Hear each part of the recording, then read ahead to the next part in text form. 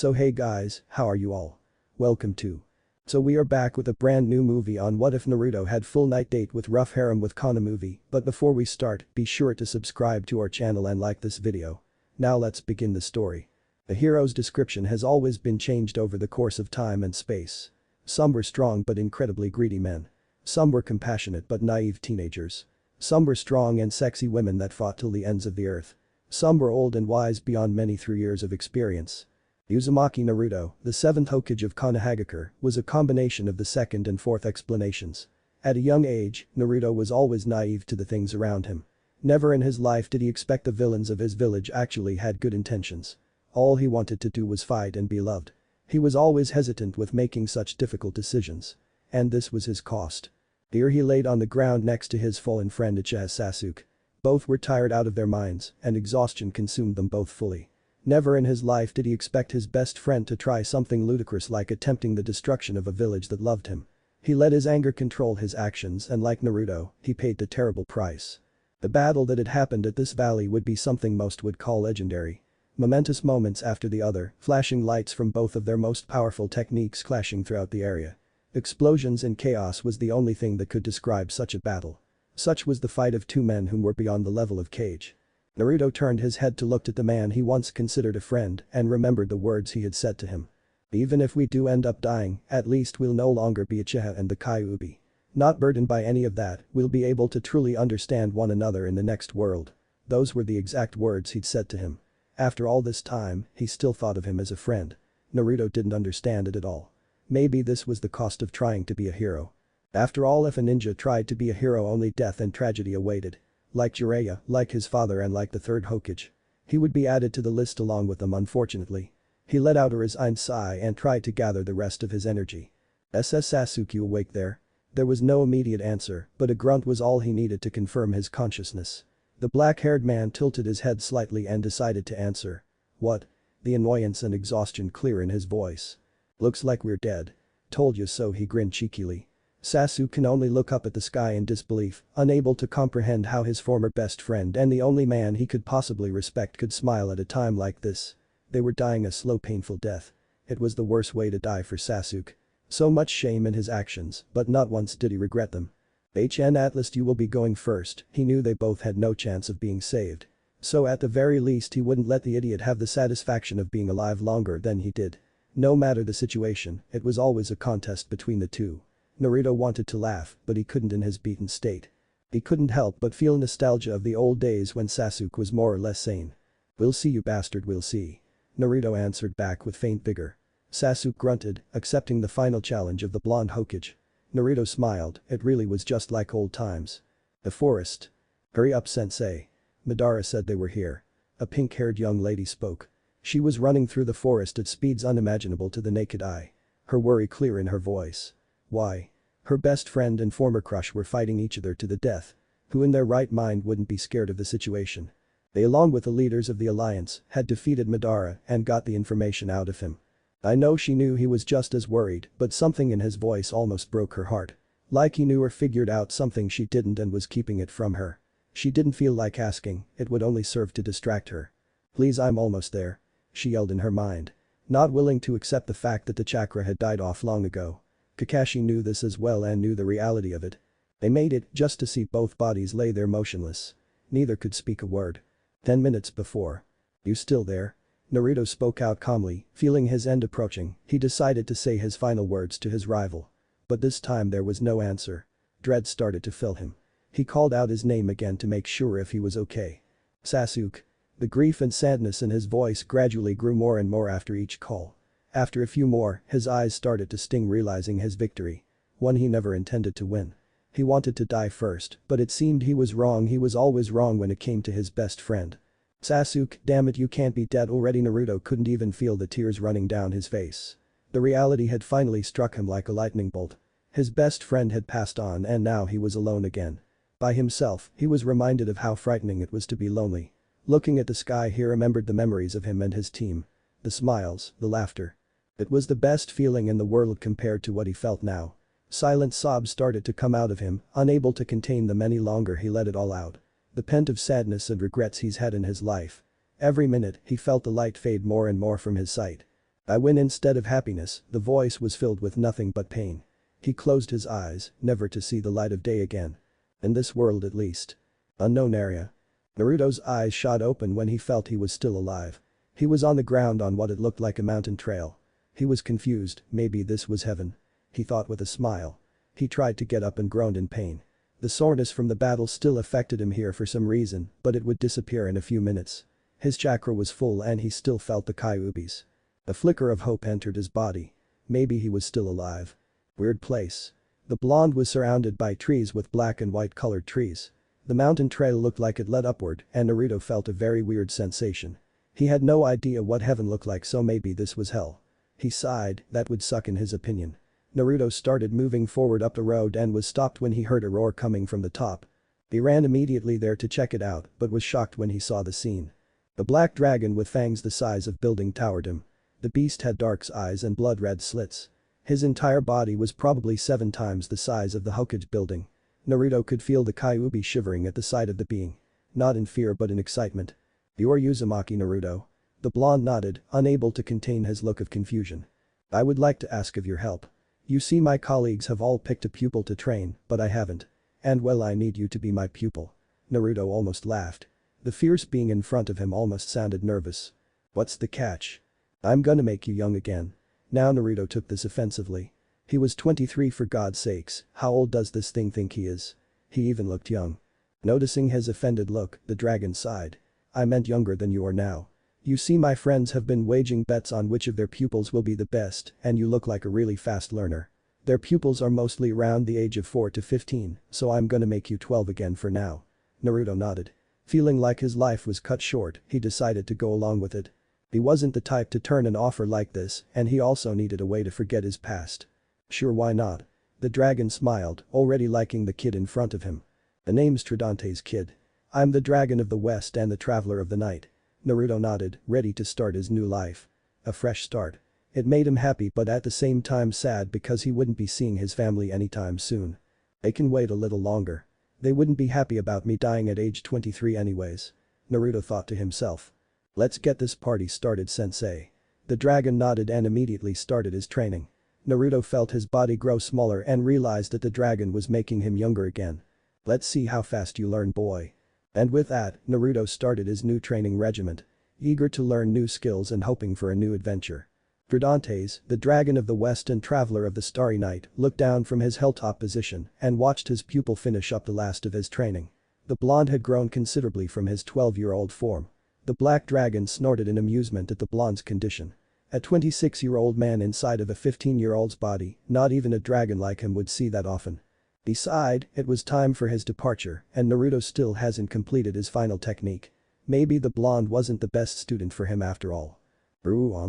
Or not, man, what perfect timing the kid had. His smile grew larger if possible and flew to his student and took a good final look at his masterpiece production. The blonde was 5'11", he wore a black leather armor that was sleeveless on his right side but had shoulder pads and sleeves going down below his elbows on his left. He also had black baggy pants and a gray sash wrapped around his waist. "And I see. You're definitely a fast learner, boy." Naruto sighed. Even after spending 3 years with the elder dragon, he was still plastered with that nickname. But he was pleasantly surprised by the upgrade the anti-dragon training gave his body. Though he lost over half his techniques, all the training made up for it. The consequences of being in a different dimension had hit him after his first year into training. The incident happened when he suddenly started to lose the memories of his past. It wasn't really a problem at first, but when he started to lose his ability to do ninjutsu, the blonde started to panic. He also didn't want to forget his old friends like Shikamaru, Sakura, Sai and etc. In the end, Naruto was forced to write down notes of his memories so he could remember them when he eventually forgot. He retained his signature moves, Rasengan, Kage Bunshin, Sage Mode and a few dozen wind-water techniques, but forgot all the rest sadly. He was more focused on the memories of his friends rather than techniques at the time. Luckily he also retained his sealing skills and placed a bounding seal to attach his memories to a medium. Tsunade's necklace. So in short, as long as he had the necklace around his neck, the memories would stay with him forever. That was without a doubt the scariest week Naruto's ever had in his 26 years of life. The stupid dragon didn't even tell him about the memory loss symptom and replied with a, "You didn't ask." That made Naruto angry like never before but let it go, deciding that he only lost expendable memory. "Yep, so you're leaving, huh?" You did say it was overdue. The dragon nodded and grinned proudly at his pupil. Naruto was saddened by the information, but it was overshadowed by the sheer excitement in his body. He was finally gonna go out and do missions like the good old days. Sure, the conditions were a bit different, but this was the beginning to his fresh start. His fresh identity. Before I leave, I have a gift for you. Tridantes threw a small object at him. Naruto caught it and looked at it with a confused expression. It was a beautifully designed black gourd with white petal designs. It was filled with royal black sake. What's this for? The dragon laughed and told him to drink it. Naruto was hesitant to do so, but complied and immediately felt the effects. Whoa. The dragon laughed at him. The sake of the dragons. Night sake. Helps you go to sleep, cures symptoms of depression, and fuels your Dragon Slayer power. Naruto laughed and understood the use for it. It was for an emergency if darkness was ever out of reach. That situation was high unlikely, but he wouldn't take any chances. This world was a mystery to him after all. Awesome. What happens when it runs out? The dragon looked at him as if he just said the most brilliant thing in the world. Naruto fell down in exasperation at the implications his master had just given him. Tridantes immediately broke down laughing and carefully patted the blonde with his pinky. Just howl at the sky and come back here a week after it runs out. I'll have someone deliver it to you. Naruto smiled and nodded at his teacher. So this is goodbye. He was holding back tears. Though the thing was a jerk at times, he was like a third father to him. For now. Remember, don't tell any other Dragon Slayer the secret. He gave Naruto a goodbye pat on the back, making him fly 20 feet backwards at the impact. Laughing at his pupil's expense one last time, he proceeded to fly off into the night and disappeared into the skies. Standing on top of the hilltop, Naruto stared at the form of his disappearing master. He shed a few tears, but quickly forgot it and went to get his traveling items. Naruto looked at his master's gourd one last time and let out a genuine smile. His brain then clicked. Wait. What secret? Damn it, he tricked me again. He cursed his master and howled at the sky, angry at his forgetfulness. He was unaware of the laughter of his master from afar. I love messing with that kid. Week later. Naruto was tired. He had been traveling for an entire week without rest due to his blazing excitement. His hyperactiveness finally became his downfall when he collapsed in a heap right in front of the town he'd been aiming for. Magnolia, the home of the Mage Guild, Fairy Tale. He had heard rumors of another Dragon Slayer being there, and his curiosity turned into interest from that. His blood was boiling for battle. Shinobi or mage, it didn't matter because it was the blood running in his veins that made him addicted to fighting. He really wanted to get up and run to the guild. But his legs weren't listening to him. Are you okay? He looked up and saw a woman with brown hair and dark blue eyes. She was wearing a bikini-style top and knee-high black shorts. On her lower body she had a very noticeable tattoo. That's one sexy tattoo you got there. Yeah, I'm fine, thanks for a skin, miss. Cana. She smiled at the comment. I'm Naruto. Hey, I recognize that tattoo. Are you part of Fairy Tale? She nodded and showed off her mark with pride. She truly loved her guild more than anything, and she had no shame when showing it off wherever she went. Yep, you a mage. She saw him nod and pulled out one of her cards. Let me help ya. He saw her cards glow majestic green and red for a second and struck his legs. Magic cards. Queen of Hearts. When the glow wrapped around his legs, he immediately felt the fatigue leave him. He stood up and looked at her with awe. Hey, that's awesome. I didn't know you could do that with cards. He chuckled at fond memories of him and Tsunade playing poker together every Friday night. Cana looked at him curiously. What exactly can you do with cards? Naruto smirked. Win money. She chuckled at the joke. So you're a mage, huh? Come on, I'll show you to the guild. She saw his excitement and stifled a chuckle. He was like Natsu except more interesting and not as loud. So where'd you come from? Naruto put his hands to his chins in a thinking posture. A small town near the west. Cana rose her eyebrow by a fraction, interested in the vague answer. Which one? Naruto's eyes immediately saddened. Cana took notice of it and regretted asking the question. I don't know the name, but it was destroyed by Deliora when I was a kid. Cana nodded her head and patted his back. Sorry if I. No worries, now I'm here. It's all in the past. His smile threw her for a loop. She didn't pry and decided to change the subject. So what's your magic? Naruto sighed inwardly in relief. He didn't like lying, but he was so damn good at it. Yep, congratulations, brat. You fooled another human with no skills in reading another. Real skills. The fox didn't speak often, but whenever he did, it was usually a snarky and sarcastic comment.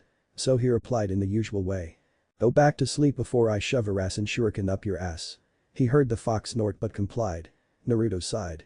Even after taming him, he was still a big pain in the ass. My that's a secret he. She couldn't help but be annoyed by the answer, but relented. She stopped and looked up at the building she considered a second home to home. And here it is. Welcome to Fairy Tale. She smiled widely as did the blonde. Naruto's eyes looked at the building with awe and amazement. It's huge. Man, this is gonna be fun. Immediately entering the guild with his luggage, they walked in and saw a good number of people around chatting and eating like everyday people. Naruto saw the request board and was impressed by its size. He'd never go broke again. Boy, master. We have a newbie here trying out for the guild. His name's Naruto. All eyes were instantly on him. Completely used to attention, he smiled a million-watt smile and waved at everyone. I'm a new guy, huh? Let's see what you got. An elderly man approached Naruto and seized him up for a moment. Naruto couldn't help but feel the sheer amount of magical power the smaller man midget had. It rivaled the amounts that Kisame had back in the days, maybe even more because he was suppressing most of it. Naruto shivered slightly. This man midget was definitely the boss if his magical power could rival that of Kisame and possibly Nagato, master of the seventh path of pain. 1. Welcome to Fairy Tale, young man.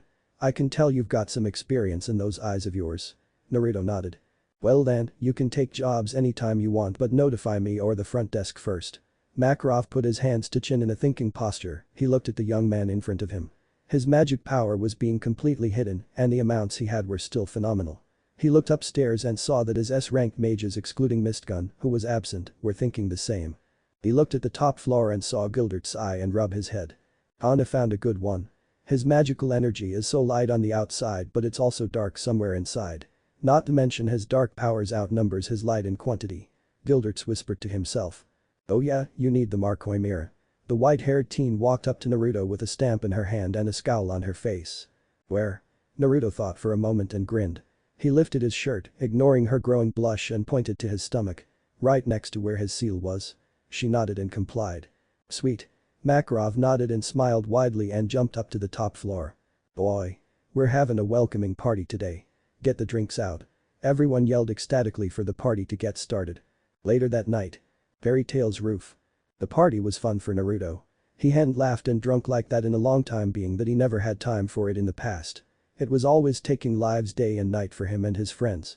He had to go through never-ending training to catch up with the genius of his best friend. Eventually he would have cracked, but he died before then. He looked down at his new guild and produced a grateful smile. Remembering his master's present, he picked up the gourd tied to his waist and took in its appearance. To a new beginning. He said to himself and sipped it, immediately feeling the power of the night fueling him. The power of darkness running through his veins. Team? Makarov nodded. He'd just explained the benefits of being in a team to their newest member of the guild. Naruto looked around the room and tried to gauge everyone's specific level via spiritual potency. He wanted to hit the B and A ranked missions immediately, which meant he needed teammates at a decent level enough to not get hurt. The possibility of going solo was open, but the master had disapproved of the very idea due to his new status. Naruto looked at Cana and instantly added her to the potentials list of his team after remembering her card tricks. Guessing that she was a mid to long range fighter and not to mention the healing move she possessed, he had no problems with working with her. Looking around the room, he still needed a support type member to back up and defend during battle if needed. It was the basic principle of assembling a team, you always needed insurance just in case something went wrong. There was no such thing as a guaranteed victory when out in the field. The mission to wave back when he was a child was very proof of it. The simple C rank mission had turned A rank just because they were fed bad information and it led to the near deaths of them all. Hey boss, are there any support type magic users around? Makarov started petting his beard while thinking of the younger man's request. Thinking of a solution, he suddenly snapped his fingers and whipped a small green book into his hands. The blonde's eyebrows perked at the gesture. Look through here. Naruto nodded and saw that it was Fairy Tale's guild registry, a list of members and their general information. For example, their likes, dislikes and magic type. He saw the abilities of each mage they had and was pleasantly surprised at the versatility his new guild possessed. They had powerhouses, defense specialists and even medical types. He grew especially interested when he read about one of their mages using enchantment magics. It vaguely resembled the art of sealing back in his old world, he thought to himself. Flipping through the D sections, he stopped and saw a particularly interesting name and ability. Bragnil Natsu, the Fire Dragon Slayer.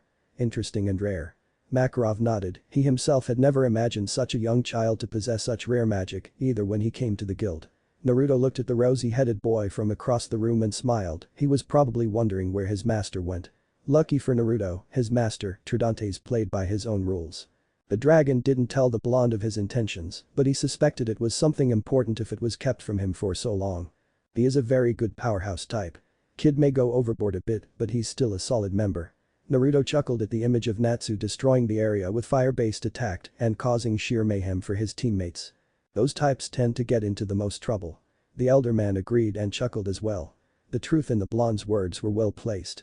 He was watching the boy read about the members and was very impressed by the way he categorized their advantages and disadvantages. Lucky Alietta, wood-based magic. Naruto smirked and looked for her in the lobby. Frowning when he noticed her absence. Hey boss, where's Lucky? After a few minutes of thinking her shook his head and sighed. She's still on a mission. I don't usually do this but can you go back her up? Lucky tends to get in over her head often. Naruto nodded, knowing full well what it was like to do that. As a kid he usually took on things bigger than he could handle and often failed. But it made him better in the end. What mission is she on? He saw the old man pulled out a paper that had devil extermination on the top. It had a reward of 400,000 jewels to kill a roaming monster in the south. Interesting pick. It's a B rank quest. Makarov nodded and repeated the fact that she often got into bad situations that were out of her skills. Alright, I'll be there in no time. I was planning on asking her to be on my team anyways. The elder man nodded, already suspecting his intentions.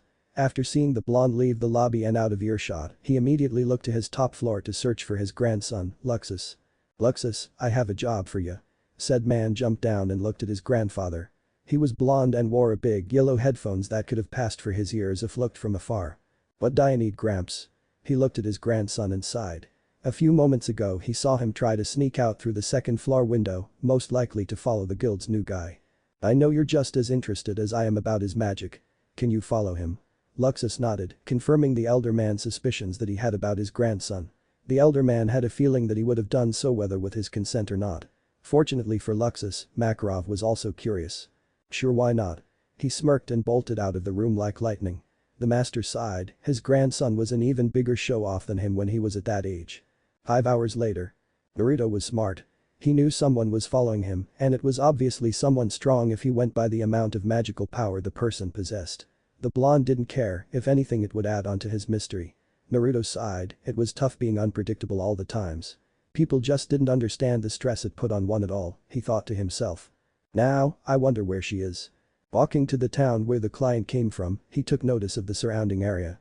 Bashed trees, burned grass and black soot was all over the premises. Looking to his right he saw dead animals and several burned remains of those who stood up to the devil. Sighing in dismay, Naruto was glad that those back where he came from didn't hunt demons like this because he might have just been dead long ago. He then suddenly snapped his head to the left when he heard a scream of pain. Dashing to the source of the scream with all his might, he made it to the scene just in time to see a violet-haired teenage girl collapse in a heap near a closabi tree. Knowing who she was, Naruto rushed to her side to see if she needed any medical treatment. Looking at her wounds, he felt a feeling of great relief when none of which were fatal or potentially dangerous. Are you okay? The girl looked up, eyes half-lidded. She saw a handsome blonde-haired boy trying his best to heal her wounds. Smiling at the gesture, she decided to answer.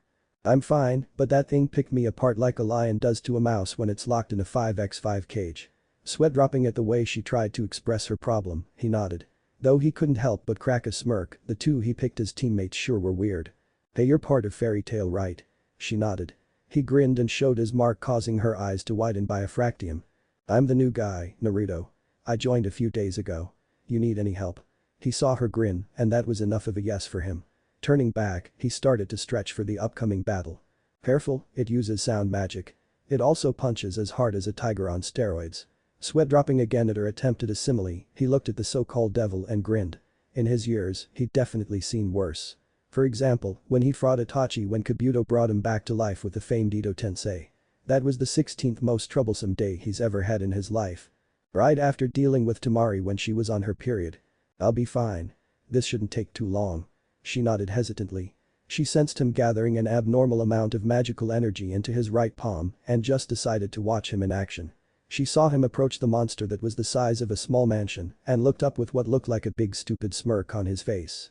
Boy, big ugly, come down in here and get it. He yelled from his position. The monster was as big as the Hokage Tower when it stood fully. It has one big horn stuck to the side of his head resembling the Vikings of old. Its eyes were bloodshot and slitted, meaning it was in a terrible berserk stage. That made it easier to fight ultimately, he thought in his mind. Responding to the insult, the devil produced a large ear-splitting roar that was so powerful it caused the surrounding trees to snap into pieces. Grinning at the monster's attempt at destroying his eardrums, he looked at his palms and grinned at his masterpiece. His famed defense destroyer that surpassed that of the fourth Hokage. The move that destroyed, shredded and ultimately skewered Uchiha Sasuke's great Susanoo shield in a matter of seconds. Buten. Adama Rasengan. Wind release. Great ball spiraling sphere, a bowling ball-sized sphere of wind materialized in Naruto's hands, creating a lot of screeching sounds along the way. Luxus, whom was hidden, looked at the attack with a generous amount of curiosity.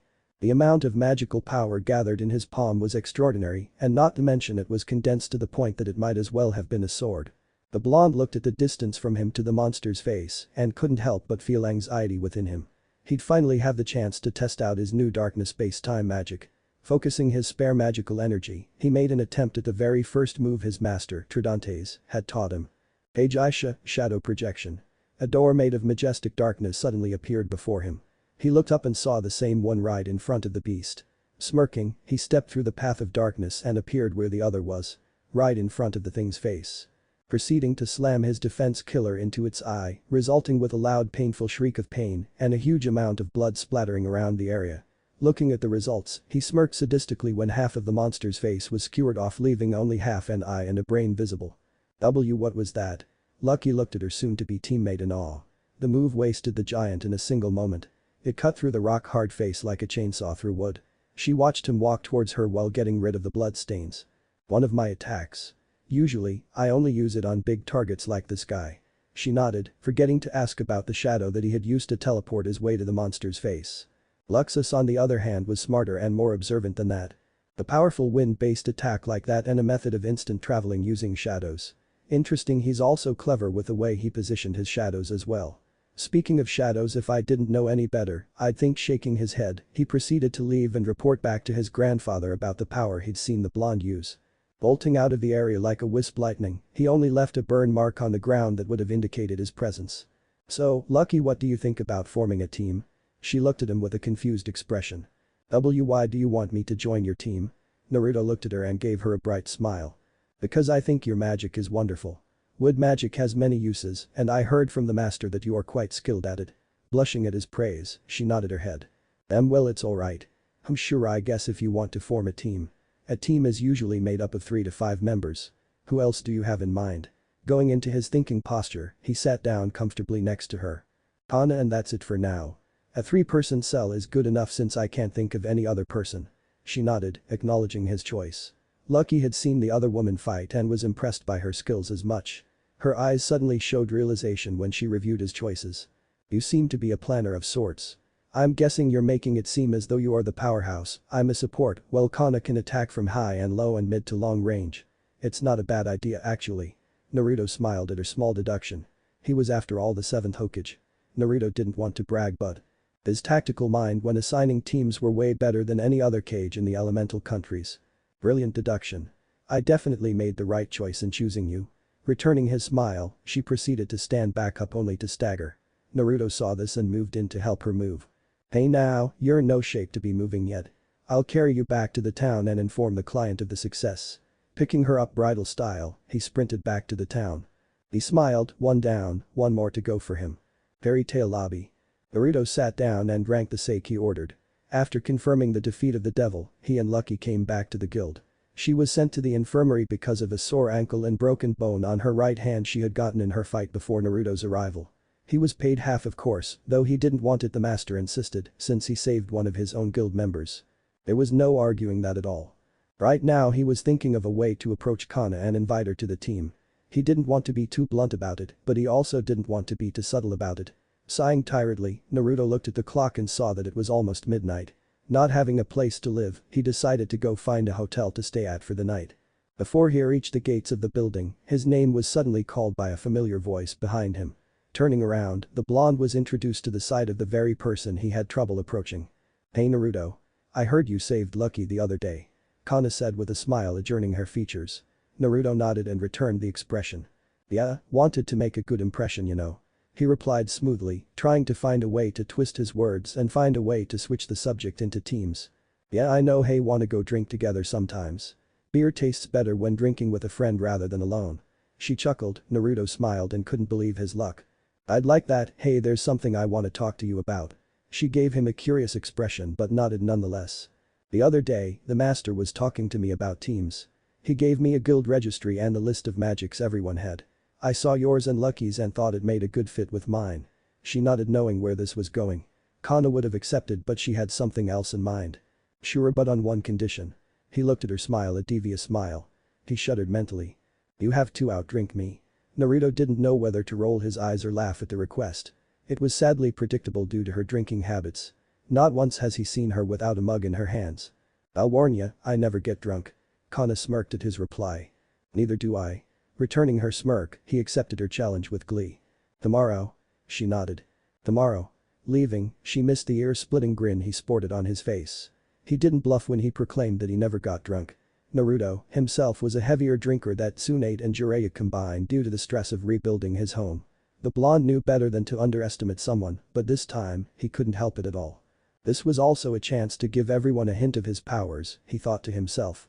Next day. Everyone was gathered in the lobby to see the two challengers face off. They sat at a rectangular, wooden table staring down each other while waiting for the barrels of beer to get ready. Everyone was anxious to see if the new guy had the guts to beat their best and heaviest drinker down once and for all. Bets were being thrown around and though everyone heavily sided with Cana, there were a few gamblers out there willing to bet on Naruto. What's going on? A red-headed teen spoke aloud. She had just returned from her mission to see everyone in the building gathered around a table and placing bets all of a sudden. She was given an answer when a voice spoke from the side of her. Murahin, her rival. Cana and the new guy are having a face-off. If Naruto wins, then Cana has to form a team with him and Lucky. Urza nodded and couldn't help but feel the urge to bet on Cana. She relented of course, not wanting to encourage other people to do so. Who do ya think's gonna win? Urza heard a voice from behind her. Tilting her head, she saw another teen with rosy hair standing next to Mira's sister. Cana of course. Who can't outdrink the queen of alcohol? Lisana answered for her. Urza nodded in agreement as it was Cana's unofficial nickname. Well let's just see. Urza replied, she looked up and was surprised to see Mistgun attending. She didn't want to scare him away by telling everyone else, so she kept quiet about his presence. Looking around the room, she also saw Gildert's half asleep and drinking on the second floor. Luxus was closing his eyes and resting on the second floor as well. Urza smiled, it seemed just for this one day, everyone wanted Fairy Tail was enjoying themselves for a change. On the second floor, the mystery known as Mistgun ignored the split-second glance Urza gave him, not wanting to quirk her interest any further. He eyed the blonde sitting at the table and was curious to his identity. I have never seen that man before here or there, who is he? Shaking his head and dismissing the issue, he just decided to watch the match. Intent on relaxing today. Looks like it's all here, Cana said to herself, casting the blonde a glance and saw his smug grin. He must be confident. Maybe he doesn't know my reputation, she smirked at him. On the other side, Naruto was having different thoughts. Kyuubi, stay out of this. I'll beat her fair and square. The demon snorted and just waved him off, not caring. Don't come crying to me when she just happens to be better than you expected. Naruto sighed inwardly. Maybe he was right, but he really did want to play fair though. Having the Kyuubi make him immune to the effects of alcohol were unfair to Kana's ability to drink after all. Alright. Competitors. Are we ready? Naruto sweat-dropped, did they really need a microphone and big screen TV recording them for this? This world sure had a flair for theatrics, he thought amused. Hell yeah. Cana roared, eliciting a loud cheer from the crowd. Damn right. Naruto answered with enthusiasm. Once the cheering died down, Naruto took a deep breath and mentally readied himself. Cana did the same on the other side. Awesome. Now ladies and gentlemen of Fairy Tail. I present you to the challenger. He hails from the western shores and has traveled all the way here. The newest member of Fairy Tail and the self-proclaimed dragon of the west. Uzumaki Naruto. Everyone cheered for him except a few of those who were betting on Cana, whom booed comically. Naruto rose his hands and taunted them with a challenge gesture which the majority laughed at. The S-class members raised their eyebrows at his title, not understanding the reasoning. Nani? He doesn't look like a dragon. Natsu yelled with his eyes bugging out. Happy added innocently. Sighing, Murahin bopped both of them in the head and told them to shut up. On this side, we have the champion. The mighty queen of alcohol herself. The goddess of wine and mistress of beer. A Fairy Tail veteran. Cana Alberona. Everyone cheered at that and there were even some people bowing down to her in a servant-like gesture. All in all, it was quite an amusing event for everyone. Be ready new guy. She said while getting a handle on the barrel. Everyone was in awe at her bold move to go straight for the big guns. They looked at Naruto to see if he was gonna answer and was excited to see him doing the same. "I'll drink you under the table," he replied with a cheeky grin. Gasps arose from the crowd as they looked at the irate face of Cana, whom sported a playful scowl. Makarov jumped on the table with his hands up in the air as if he were judging a race. "Ready?" They both nodded. "Go." Signaling the start, Naruto and Cana started to jug down their barrels with frightening speed. 3 hours later. Are they still at it? Urza had left 1 hour into the match. Both of the competitors were showing no signs of stopping at the time, so she took the time to go shopping for new armor and cloths. Yup, you'll never guess who's winning though. Urza looked at the table and was surprised to see Cana faltering instead of Naruto. She looked at the blonde challenger and saw that he wasn't too much better, his eyes half-lidded and drowsy. Other than that, he sat straight and looked at Cana with determination in his eyes. "It's gonna end any time now." Nodding in agreement, she sat at her table and ordered something to eat. 1 hour later. Naruto couldn't believe he was still conscious after his last shot. They had finished drinking barrels half an hour ago to slow down the pace of the game.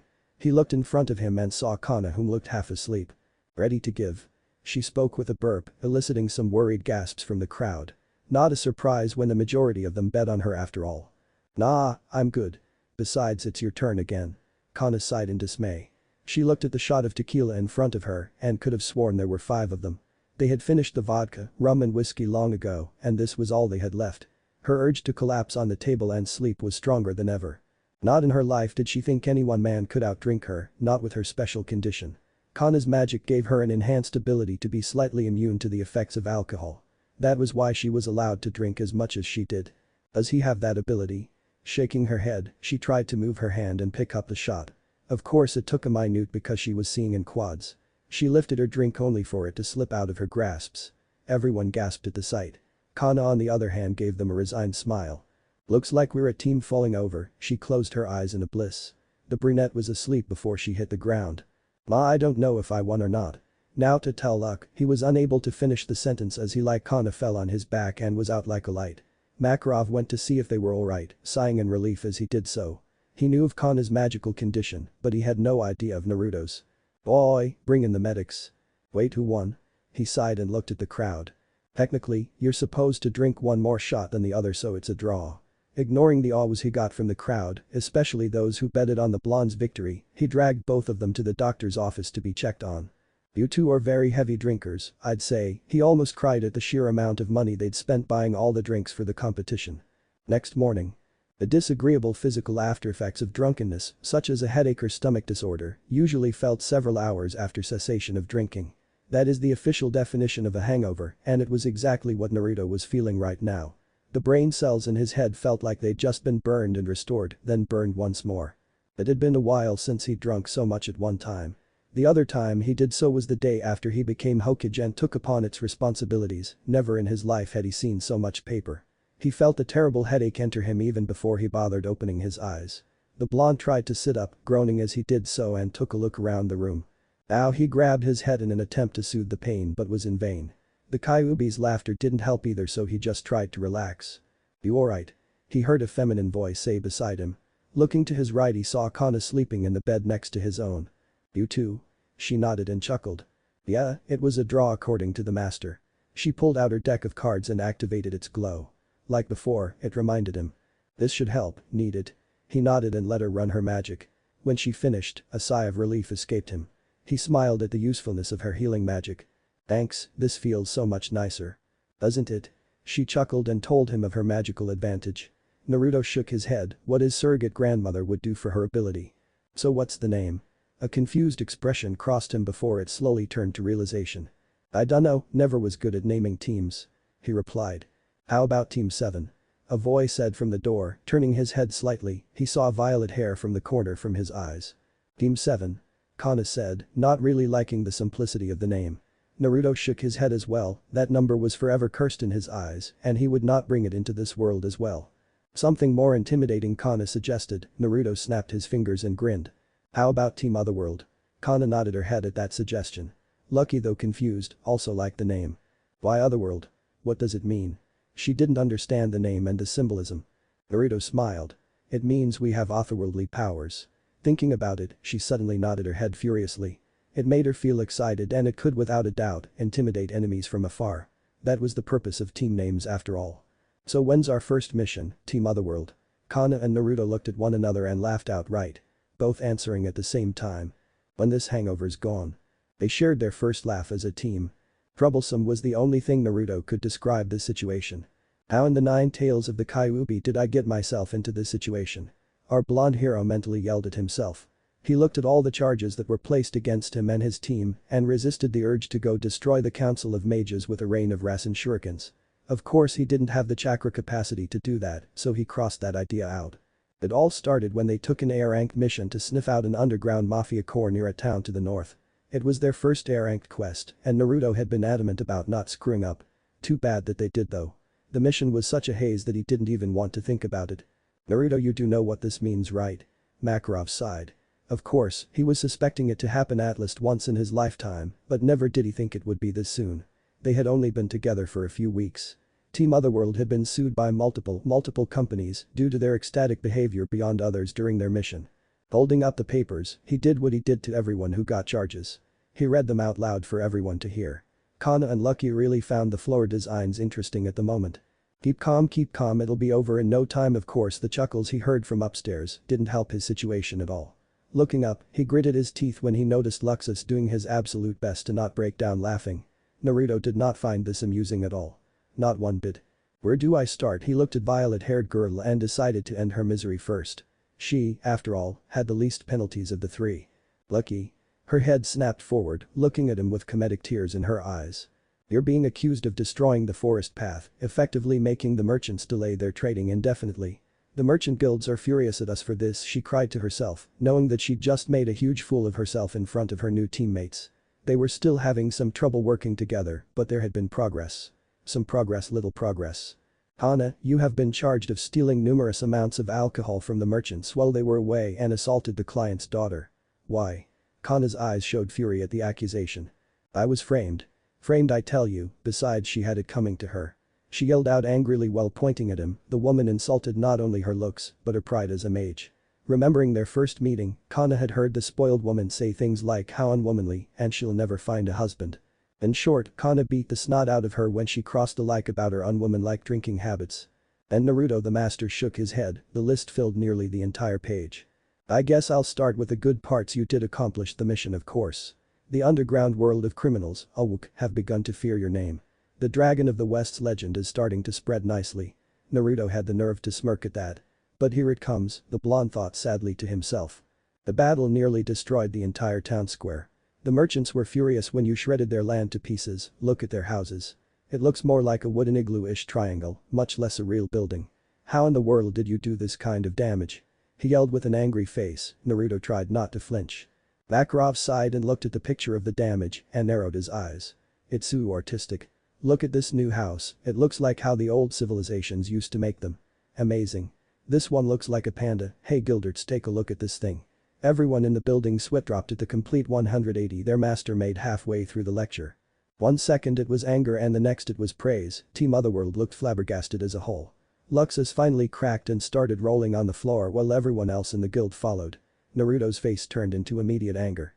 What the hell is so funny? They all looked at him and shouted together. You're taking this too seriously. Natsu was the loudest of the group that yelled. The boy himself had often gotten into a lot of trouble with the council. Gray was still laughing at the seriousness of Naruto. The blonde was confused to their reaction. He, along with his team, were expecting a full-time punishment at their actions. Had they not destroyed half the town? Had they not assaulted the daughter of the client? Had they not interrupted the flow of trade along the very regions? The team looked at the laughing face of Gilderts and was confused to the laid-back response they had gotten. Come on Naruto, everyone makes mistakes on their first A-ranked mission. Even me, I did everything you 3 did but in less time. He chuckled at the memory of himself smashing through every building in sight. He was too lazy to go on the road anyways. The team sighed in relief. It had been their first time doing such damage on a mission and they were afraid of punishment. I'll talk to the council tomorrow, don't worry too much. The master said. Thank you master. Makarov waved it off, saying that it wasn't a big deal. As long as you know you did the right thing, there will be no punishment. That's Fairy Tail's true motto. Ain't that right? Everyone shouted in agreement. Naruto smiled and nodded, happy that his guild was so brilliantly laid back like they are. Turning his back he started to walk away and look for a place to sit. Well, that was a pleasant surprise. A sigh of relief was heard from them, except Cana. Nah, I already half suspected it. She smiled, which only made Naruto shake his head and grin. This guild is something else, alright, he thought to himself while looking for a place to sit, content with relaxing for the rest of the day. In the back. So what did you want to talk to me about? Makarov said. Gilderts had invited him to the back to speak about something. His face had been completely serious, and that was a bit surprising for a laid-back person like him, so he assumed it would be about work or something like that. Master, I want to apply for the 100-year mission, he paled at the request. Now that was the last thing he suspected from the man next to him. But now looking back, he shouldn't have been surprised since he's seen the subtle hinting the man had been giving him for a while now. Well. Maybe not so subtle, seeing as he did clean out nearly 3/4 of the S-class missions they had on the upper level of the building. Sighing, he looked at his longtime friend and best mage and argued mentally until he came to suitable a solution. I don't know. It's tough, and you know what happened to the last group who went on the 100-year quest. Gilderts nodded sadly. Never had he seen an elite squadron of mages ripped apart so easily. The mission had been to ultimately defeat and destroy Deliora, the devil misfortune and disaster. 8 years ago, the guild called Lamia Scale had sent out a whole battalion of mages to take out the powerful demon. The group had consisted of 3 S-class mages and 5 regulars under each of them, all very powerful in their own right. As soon as the battle began, they were ripped apart piece by piece. To this day, Lamia Scale has never recovered from the losses. And every day, I thank her for defeating him. Makarov nodded at that, as he did the same. The ice alchemist that defeated and sealed Deliora in ice for eternity. The old man had respected the woman even before her battle against the demon, but after her tragic sacrifice, he demanded that she be eternally granted the title as one of the 10 wizard saints. Naturally, no one had an objection to that, so it had been made so. Bray had a great master. They lowered their heads in her memory. What can they say? She was something people could strive for. Was the best ice alchemist mage the world had seen in 100 years. Nonetheless, I still can't believe that you want to take up this one. Gildert sighed and nodded his head. I want to do this no matter what you say, master. Makarov looked at the mission poster and shivered. The mission was complicated and very, very difficult to accomplish. Fine, but on one condition. Gildert's eyebrows perked, interested in what the master had to say. You have to participate in this year's mage tournament. The taller man had declined every invitation to join the games, always saying that he was too lazy. Why? The condition threw him for a loop. The master was never one to show off power when he wanted to. Just for the sake of competing. Everyone has wanted you to join in the contest for a while now. The winners are usually Luxus or Urza and sometimes Mira or Fry, depending on who participates. But if you join, then everyone will. Not to mention that it'll be a fun. He smiled. He also wanted this for a different reason, but he was leaving the taller man to figure that out. I see. Alright, I'll do it. He gave a resigned sigh, not really getting why he wanted to do it. Good, then I'll sign you up. Come on, don't give me that face, it'll be fun. He smiled at his friend. Gildert shook his head. Having fun wasn't the problem. In fact, he liked the idea. The problem was, how was he gonna soundly crush everyone without hurting their feelings? It was troublesome. Streets of Magnolia. Fast and heavy steps could be heard if one were to be near the apartment complex in Magnolia, indicating the frustration of one Uzumaki Naruto. After leaving the guild for the day, he went on a search for a suitable apartment to stay in for the time being, as he'd been having trouble finding one. The blonde had checked out all the available places and found out that they just happened to have already been taken the morning before he came. It angered him to a great extent, believing that he was a victim of housing discrimination because they denied him. The truth was, the first 3 places he went to were completely genuine about their conditions, and he had in fact been there too late. But he didn't know that, so by the time he left the 3rd spot, a powerful killer intent began to radiate around him, and it scared the bejesus out of everyone who came in contact with him. That was the reason no one else had offered him a place, fear. It was the ironic yet comedic truth. Damn it, it's no good.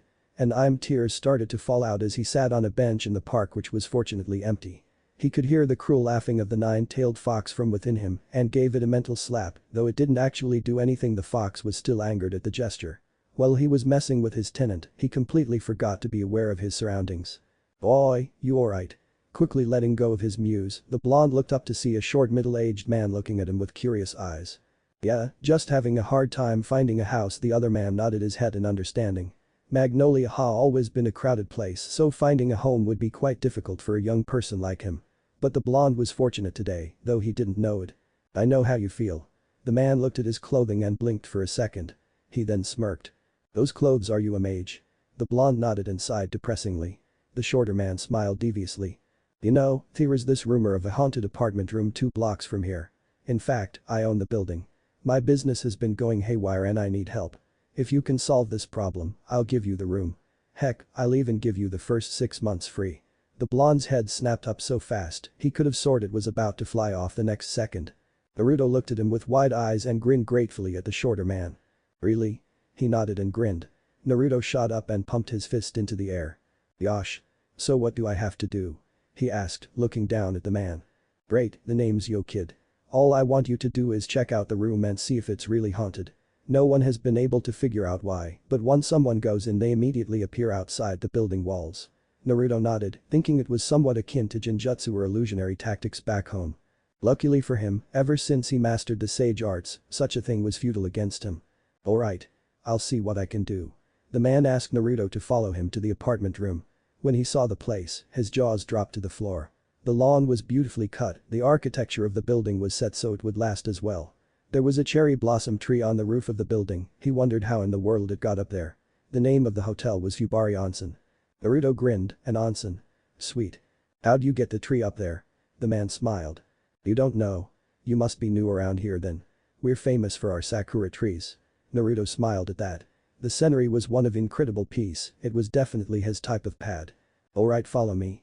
He started climbing the stairs. He stopped at the top floor and looked at the only room in the vicinity. The door was carved cleanly with a flower design, the door was about the height of his former master, Jiraiya, meaning it was very big. The doorknob was pure white and round, making for an easy grip. "Nice place, this it?" The shorter man nodded. "It's my best room. The incident started a while ago.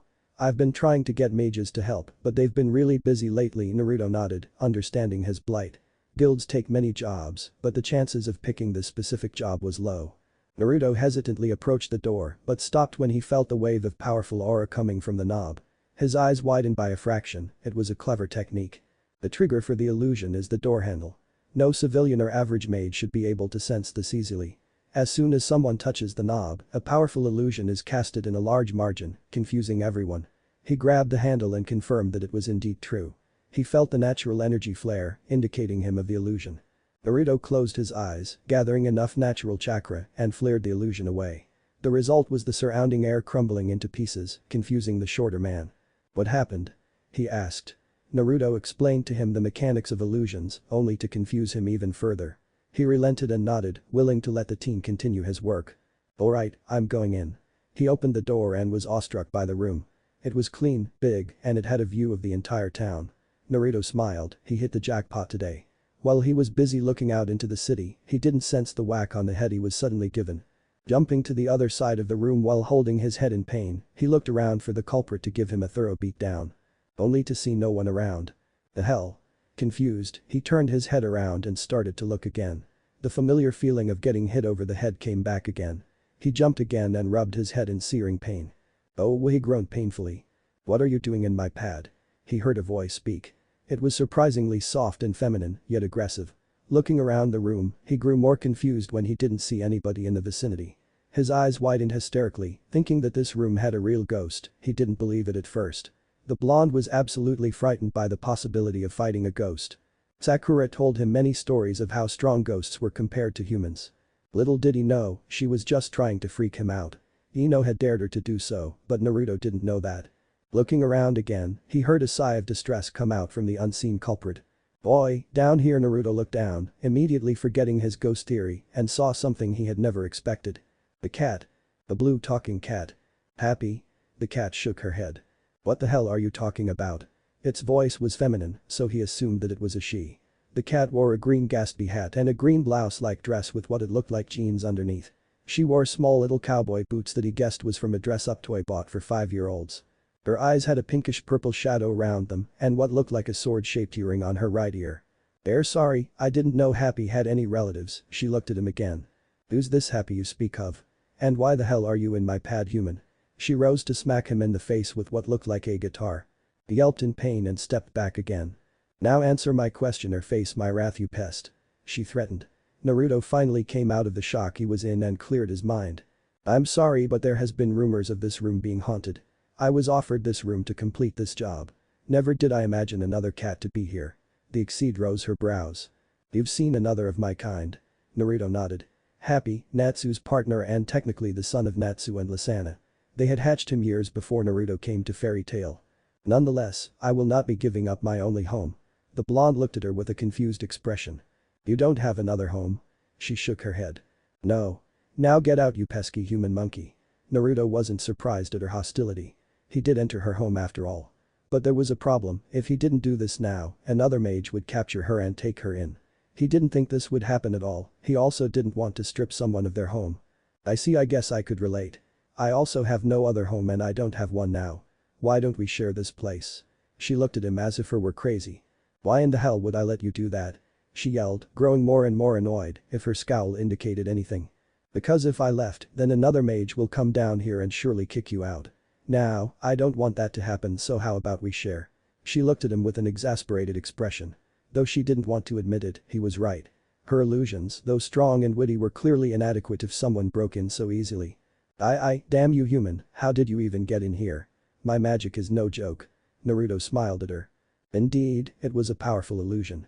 Any mage below B-class level would have surely been fooled. I, on the other hand, am far ahead of that level, being a sage. She took another look at him, trying to gauge his magical level. The Exceed was surprised when she felt the potency of his power, and the amount was quite astounding. Sage? She asked, not knowing the term. The blonde's eyes widened at the slip-up and tried to play it cool. It's a term from my village for those who's attained a certain level of mastery of their magic. Nodding her head in understanding, she went to couch and sat down. Whatever now, I guess I have no choice, huh? Fine, we'll share, but you had better not rat me out.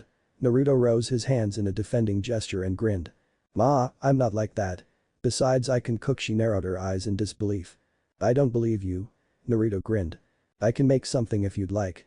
Fried shrimp, cooked fish and white rice will do.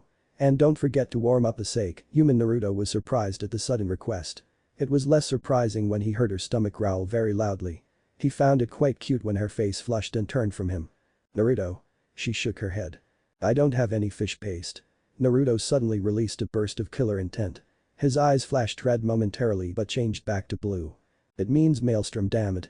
Why does everyone keep saying never mind? He started crying and I'm tears and mumbled about how the world was unfair towards him.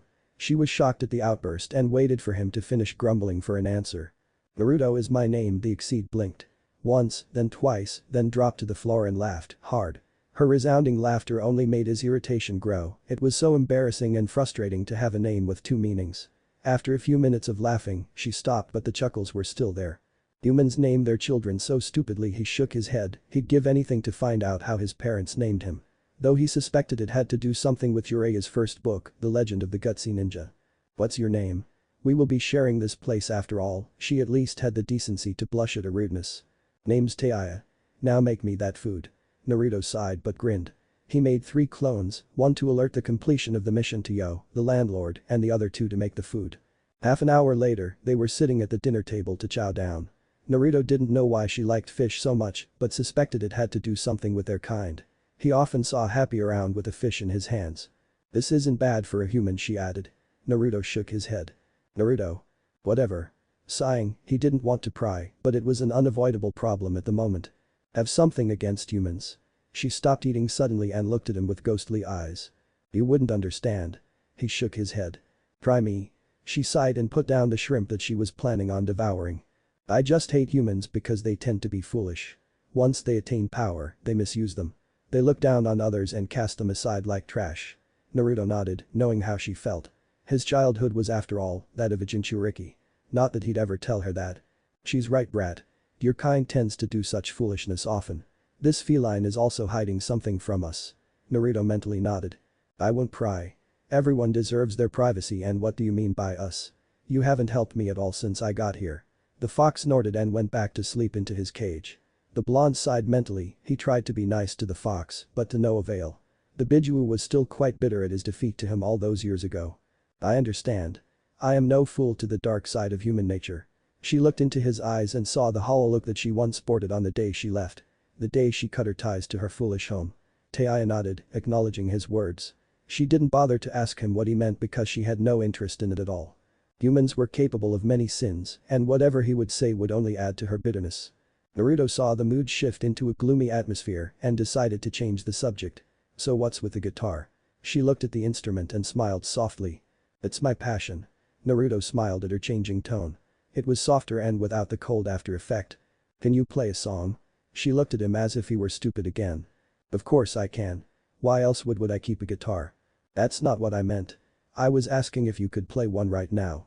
Forgetting the previous conversation, her eyes softened. No. His eyebrows perked. Why not? 'Cause I don't want to. Oh please, or are you shy? I can understand if you're bad and hesitant to show me your terrible skills. Her face grew red with fury at his tease. Lifting her instrument, she proceeded to slam it against his head for the third time. Fine. She tuned her guitar and started playing in a soft melody. Her voice, which was singing beautifully, sounded so different from her usual tone. Naruto felt his memories flickering from his necklace and entered his mind. Shikamaru, his best friend of the 8 other colleagues of his.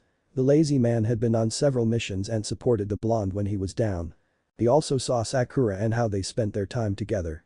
Though she often punched him, they had a lot of fun and laughs together. Those were the good days after he became the Hokage. The soft melody suddenly turned into one of deep sorrow. He saw Sasuke fighting him with all his might. Chidori clashing into his Rasengan, Rasen Shuriken clashing into his Susanoo, and ultimately his hands piercing his stomach. The memory of both of them laid on the dirt, all bloodied and tired after their fight. The song ended with a sorrowful tune. Naruto felt his memories fade back into Tsunade's necklace and sighed. It was truly his greatest weakness. The memories hidden in his necklace, that is. He'd have to make sure that the information never got into the wrong hands, or he'll be paying the price. How's that? Naruto nodded at her. She was definitely skilled with the instrument, her fingers or paws flowed over the frets as if it were second nature to her. What's the name? She went into a thinking posture. Ass story. 1. Naruto chuckled at the irony. Indeed. She nodded, having the same reaction as him when she first heard the song. It was indeed sorrowful and incredibly emotional. I first heard it from a stellar spirit, then I learned it the day after. Naruto nodded, knowing of what she spoke of. Stellar spirits, like summons, lived in another dimension, and only those with keys could summon them. Though they needed a contract, it was still very useful. Hey. What? She asked him. Join my guild. Her eyes widened. Why? You're very skilled, Taiya. Besides, you don't want to be stuck here all day, do you? She nodded her head. She had been here for the first 3 weeks and lived off the food in the fridge. I guess. Naruto chuckled. Great, you can be on my team. Who knows? You might even make friends. She shook her head. I have no interest in that. But it's better than being here all day, like you said. He sighed at her unwillingness to open up. Well, he's dealt with far worse. Alright. So that's a yes. She nodded apathetically. He suddenly ran up to her and locked her into a bone-crushing hug. Idiot. Annoyed by his sudden outburst, she lifted her guitar single-handedly and smashed it against his skull again. Oh. No hugging. He pouted. Oh, but you're so cute. He tried to hug her again, but it only resulted with a guitar to the skull. It didn't stop him, however, when he closed the distance instantly and hugged her, but this time he made sure the guitar was far away. Stupid humans. She yelled mentally to herself while being unable to move her arms. Taiya cursed in her mind, the guitar was out of her reach. And that was how Uzumaki Naruto, the Dragon Slayer of the night, met his exceed partner, Taiya. Talk about killing 2 birds with 1 stone. Following day. No. Naruto's voice was stern and unwearable. But it was in vain, as the glare he received from his exceed partner nearly made him shiver. Her calculating pink eyes glazed him with absolutely fury from his answer. And why the hell not? The anger was clear in her voice. Naruto tried his best not to flinch at her gaze. Frankly, he was terrified of her gaze. It reminded him of Hinata when some idiot insulted her sister, Hanabi. Never in his life did he ever think the cute, shy Hinata could absolutely break another person. Literally. Forgetting the past, he brought his attention back to the cat in front of him and argued the best he could. It's too expensive. He cried out. For the past hour and a half, she'd been bugging him to buy this old record from the store. Apparently it was impossible to find according to her knowledge. Naruto relented and insisted that the price was far too much, even for someone with his salary. The record was 500,000 jewels, and there was no way in hell he'd buy something that was worth 2 average A-ranked quests. It was totally ridiculous in his opinion, seriously. This is as cheap as it could get, you fool. She slapped him in the face, eliciting a small gasp of pain from the blonde. Boy, that hurts, you damn cat. What's so special about this thing anyways? Her mood made a complete 180 as her eyes looked at the record with nothing short of respect. This record is absolutely legendary, and I will never let it fall into another's hand. I must have it. She spoke with intense passion. In the few hours the blonde has known her, it was obvious that music was her ultimate love. Hell, if music was a person, the blonde was sure that she'd marry him. That was a terrible joke, he heard the fox inside him say. Naruto grew a mental tic and slapped the fox, not that it did anything. Shut up. I'm a prankster, not a stand-up comedian. He mentally yelled back, frustrated with the situation. What's in this anyways? He held up the record curiously, only to have it snatched away from Taiya in a flash. Don't touch it. You'll destroy its value with your disgusting human hands. Naruto grew more annoyed at her barb. That was a good thing because the people around him were watching them with mild interest and amusement. You see Naruto, once upon a time in this very land called Fiori, there was a stellar spirit that was rumored to be the most beautiful and the most talented singer in the lands. Her beauty and talent was so great that many rich disgusting humans tried to buy her key and have her all to themselves. One of those humans succeeded and made her fulfill all their selfish and perverse fantasies. As the days passed, her sadness grew and grew exponentially, as so did her abuse. Every time she cried, she wrote and recorded a song that contained every single last bit of her emotion, such as anger, bitterness, sorrow, hopelessness, and so on. As the times passed, the greedy human died and she was set free. Free of the terror that is the darkness of humanity.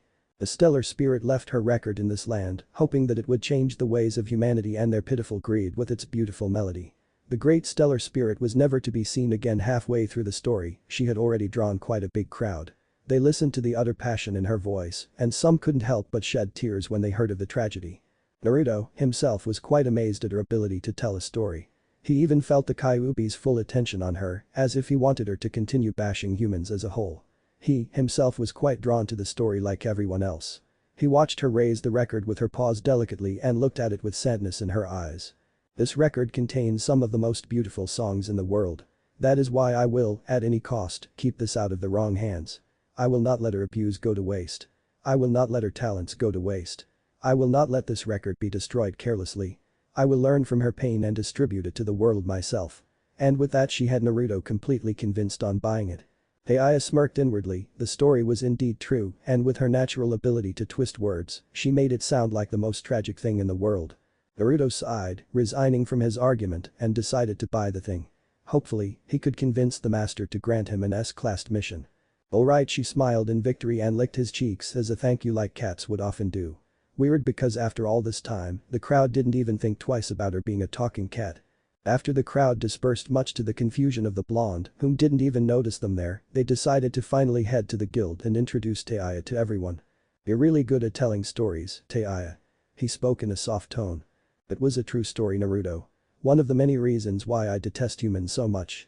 The blonde sighed, indeed it was a good reason to hate his kind. Not all humans are like that, Taiya. Some are even so kind that they would willingly give their very lives to save people they don't even know. Well, this world is filled with selfish idiots, there are also those whom are still selfless and chivalrous. The Exceed nodded and jumped from the ground to the top of his head with ease. Naruto took off his bandana so she could get more comfy. Purring in delight, she was content with her new bed. Whether or not she noticed it, but within just a day she'd already grown attached to the blonde. It was his greatest skill after all, making friends. I know, but that doesn't change the despicable nature that all humans have in them. Good or bad, darkness lays within them. You understand this, I believe. The blonde nodded, having indeed experienced the darker side of humanity firsthand. Sensing that she didn't want to talk about it any longer, he dropped the subject. Naruto knew it would be hard to change her views on humans, and sometimes he even felt that it was a hopeless endeavor.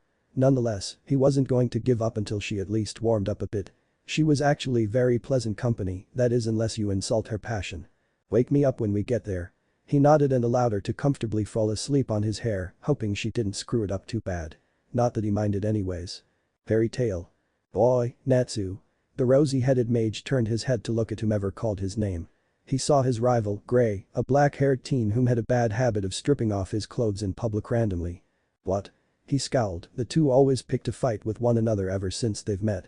The scowl was returned at full force when Gray narrowed his eyes at him. Everyone in the vicinity sighed, it was sadly an often occurrence. You signing up for the tournament? He asked in a crude voice, almost as if he wanted to pick a fight with him. Hell yeah. And I'm gonna win this time. He boasted loudly to the guild. Everyone groaned at the declaration, ever since entering he'd never won once. The winners were usually one of the S-class mages whom were Luxus, Urza, Murahin or Fried. Mistgun never participated, but many suspected that he just didn't want to be seen. They also knew that their ace, Gildert's Crive, never participated. That's what you say every year, idiot. Luxus usually crushes you before you get to the semi-finals. The Dragon Slayer's ego deflated at that mention. It was true that the older blonde had crushed him to bits every time they fought, and easily at that. He glared at his rival. "What about you, huh? Didn't you lose to him in the first round last year? How long did you last?" "I think it was for about 6 seconds." The raven-haired boy instantly flushed in anger. He was beaten even before he could pull of his alchemy magic. Most embarrassing day in his life. "Well, at least I ain't a punk like you who rushes face first into the opponent. Luxus beat you without lifting a finger." The two glared at each other and continued their daily insult contest. "Urza-chan, how's your day been?" they heard a voice say from somewhere. Gray and Natsu instantly crushed their desires of fighting and hung their arms around each other's necks, as if indicating that they were buddies. We're best friends," Natsu said nervously, looking around for the red-headed maiden that often beat the crap out of them when they fought each other. "Why be best friends?" Gray continued, ignoring the chuckles from the background. "Pride be damned, Urza punched harder than most men in the guild, including Elfman, the resident whom always boasted about how to be a real man." The two looked around and saw that said woman was nowhere in sight. Laughter was heard from the top floor, everyone lifted their heads to see Gilderts chuckling at their antics. "Ma, I knew that would be funny. But I didn't expect it to be this funny." They looked at him with wide eyes filled with shock, confusion and betrayal. "You tricked us?" Natsu yelled. Happy flew up to his head and pointed at the man with an innocent expression. What the hell, man? Don't scare us like that." Gray exclaimed exasperatedly, breathing heavily in an extremely exaggerated tone. Everyone laughed at their expense. It was a known fact that Urza would beat down the two rivals if she ever caught them fighting. "Anyways, so I hear you two are in the Mage Mash again, huh?" They nodded with fierce determination. "Yeah. Everyone better watch out." Gilderts grinned at his determination. The boy had marvelous potential, and this was a way for him to get more experience. That was all he really needed anyways. "That's good, I'll be going in as well," everyone gasped when the words left his mouth. Even Luxus widened his eyes, his blood was boiling at the thought of fighting the guild's strongest mage. Marahin had a bloodthirsty smile on her face, like Luxus, she was also excited by the prospect of fighting Gilderts. She chuckled darkly, making her siblings Lysana and Elfman back away from her with comedic fright. "Sister is being scary again," she mumbled.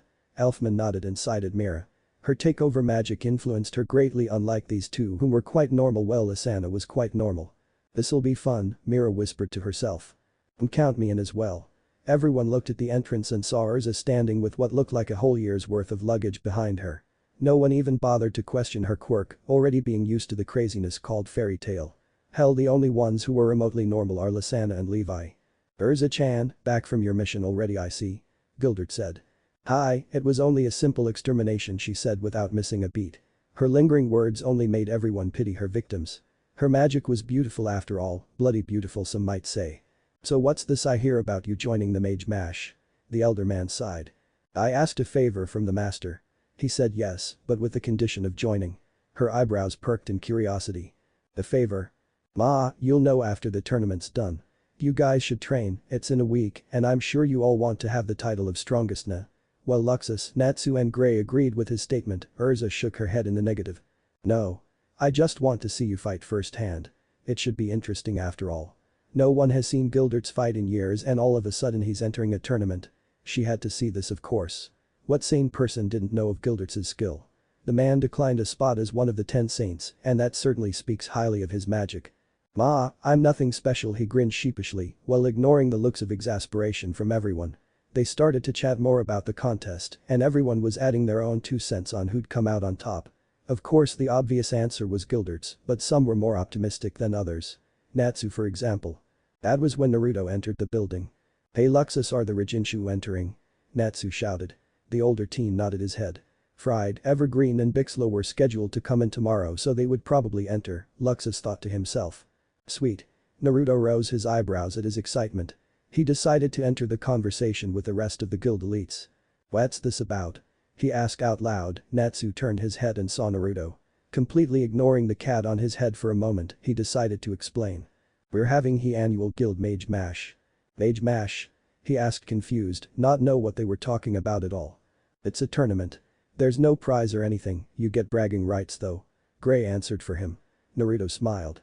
"Cool, where do I sign up?" They pointed at the clipboard laying next to the master, whom was asleep sitting up. Naruto stifled a chuckle at the sight, his master was an incredibly carefree man compared to his former bosses. Walking up to him, he promptly signed his name on the paper. That was when Makarov woke up and took a good look at the top of his head. He blinked twice, then his eyes widened. Then Naruto the blonde looked up and smiled at the elder man. "What's that on your head?" Smiling even further, turned towards everyone, whom also looked at his head and woke up his new friend. "Boy, Taiya, wake up, you cutie."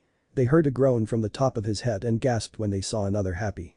Said cat had hearts in his eyes the moment he saw her. "We're here already? I wanted more sleep." Everyone's jaws dropped on the floor. "What?" she asked when she saw everyone staring at her with awe. Taiya shook her head. "Humans are weird." That was especially true with the group around her. It's been nearly a full minute and they haven't said a word. The master was the first to speak. "Where did you find her?" Naruto chuckled. "Funny story actually. Hey, do you mind if she joins the guild? She has very strong magic," he said, making the master grin in curiosity. Trying to change the subject. "I'll let it go for now, but I want to hear the story later." He thought to himself as he was eyeing the exceed.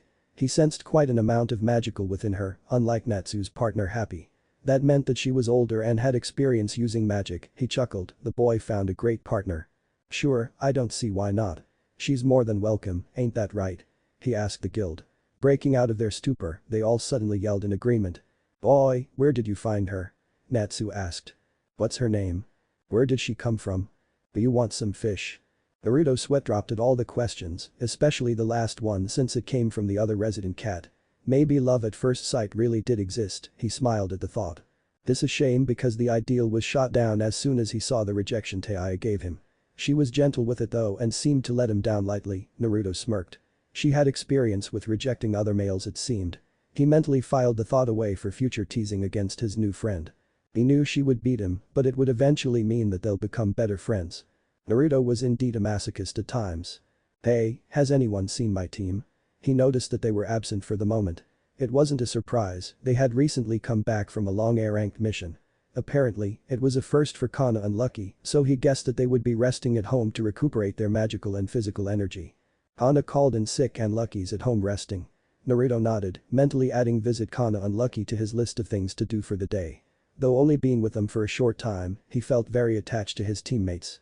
Cana was bright and fun to speak with, while Lucky was always sweet and nice to him when they hung out.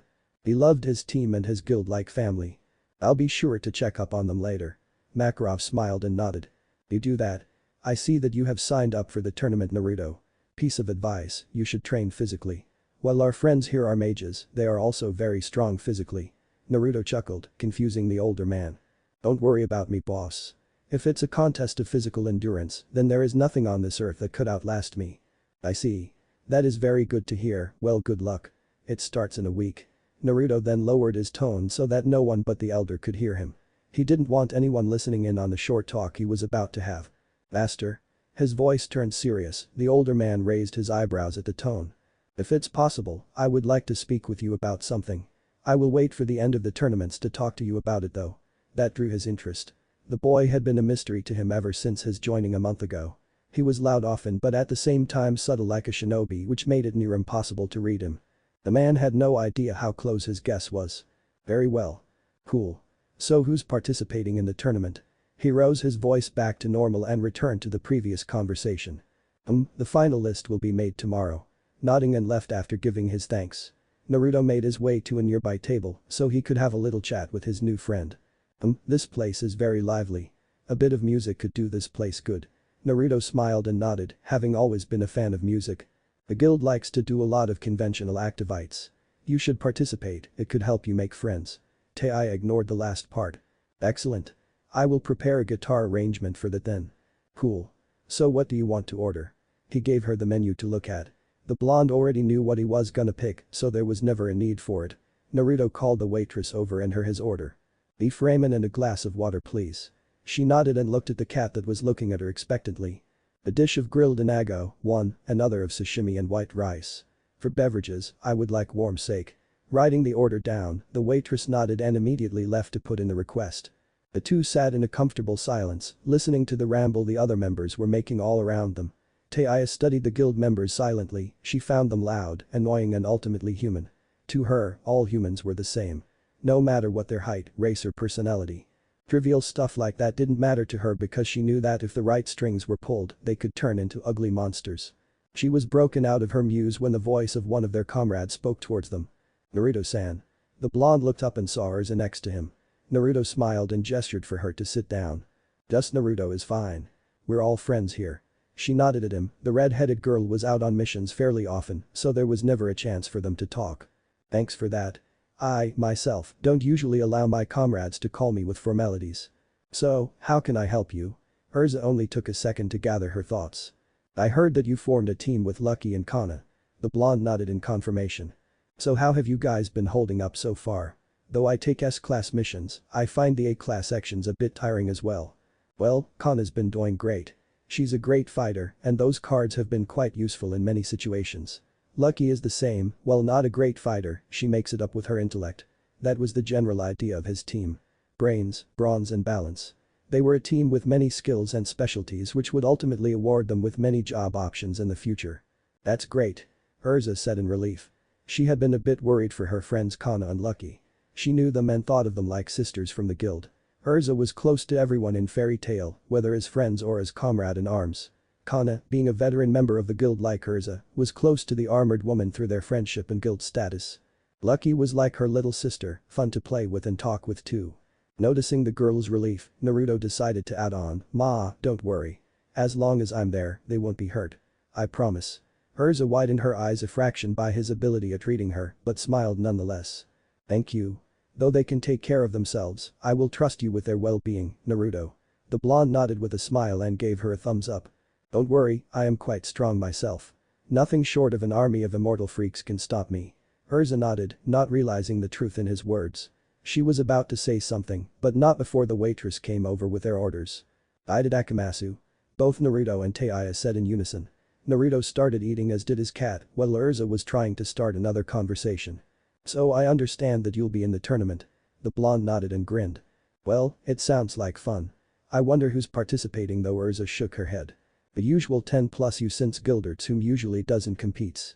Khan is sick so I doubt that she'll be in this time which means you're the 10th. Urza said before continuing. "Ray, Natsu, Luxus, Fried, Bixlow, Mira, Evergreen, Gilderts, you and myself, it seems will be in this time." Naruto whistled appreciatively at the list. It was a contest of Fairy Tail's finest. The Rijinchu were there, as well as Mira the leader of Team Takeover, Gilderts, the strongest of the guild, Luxus the S-classed magician, Gray the ice alchemist, Salamander Natsu, and last but not least the Titania Urza herself. And you can't forget the Dragon of the West himself. Quite the list.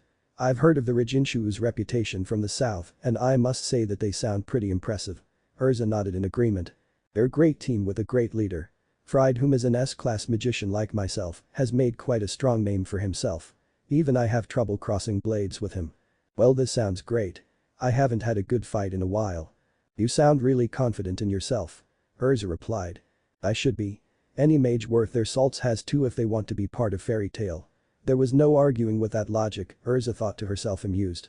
For the few minutes of talking to him, she realized that there was more to him than meets the eye.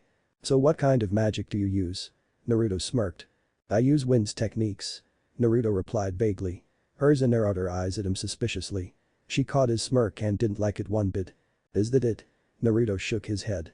If you want to know my powers, the best way to find out is to beat them out of me during the tournament. She nodded, he wanted to make a big show and entertain the crowd. That was perfectly fine to her. She liked to do the same. I see, well you'd better be careful. Underestimating someone could be your downfall. Naruto chuckled at the comment. The same could be said to anyone. Well, it has been nice chatting with you.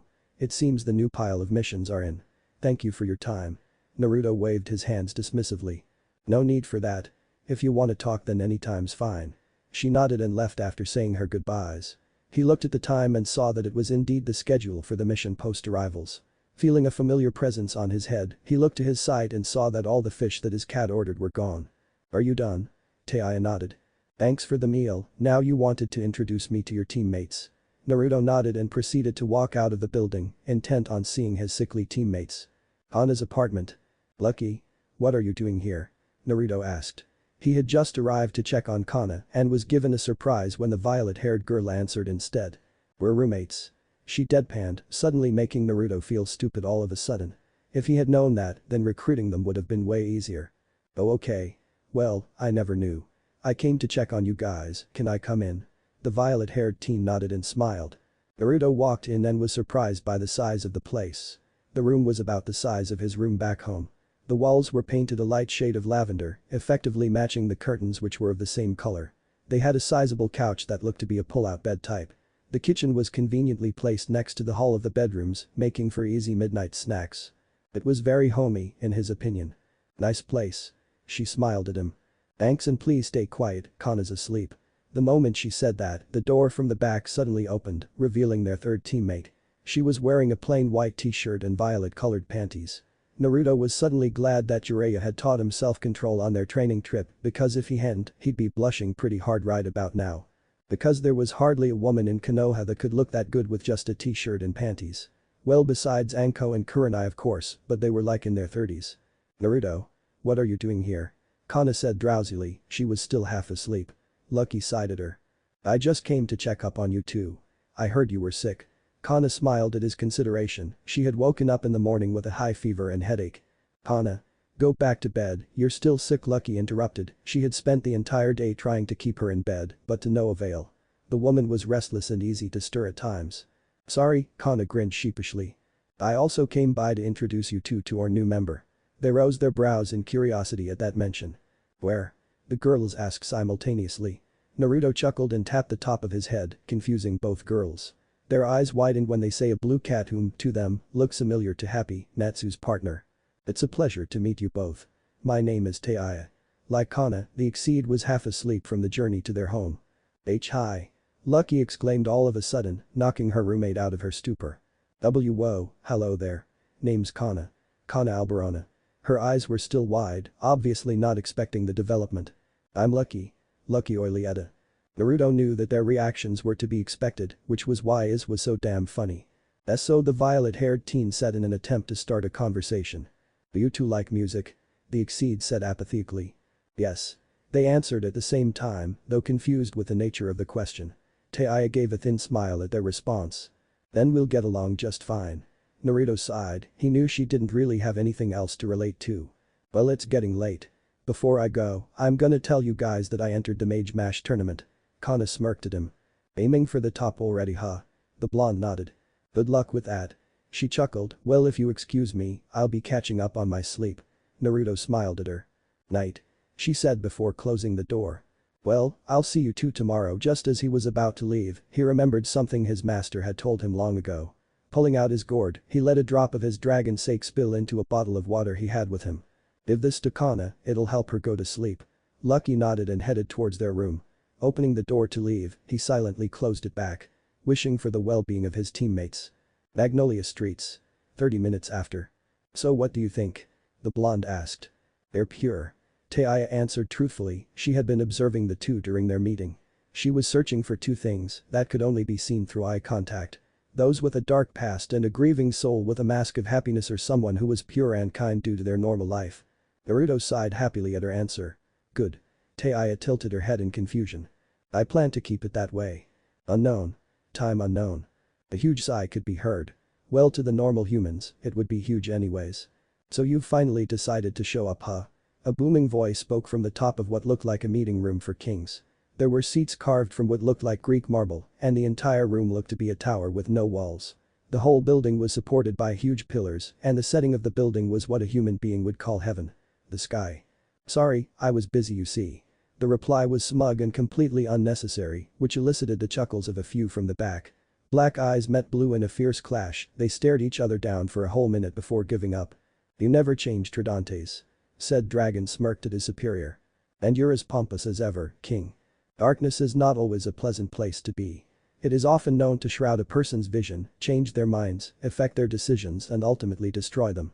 This is both meant literally and figuratively. Mankind has always had a sinister nature within them, whether for good intentions or bad. Justice is often misused and made as an excuse for dark behavior. People commit crimes in the name of justice, which can only be described as the fools of the litter. This has been a problem since the beginning of time. But not for these individuals. No, these guys are just plain bad. Not a good intention in sight for any of them. In a room that could only be described as dark and gloomy sat three people. Each one, unsurpassed masters in their magicial abilities and was formerly praised as the best mages in their times. Their faces effectively covered in darkness, making it difficult to see their facial expressions. The corner of the rooms were lit by dim candles, with what looked like a medieval-styled room consisting of weapons on the sides, a huge round table with what looked like a map of the world. The man entered, looking nervous with a subtle shake in his steps. He had black hair and brown eyes, though filled with life, were also filled with fear and uncertainty. "Have you located your target?" The one in the middle said in a ghostly tone, a tone that sent shivers through the body of the man. Compassing himself, he replied confidently. "Yes, sir. The one you seek is indeed in Magnolia as we speak. What are your orders, sir?" There was a small pause indicating that the man was thinking of a solution. As the minutes dripped by, he grew more and more nervous. The sheer aura of the three in front of him were nearly suffocating his very being. "Send the Valkyries. That man will not leave Magnolia alive." The messenger nodded and left the room. As soon as the coast was clear, he sighed in relief and dropped to his knees gasping. Just standing in their presence tired him out, he could only imagine the poor souls that got in the way of their ambitions. Back inside the meeting room, the other three were discussing their current mission. "Is it wise to send the Valkyries? You know just as well as I do that they stand no chance," a voice said from the right. It was slightly feminine, but was incredibly difficult to tell with due to the deep voice. "I know. Do you question my plans?" was the reply of the other man. The woman sighed, tired of being in the room already. She had better things to do than to brood around in one room with this old man who seemed a bit on the chaotic side. Then again, it didn't matter to her because they all had the same goals. "Do as you wish, Hades." She suddenly vanished into thin air, leaving almost no evidence of her ever being there. A sigh could be heard from the right which caught the attention of the man in the middle. "What a waste of time, why did you ask me to be here again?" a masculine voice said, the annoyance clear in his voice. "My apologies, brother. I just wanted to make sure this all worked out. I needed to speak with you about our strategies." The other man shook his head, almost in a disapproving manner. "Is this man really worth the trouble?" "Yes, Ivan Drayer has crossed us for the last time." Fairy Tale. Evergreen v Naruto. Natsu v Luxus. Urza v Bixlo. Mira v Gray. Builderts v Fried. The official matchups had been placed on the top of the mission board. As soon as it was released, everyone immediately started placing bets on whom would come out on top. There were no bets on Gilderts's matches due to everyone assuming his immediate victory, which wasn't the slightest bit offending to Fried. Even he thought he didn't stand a chance, but Gilderts tried to reassure him of his abilities, saying that no one was invincible. "The light guys, this is how it's gonna work." "Well, you bums know how it works, but for those who don't, I'll explain," the master said, glancing at Naruto whom looked grateful at him. "The Mage Mash is a one that will be held at night 5 days from today. The first round matches will start at around 7 p.m. You guys will have to be there in time or risk disqualifying." Everyone nodded, waiting for him to continue. No one noticed Naruto's brief dark smirk. "The first round has a few rules, but thankfully they are not too restricting, so be thankful, you crazy bums." The guild chuckled at that comment. "There are only 2 things worth mentioning. The first is that you are not allowed to use forbidden magic. For example, blood and death magic are forbidden, and if you are caught, then you will be sentenced to imprisonment by the council." The mention of forbidden magic sparked his curiosity a bit. His teacher had told him of a few, but he'd never heard of blood magic before. "Verdantes probably didn't deem it too threatening to tell me, huh," he thought to himself, sighing mentally at the dragon's antics. He was broken out of his muse when the Makarov continued. "The second is that the matches will be limited to 25 minutes, and if there is no winner by knockout, there will be judges to determine the winner." Naruto rose his eyebrows. "And how will that work out?" The master grinned sheepishly. "Well, it doesn't happen too often. The last time a decision had to be made was when Mira and Urza were duking it out last year. The two had the decency to blush at that mention. It was indeed a long match, clothes were torn, words were said, anger exploded, and the end result were 2 half-naked teens on the ground. Perverts watching were all quite pleased that day. The guys on the other hand smiled inwardly, all thinking the same thing. Best match in history. Naruto caught the looks on the men's faces and grew more and more curious. Damn, I shoulda came here last year. He knew what those faces meant, they were thinking very Jiraiya-like things. The blonde had already put 2 and 2 together. Anyways, 3 people from the council will be judging, so if there was a decision, they will make it. Naruto nodded, understanding the logic. The short elder took a second to catch his breath and speak again. The winners of the first round will obviously go to the finals. I know some of you are thinking along the lines of it would be unfair because someone will get a bye round. But that is not the case because we of Fairy Tail are what people say extreme. Naruto tilted his head, obviously the one who was thinking that. The master had a mischievous smile on his face the moment he said that, indicating that he had something cooked up. Instead of having 3 rounds with one person having a bye, I have come up with a different solution. Actually, my old teammate came up with it to entertain the crowd. The blonde was growing impatient, already wanting the man to get on with it. His plan was to make the tournament with 2 rounds. The winners of round 1 will be put up against each other in a free-for-all fight. A 5-man woman rumble, you could say. Naruto's eyes widened, obviously not expecting that. His shocked face turned to one of sheer excitement, his body shivering at such an idea. One more thing, this fight is kinda special in a way. You see, it is actually the semi-finals. Naruto waited for him to continue. When a mage is deemed unable to fight in this round, there will be a 5-minute intermission whenever one goes down. After the break ends, the cycle will continue until 2 are left, as you can see. When it comes to that, a 10-minute break will be held, so the competitors will have time to rest up. That is considered to be the true finals. It wasn't as complicated as it sounded, Naruto thought. So basically, they do a 5-way battle until 2 are left, and those 2 are the finale. Wow. He breathed out. Yeah, I had the same reaction. Sounds fun, doesn't it? Makarov said with a smile. Damn right it does. I love it. He said, with everyone behind him yelling in agreement. Yup, so be ready. It's on Sunday. Everyone nodded and scattered to do whatever they did. Naruto left the guild to go home, and everyone else continued with what they did. 30 minutes later, Fairy Tail's roof. The Rijinchu officially made this place their meeting spot ever since the master gave them permission to take S-ranked missions. While Fried was considered S-rank by his peers, he was actually the only one amongst his teammates to be on the actual level. Evergreen, while witty and clever, was not strong enough to be put on the level of S. Same with Bixlow and his puppet soul-styled magic. Ahaha, I feel sorry for you too. Bix, you have to fight the Titania Urza. The masked man snorted in response, feeling a bit offended by the lack of faith his friend had. Please, I can totally take her. Yeah. Shaking her head at his arrogance, she looked at Fried and almost pitied the man. Fried, you will be facing Gilderts on the other hand. Bixlow grew quiet at that mention, pitying his leader for his lack of luck. Fried chuckled and waved his hands dismissively. You two will eventually fight him anyways. Not like it matters, Gilderts will be the winner. It's obvious to everyone around. He replied calmly, without missing a beat. Evergreen shook at that thought, she didn't want to be the victim of Gilderts' crash magic. True. Hey, do you guys know anything about that Naruto kid? He's my first round opponent. Bixlow laughed. Why? You worried? He's just some rookie that came here a month ago, you shouldn't have too much trouble. The glasses-wearing woman smirked at the comment, feeling her self-confidence grow. Yeah, you're right. I mean, he's just some kid, right? Fried sighed at her, she was even more arrogant than Bixlow. He was glad that they made him leader, or rather, Luxus made him leader because he was certainly the open-minded one of the trio. Aren't you the one who scolds others about their arrogance? She blushed at Fried's claim. Why yeah, you're right. I'll take him seriously. Fried nodded, satisfied by the answer. You better, he's much better than he lets on. The woman looked at him curiously, obviously waiting for him to continue. Fried shook his head at her. Luxus only said to be wary of him, they were all confused at that. But if their boss told them to be careful, then they would. None of them had no idea how right Luxus was, in fact they didn't have a clue. Denbari Onsen, Naruto's place. After a long, tiring week, there is nothing better than an onsen to soothe one's mind and soul. The water was at the perfect temperature, not too hot and not too cold for his tastes, which he appreciated immediately. The bath was relaxing all the muscles on his body, nearly making him fall asleep in the process.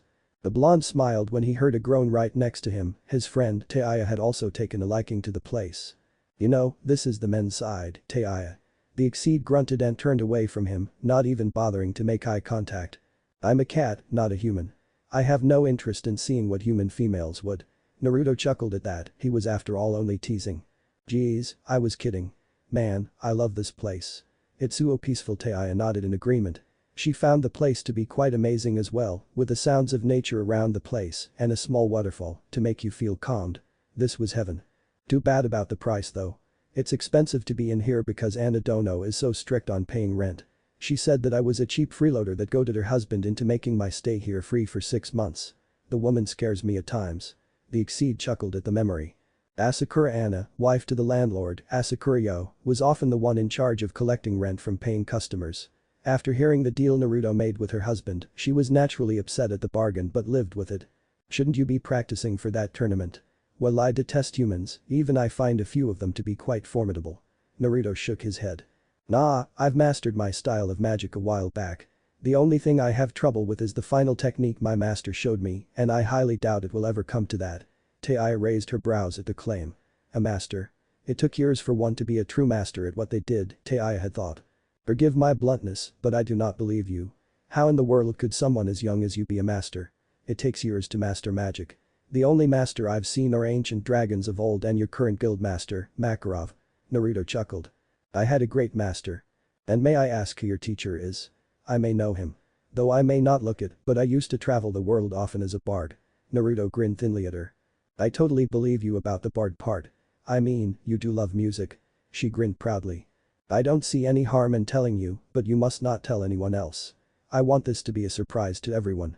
She nodded and waited for him to continue. He took a deep breath and smiled. My master was Tridantes, the traveler of the night and the real dragon of the west. The exceed widened her eyes considerably. Not only did she recognize the name, but the surprise came more from the sheer reputation the dragon had. As a bard, she'd heard many stories of the dragon of the west. There were countless tales on how the mighty Tridantes would descend from the night sky and shred apart fools who dared enter his domain. His roar would claim many lives from the killer intent alone, he would flap his wings and blow away buildings with hurricanes, he would command the shadows and use them to reap hell against his opponents. So you could understand her shock. The stories of Tridante were often used to scare little children to sleep. For example, one could say, don't stay up too late or Tridantes will come eat you in your sleep, and the children would believe them. Noticing her shock, he waved his hands at her face. Hello, awake there? He said amused. Why you know Tridantes? She asked rhetorically. Naruto nodded. It was hard for her to believe, but the honesty in his voice got through to her. Do you have any idea just how feared that dragon is? The exceed exclaimed in his face, never in her life would she have believed that the legendary dragon would have a student. Nope, he's annoying but feared maybe. I've only fought him seriously once and he destroyed me where I stood. I was known to be a fierce warrior back in the days before I met him, and even with all my might, I only managed to push him past his first restraint. He said with admiration and respect laced in his voice. I didn't use my demon cloak, but it wouldn't have changed much, the technique leaves me defenseless after it wears down. I was arrogant and thought sage mode would suffice. How wrong was I? He thought as his hands unconsciously rubbed an invisible scar that the dragon had awarded him for his efforts. Of course it had healed a long time ago, but he still felt it. Only anti-dragon attacks can harm a dragon. Rasen Shuriken was the only technique that harmed him. Not to mention I hit him twice with it. They don't kid when they say only dragon slayers could slay dragons. He had that power now, the power to defeat dragons. To this day, he never understood it. Why would a dragon teach a human to slay its own kind? There was no logic at all. How many restraints does he have? Taya asked, finally snapping out of her shock. Tridantes limits himself to 3 restraints. Though I pushed him past his first, I was damn close at forcing him to his second. He's far too powerful for me to fight. He answered after a moment of thought. You must have been powerful to push a dragon such as him. Compared to the other dragons, he's considered to be on the top tier. The only ones I can think of that can match him are Fire Dragon, Igneel and Grandine the Sky Dragon. It is quite possible for you to beat him if you trained harder. Naruto shook his head. Nah, I would be hard-pressed to beat him if he were dead serious. I honestly don't think there's a human on this planet that can defeat him fair and square. The sheer amount of energy he had astounded even myself, whom was known to have an abnormal amount of magical energy. Taya nodded in agreement. Well, you are correct in most of your observations except one. Naruto looked at her curiously, wondering what she would say. There is a human that could defeat him, fortunately he's been gone for years. He was confused at first before realization dawned upon him. Ah, I forgot about him. Zarif, the ancient. My master told me about him. The blonde shivered at the stories he was told. It took a while to convince his master to tell him about Zarif, but he eventually got to him by exchanging stories. Flashback. Zarif. Tridantes looked from his student to the night sky, memories of the man called Zarif filling his thoughts. He remembered the fierce sieges that he led against the council and their armies, the living demons he summoned from the underworld that had completely ravaged the cities, the thousands of corpses he used as spell ingredients, the amount of humans that was slain by the man. Even for a dragon such as he, it was a terrifying thing to watch. Tridantes smiled and looked at the man whom he looked as a student and friend. Naruto had more potential than anything, human, exceed, dragon or demon. Zarif of old, the most powerful mage in the history of Fiori, the Dark Wizard. He was the supreme master of all types of living magic, a forbidden art. The dragon spoke in a serene tone as he looked at the blonde. Naruto was waiting for him to continue, he was always interested in stories. What was he like? He was truly a monster to behold. The man was the student to the previous most powerful mage in the world. No one knows what happened, no one knows how, but Zarif killed him.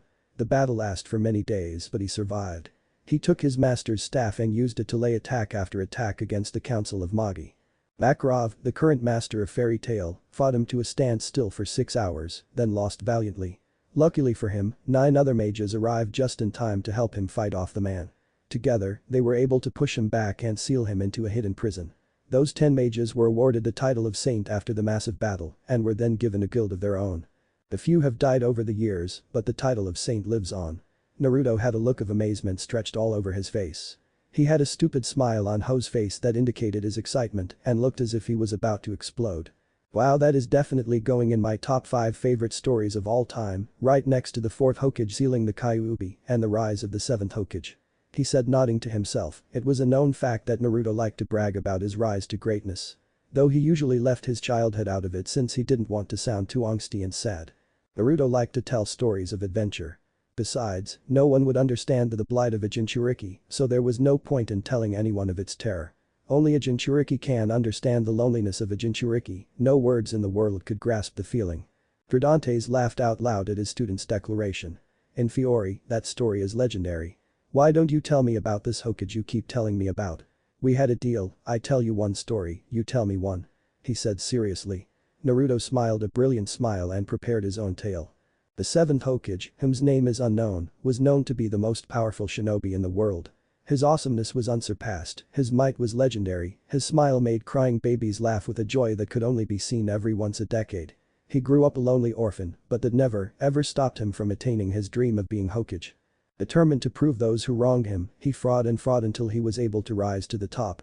When he was 12, he fought and won against one of the 9 great Jinchuriki, the fabled demon containers. The battle was long and cruel, but to save his precious ones, he went all out and summoned thousands of clones by his side. When the Jinchuriki transformed into a giant tanuki, he summoned his own giant steed to mount and fought the demon to a standstill for many moments. The battle ended with the 7th as the winner and he returned to his village a young hero. But that was only the start of his journey to the top.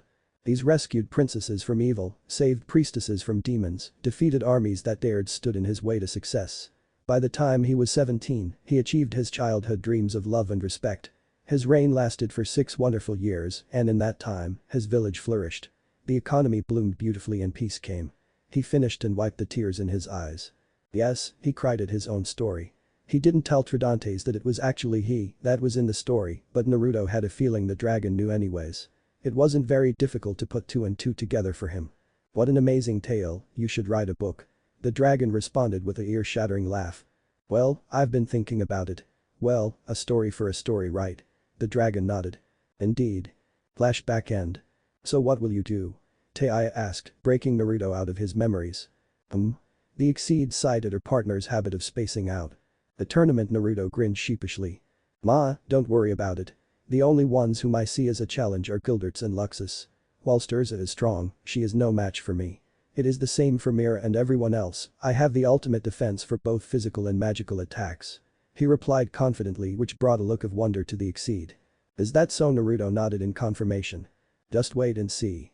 I don't call myself the Dragon of the West simply because I thought it sounded cool. Few days later. Tournament day. Naruto walked to Fairy Tail with a calm demeanor. He was thinking about the file he had read on Gildertz and was absolutely confused by the vague description of his magic. All it had said was crash. He spent a few hours thinking about the possibilities but was ultimately stumped. What the hell does crash magic look like? He muttered to himself. Oh? Thinking ahead already? He heard a voice say from beside him. Tilting his head, he saw one of the lesser famous member of the guild. It was Mikao, he specialized in fire magic and transformations. You're Mikao. Cana told me about you, Wasp. The blonde replied cheerfully. Well, I heard you talking to yourself and I thought I could help you. The older man said, making the blonde rub the back of his head sheepishly. Ma, you heard that? Yeah, well I guess I could tell you. Gildertz's crash techniques can destroy any matter. Yeah, bit vague, but it's better than nothing, right? Naruto grinned and thanked him. Thanks, I'll keep that in mind. No problem, but don't get your hopes up. I've heard of your wind magic from Cana, but it won't be enough to beat him. Besides, you've got Evergreen in the first round and she ain't no pushover. One of the lessons that was taught to him was to never underestimate anyone, though he never had this problem, it was still important. I know. Thanks man, be sure to watch. I promise you it'll be a good fight. With that, Naruto ran off. Mikao shook his head and chuckled. Kid so young. Wait, I'm young too. Yeah. 33 ain't that old. He kept telling himself. 2 hours before the start. Fairy Tale Lobby. Yo Naruto. The blonde was trying to catch some sleep before the start of the matches. He didn't feel the need to take any jobs for the day since he felt it would only tire him. Cana. Feeling better? She nodded and smiled. Yup, dunno what you put in that drink, but it was great. Slept like a baby. He chuckled at that. His dragon's sake was no joke, not only did it taste great, it was also a great medicine. Thanks, I'll tell you about it some other time. Where's Lucky? She'll be here by the time the matches start. He nodded. That's great. But I'm so bored. Time moves too damn slow. Chuckling at her teammate's antics, she patted him on the back in an attempt to appease him. The blonde turned out to be not only a great comrade but also a great friend. He helped her out with a lot of things, and not to mention that he was a very heavy drinker. Well, what are you gonna do? She asked him. Naruto went into a drinking posture for a few minutes, then snapped his fingers at a conclusion. We have a few hours, let's get a drink. She rose her eyebrows at him. You're gonna get drunk before the tournament. Naruto laughed and waved his hands, dismissing her question. Don't worry about me, Evergreen won't last 5 minutes against me. He said confidently, though some would say overconfident, it was still legit. Is that so? She asked skeptically. Cana had seen the glasses-wearing woman fight and thought she was damn impressive. Without skipping a beat, Naruto nodded. You haven't seen me fight seriously before, so it isn't a surprise. I have other tricks besides wind magic, you know. That threw her for a loop, but it wasn't surprising. Anytime she'd seen him fight, he always had some stupid-looking grin on his face that indicated his silly nature rather than a serious one. Alright if you say so. She finished loudly, having somehow imagined him winning. Though she was a bit hesitant to believe his claim, it didn't matter. Like everyone else, she would have to wait and see. Good, now let's get a drink. Grabbing her hand, he dragged her to the guild bar. How ironic, usually I'm the one that drags someone to the bar. She thought happily to herself. There was never a dull moment whenever hanging out with a whiskered teen, she figured out long ago. He was unpredictable, which was a great thing. But she wondered just how unpredictable he could be. Maybe he'll be a shocker in the Mage Mash, she hoped. Local stadium. 2 hours later. Naruto. A voice spoke, breaking the blonde from his sleep. Are you alright? He saw the master say in a worried tone. The old man sure was nice to care for such a trivial thing. I'm fine, a little sober. He lied through his teeth. He was drunk 30 minutes ago and had finally became sane just a minute ago. So he was actually quite tipsy. Damn fox, fix this already. The Kyuubi was asleep, so he didn't bother commanding his chakra to cure him. Though Naruto mastered his chakra, didn't mean that he could take it at will. The fox still had to grant him the power. Okay, I remember, you're up first. He told him before facing the crowd. It was a beautiful night and was a perfect setting for a Mage Mash tournament. The stars were alive in the candlelight and everyone was present. He sensed Mistgun's presence somewhere among the crowd but didn't bother looking for him. The masked man probably wanted to see how strong the blonde was. Ladies and gentlemen of Magnolia, welcome to this year's annual Mage Mash. He yelled out to the crowd, electing a huge cheer from them. The crowd was huge, everyone from the city was there. The Mage Mash event was the most popular thing to happen since mages. The tension was in the air. Luxus looked at Gilderts with fire in his eyes, willing to prove himself as a great mage rather than being the grandson of Makarov. He had a huge shadow cast upon him, one that he couldn't surpass easily. Urza looked also glanced at the taller man and acknowledged his presence. She hadn't planned on entering this year, but once she heard Gilderts entered, she immediately changed her mind. Urza respected those whom were strong and just, and to her Gilderts was both to the extreme.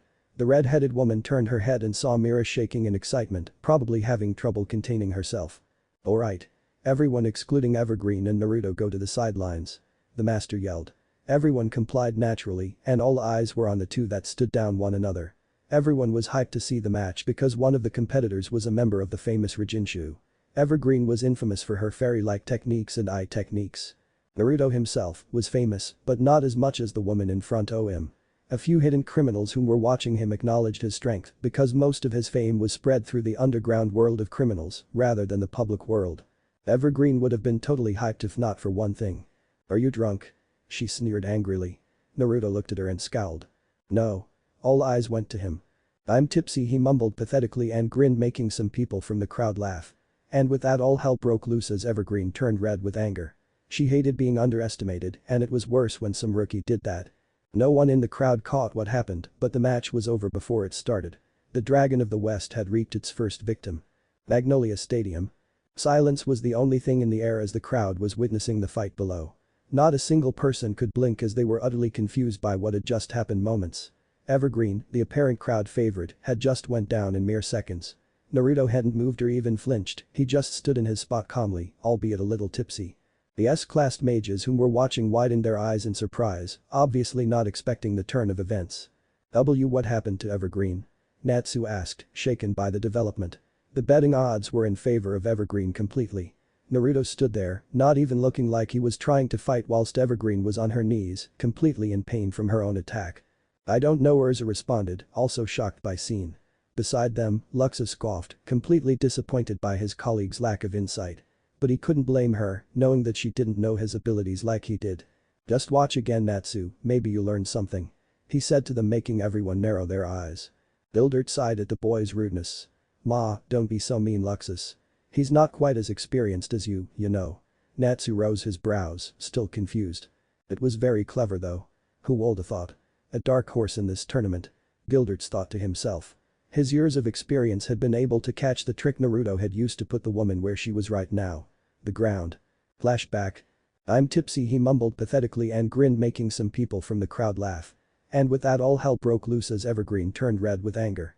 She hated being underestimated, and it was worse when some rookie did that. Wing magic. Era. Summoning wings from her back, she then flew into the air to obtain the advantage.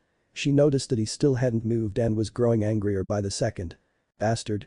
Never underestimate me. Charging blindly above him and unleashed her signature attack with haste, not noticing Naruto's dark smirk. Fairy bomb. Gremlin. Unleashing a barrage of dust towards him, she watched with sadistic pleasure when she ignited them. Well, she would have if they didn't go off next to her instead. She was cut off when her dust somehow appeared next to her. Trying to cancel her spell but failed as the bombs immediately blew. Everyone watched in confusion since in 1 second the dust bombs were next to her rather than the blonde she aimed for. Ma, in the words of my old sensei. He said, smirking darkly at her. Don't let anger consume you or I just might turn your technique against you, Ms. Evergreen. Then flashback. Naruto watched her fall down and landed on the ground with a thud sound. The silence of the audience pleased him greatly, especially since he asked Taya to put all their money on him, since he knew everyone had betted on his opponent. Oh yeah. He was gonna be a rich man by the time this was over. He was definitely getting a flat screen after this, or maybe a new couch. He could get N's box, but the PlayStation 3 was more appealing. Wait's box has more games and they have that new. Boy. He heard an angry voice say, breaking him out of his muse. Smiling when he saw her stand up, he waved. Yo, glad you survived. Didn't want the match to end too fast. After all, I am a great crowd pleaser. Ain't that right? He yelled cheerfully whilst giving the audience a thumbs up. Everyone broke out of their stupor and started cheering for him. Hell yeah. Naruto heard Cana and Lucky scream from their seats. He blew kisses in their direction and bowed comically, not noticing one of their blushes. Not hard to miss when every girl in their direction blushed as well. What did you do? She asked, barely able to stand on her feet. Not once in 5 years has she ever been hit so hard, and by her own attack no less. It was a mockery to her skills, the skills accumulated from years of hard work and planning. Why don't you try again and you might see what happens, he told her cheekily. It was obviously a trap, so she didn't go for it, opting to figure out his tricks later. No matter, she gave him a sexy smirk and removed her glasses to show off her dark eyes. Naruto rose his brows and smiled childishly, figuring out her gesture. Ah, I see. You were so distracted by my handsomeness that you didn't notice my trick. It's alright. Besides, it's not very difficult to fall for this. The blonde rose his arms to the crowd and flexed his biceps, effectively making nearly every civilian girl squeal with delight. Evergreen flushed with anger and surprise, making Bixlow and Fried chuckle silently on the sidelines. Urza and Mira laughed at their comrades' complete embarrassment, while Luxus just smirked at the effective taunt.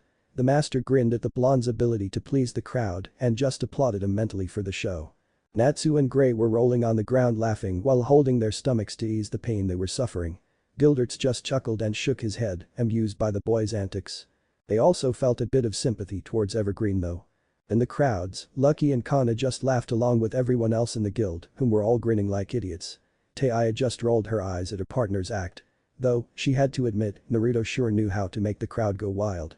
No. Shut up and look into my eyes. She yelled out angrily while trying to ignore that calls and wolf whistles from the crowd, whom obviously misunderstood her words. If possible, Naruto's grin got even wider and mocked blushed at her while pressing his fingers together resembling his old friend, Hinata. Oh? Such boldness. My, I didn't take you to be that type. I must say, you are certainly unpredictable. Her patience was running thin and only got worse when she heard Bixlo laughing out loud. Calm down, she told herself and immediately looked into his eyes. He suddenly froze still much to her pleasure and began petrifying. She had gotten him for humiliating her like this, the silence of the crowd made her smile. Ma, a Dijutsu, eye technique. Didn't expect that, she heard a voice from behind her. Evergreen didn't want to turn around, but she had to confirm it. Slowly moving her head, she saw the blonde smiling widely at her in a calm demeanor. She was shocked. Not bad, but I've had tons of practice with eye techniques. Such a thing won't work on me, Ms. Evergreen. He said while pointing to the one she had petrified earlier, only to see it dissolve into nothing. What? My favorite technique. Cage Bunshin, Shadow Clone. He said, proudly presenting the move that had won him thousands of battles in the past. Directing his eyes to avoid her petrifying gaze, he used his magic to send vibrations through the air as a method to keep track of her with radar-like efficiency. Thank you, Shikamaru. His two friends had taught him this move as a way to fight Uchiha Sasuke Sharingan. Not willing to be a sitting duck, Evergreen flew into the air again and tried another of her attacks. Getting behind him, she charged him with fierce speed. Fairy machine gun. Leprechaun. Raising her arms, she brought them down in an X and unleashed a huge amount of magical needles at him, hoping to beat him in an instant. Naruto sighed at her predictability and twitched his arms subtly. Page Aisha, shadow projection. The blonde commanded the shadows to shield him from the attack with a dome-like figure. Once the needles got to him, they were instantly sucked into the void instantaneously. Evergreen widened her eyes again. It's you. ST like last time. He finished her thoughts quickly. He pointed behind her and opened the other projection door, resulting in Evergreen's own attack flying towards her. Unable to avoid it, she braced herself and took the attack. As soon as the attack finished, she dropped to the floor silently. She was out like a light the moment she hit the ground, which didn't surprise anybody.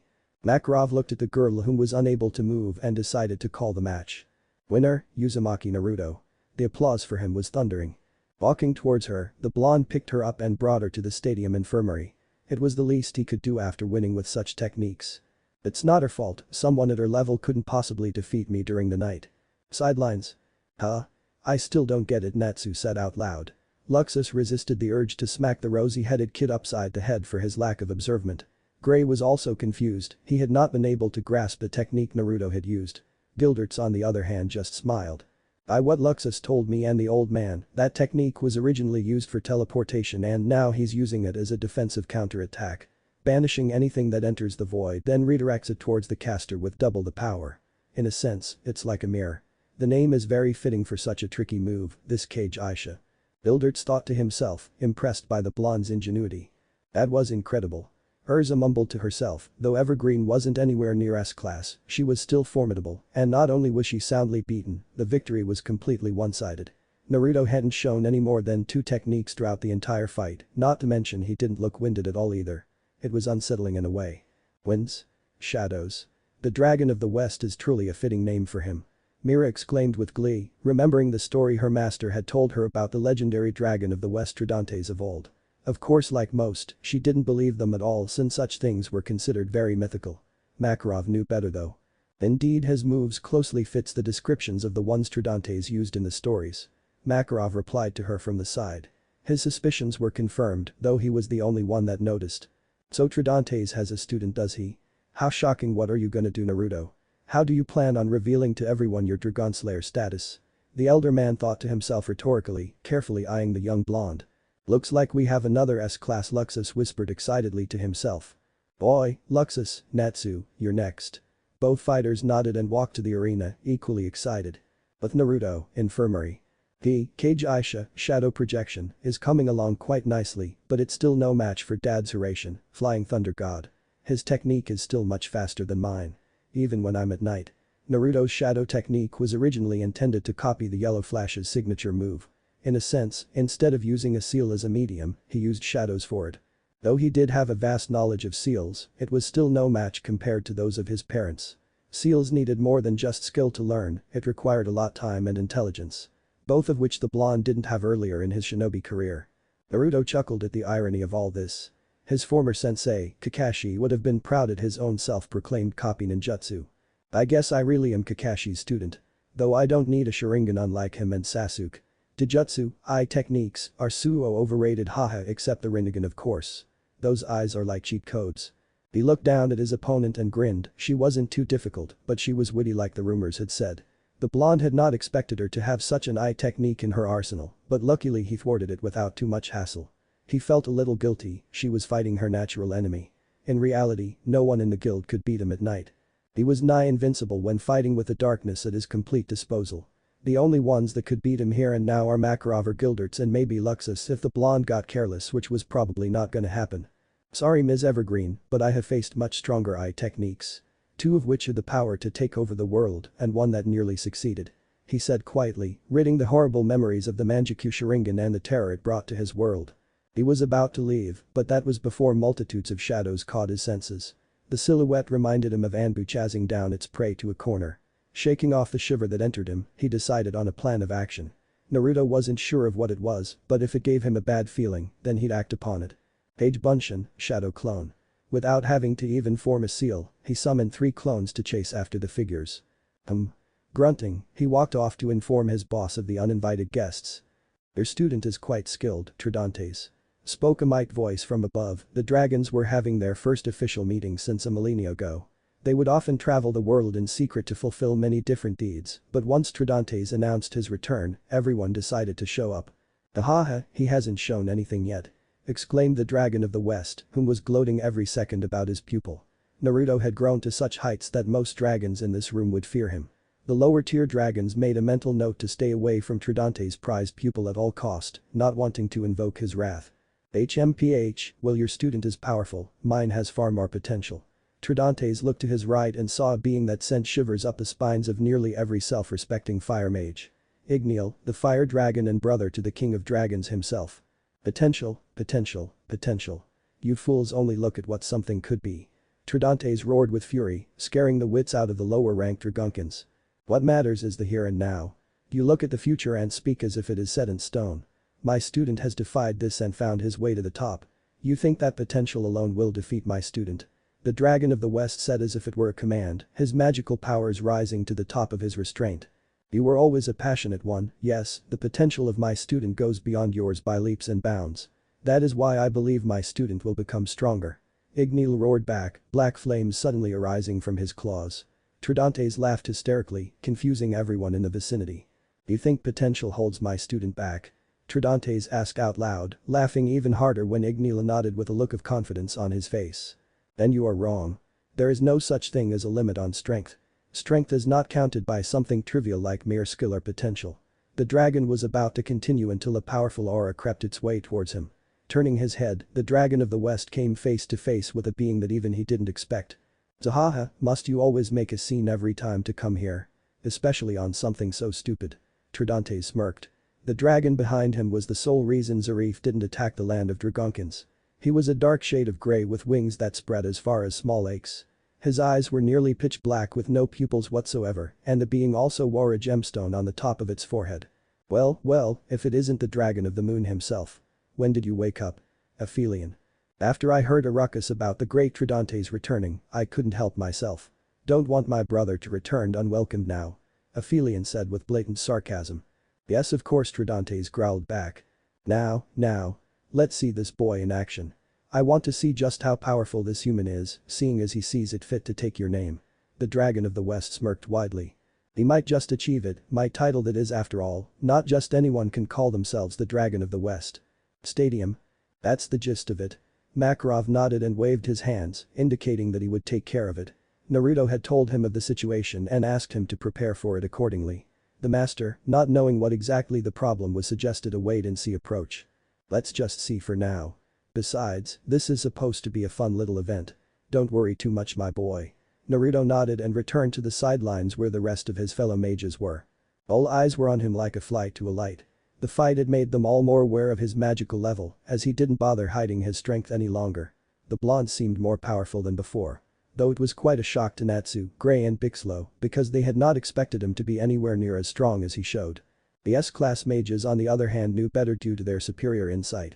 The job didn't take you to be a shadows guy though. Mira said with amusement laced in her voice. Naruto chuckled at the remark as he knew many would agree with her. Ma, I'll take that as a compliment. I didn't mean to use those techniques yet, but I wanted to save my energy. That's a good idea because Luxus won't have too much trouble with Natsu. Fried said from his side, pointing at the two whom were fighting. Naruto kept a close eye on his fellow Dragon Slayer, eager to see his techniques. Naruto had never met any other Dragon Slayer before, seeing as he's only been in this world for only a few years. Show me your power, student of Ignial. Stadium ground. Peryu no Tekken, Fire Dragon's Iron Fist. Natsu yelled as he charged the older blonde with vigor. Luxa sided him and clapped his hands together whilst charging his magical energy. Ekureki, Thunderclap. A powerful, lightning-infused shell branched out and shocked the rosy teen, knocking him back to where he once stood. Luxus shook his head in disappointment. Natsu, always so predictable. Come on, show me something new. He roared and shot a wisp of lightning at him. Dodging the attack by a mere centimeter, he drew his breath in and prepared his signature attack. Sidelines. Could this be? Naruto said to himself as he observed the younger child. Of course, being a fellow Dragon Slayer, he knew what the next attack would be. Stadium ground. Peryu no Hoko. Fire Dragon's roar. An unearthly amount of fire breathed from his mouth and launched itself at Luxus's mediocre speed. The elder teen smirked and jumped cleanly out of the way. Not bad, but it's not good enough. He punched the ground and out erupted streaks of lightnings. Brahman. Lightning Ripple. The attack struck Natsu head-on and dealt severe damage to him. Falling to the ground in a heap, Natsu blacked out. Winner. Luxus Dreyer. Makarov nodded and signaled someone to bring Natsu to the infirmary. Sidelines. Naruto couldn't help but feel a stinge of disappointment hit him after witnessing the fight's abrupt ending. He had expected the young teen's roar to be a bit more effective, but apparently that wasn't the case as it was slow and easily avoidable. He does have potential though, but that won't be enough to defeat a real-life dragon. Maybe I'll train him up a bit after this. He thought to himself, finding the idea to be a bit appealing. Like always. Gray laughed from besides him, though he couldn't help but feel sorry for his rival. Luxus was one of the best mages in the guild and it was obvious that he didn't stand a chance. He wasn't terrible. Naruto stated, defending his fellow Dragon Slayer. I agree, in a few years, Natsu will be much better. But right now, Luxus has every advantage over him. Urza told them apathetically, though if one were to look closely, she was actually studying the blonde from the corner of her eye. Sighing, she walked up to the stadium grounds with a silent glint in her eyes. My turn. Walking down to the stadium with elegance only present within queens themselves, the Titania Urza Scarlet watched as all eyes came on her. She was beyond famous in Magnolia and was often the role model for all young, aspiring sorceresses. Her magic was beautiful to many and a nightmare to others. Her hair wisped around like leaves during a spring breeze as her eyes focused on one single goal. Victory. Ready, Bixlow? Her opponent, Bixlow of the Rijinshu, nodded and smirked arrogantly at her. The look ticked her off a bit, but she let it go, opting to crush his skull to the ground rather than saying anything. She was a woman of action, her skills mightier than most men. Yeah. Get ready to eat the dust, girlie. You got no chance today. Gasps were heard from the crowd and many glares from the local sorceresses targeted the masked man. Bixlow swallowed nervously, not from the glares from the others, but rather from the person in front of him. Urza's eyes darkened considerably and she subconsciously produced a wild amount of killer intent, freaking out most of the competitors excluding Naruto, Luxus and Gilderts. Those three just shook their heads inwardly while thinking the same thing. What a stupid thing to say in front of her. So you think that because I am a woman, that I will lose just like that? She said with a sickening demeanor. Bixlow shivered under her gaze. And no, I didn't mean it like that. Before he could finish, she charged him with speed that surpassed most jounin. Exquip. Gunner 1, she exclaimed as she ran toward a spear that radiated nothing but power, poofed into her hand seemingly out of nowhere. The pole was dark blue with a snake design that seemed to go all the way to the top. The blade was beautifully designed, the color was pitch black and had a silver lining that seemed to go from the mouth of the pole to its tip. Bixlow, whom was shocked by the speed of her approach, quickly summoned his puppets to defend him. He had them shoot lasers at her from all directions in an attempt to slow her down, but failed as Urza closed the distance between them without breaking a sweat.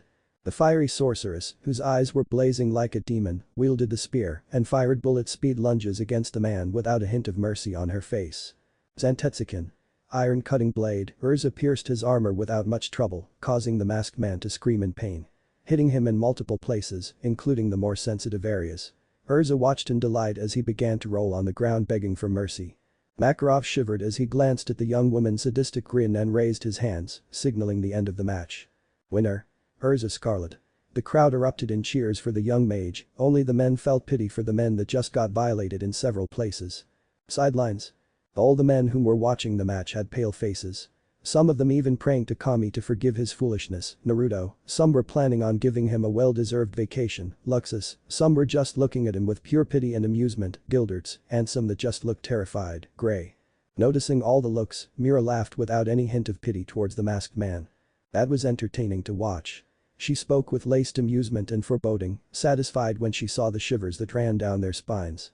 "Yeah, for you, scary chick," Naruto mumbled, still pale from the attack.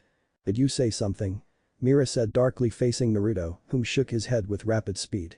Narrowing her eyes, she started to approach him with a scent of killer intent behind her, causing Naruto to sweat comically at the sight.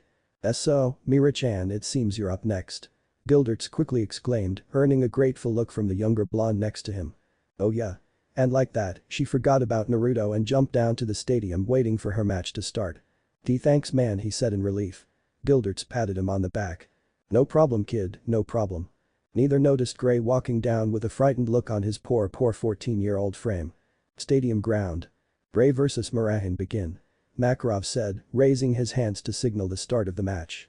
Gray looked at her with so much fear that the woman herself could feel it. She smirked and gave him a glare, packed with malicious killer intent. He sweated coldly and subconsciously thought back to the times of when he was still with his master. On how to be one with nature and her multiple lessons on dealing with fear. Face it head on. He heard his master, yell at him mentally. "Fear is not a weakness, it's a detector. Use it," she had said to him the week before Deliora attacked. He didn't listen to her at the time and it cost him the best master in the world. He looked at the woman in front of him and felt the weight of the world falling on him. She was powerful but not invincible. He stared back, courage returning to his frame.